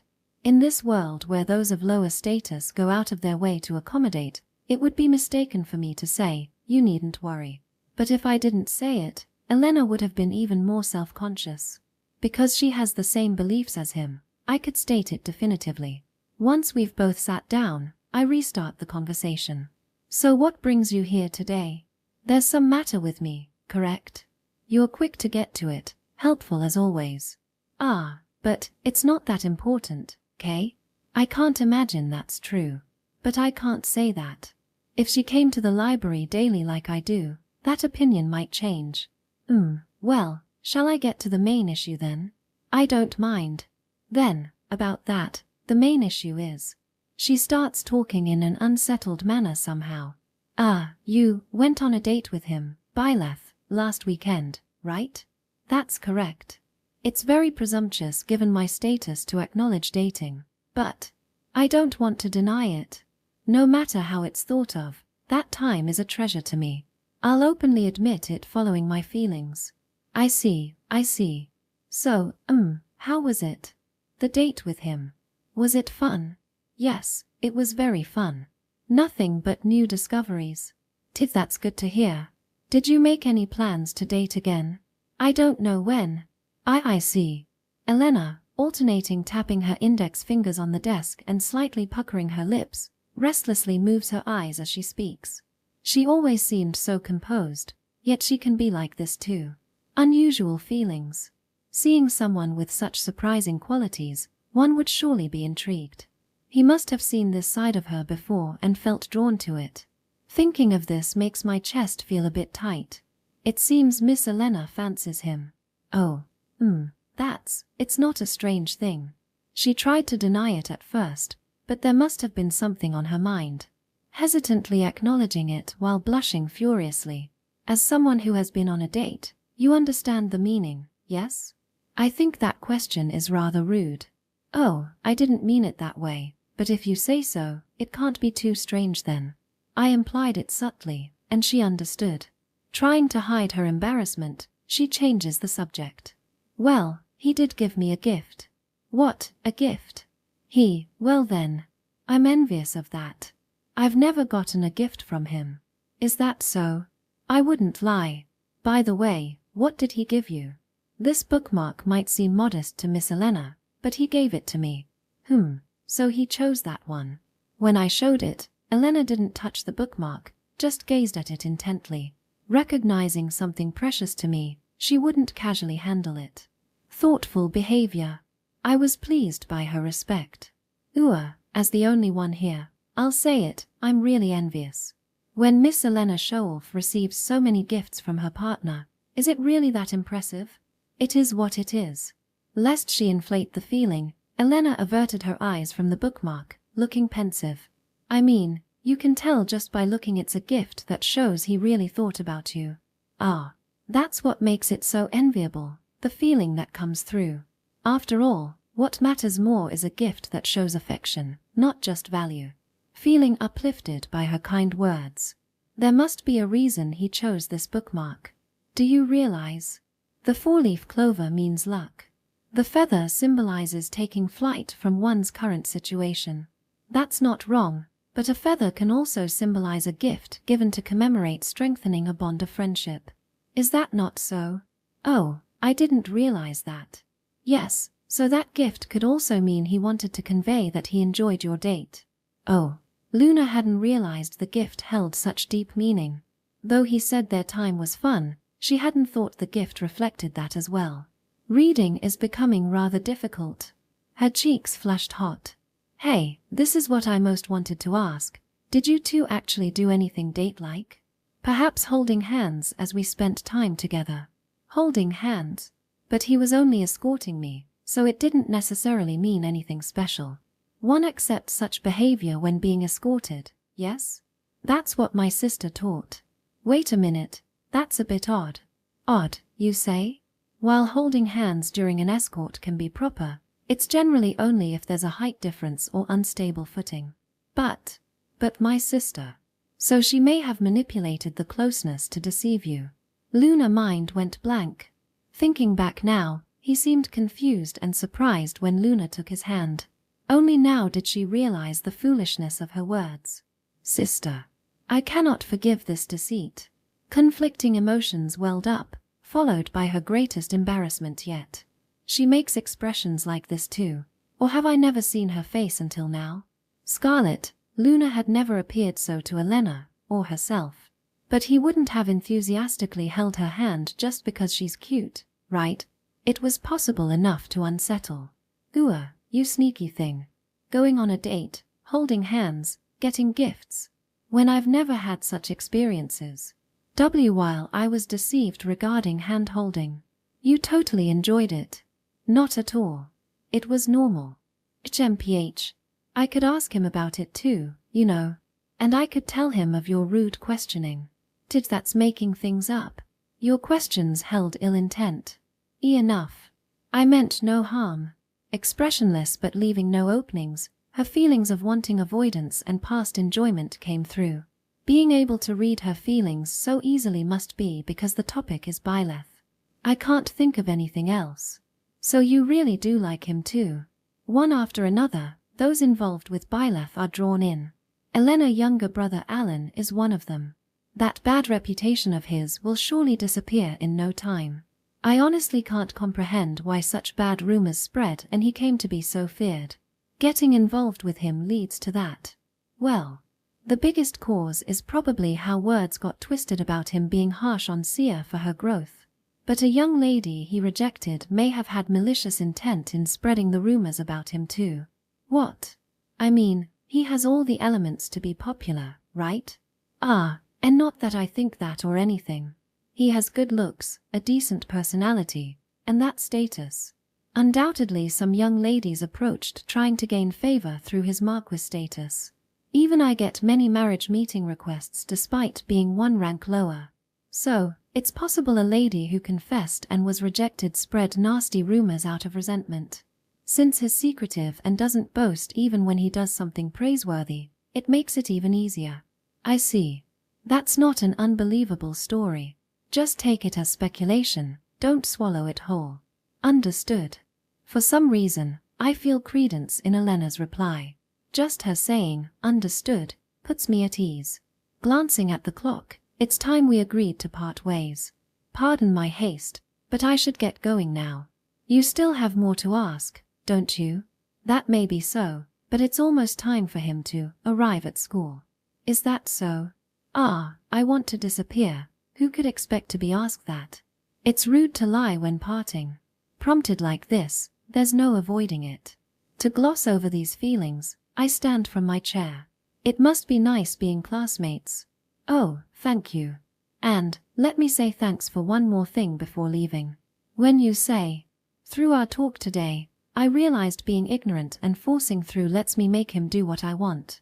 I think that's unfair. It's fine just a little, right? Let me at least hold hands too. My face suddenly feels hot. Miffed by her, unfair, after probably holding hands the whole date with him, the words slip out. Oh, my apologies. Was that aimed at a political marriage? It's just an earnest wish. Hearing Luna's stunned voice, I could no longer face her. I return the chair and head for the stairs. I remembered something I forgot to say. Luna. Just one last thing. Even if there's a status difference, there's no need to be reserved with others or me. So, if you're inclined, we could be more friendly by having a meal together sometime. Leaving those parting words, I descend the stairs. She's clever, so that alone should convey it. Honestly, I didn't want to say it. She's such a lovely girl, it's disadvantageous for me. But, to match up to him, this much is necessary. I think. Imagining Byleth for a moment, a vexing smile surfaces. I give myself a few light slaps on the cheek for now and head back to class. Section. It's Lady Elena. Really, it is. After passing through the front gate and walking from the spacious courtyard to the classroom building with Sia, we spot Elena as she exits another building. Seems she finished up some business. Yo, Elena. Eek. Hey, don't call out so loudly. You startled me, you know. Sorry. The moment I called out, she flinched her shoulders, with a sulky face, and came closer. Of course, it's me who got scolded. Poor Sia having such an insensitive master. That's not true at all. That's right. Say it louder, Sia. Happy to get support from my maid. I try again enthusiastically, but I'm mistaken again. Honestly, giving orders like that to create conflict between close friends is why you're misunderstood as a bad guy. You're smart, so learn some tact already. It was just a joke. The number of people who take your jokes as jokes can be counted on one hand, right? Lady Elena. Go on, say it firmly, Sia. Sensing she's about to support me, I try once more, but I'm still mistaken. Elena gazed at her with a cold stare. Sia seemed to be forcing a smile that contained something. Hey Sia. Why is your master so clumsy?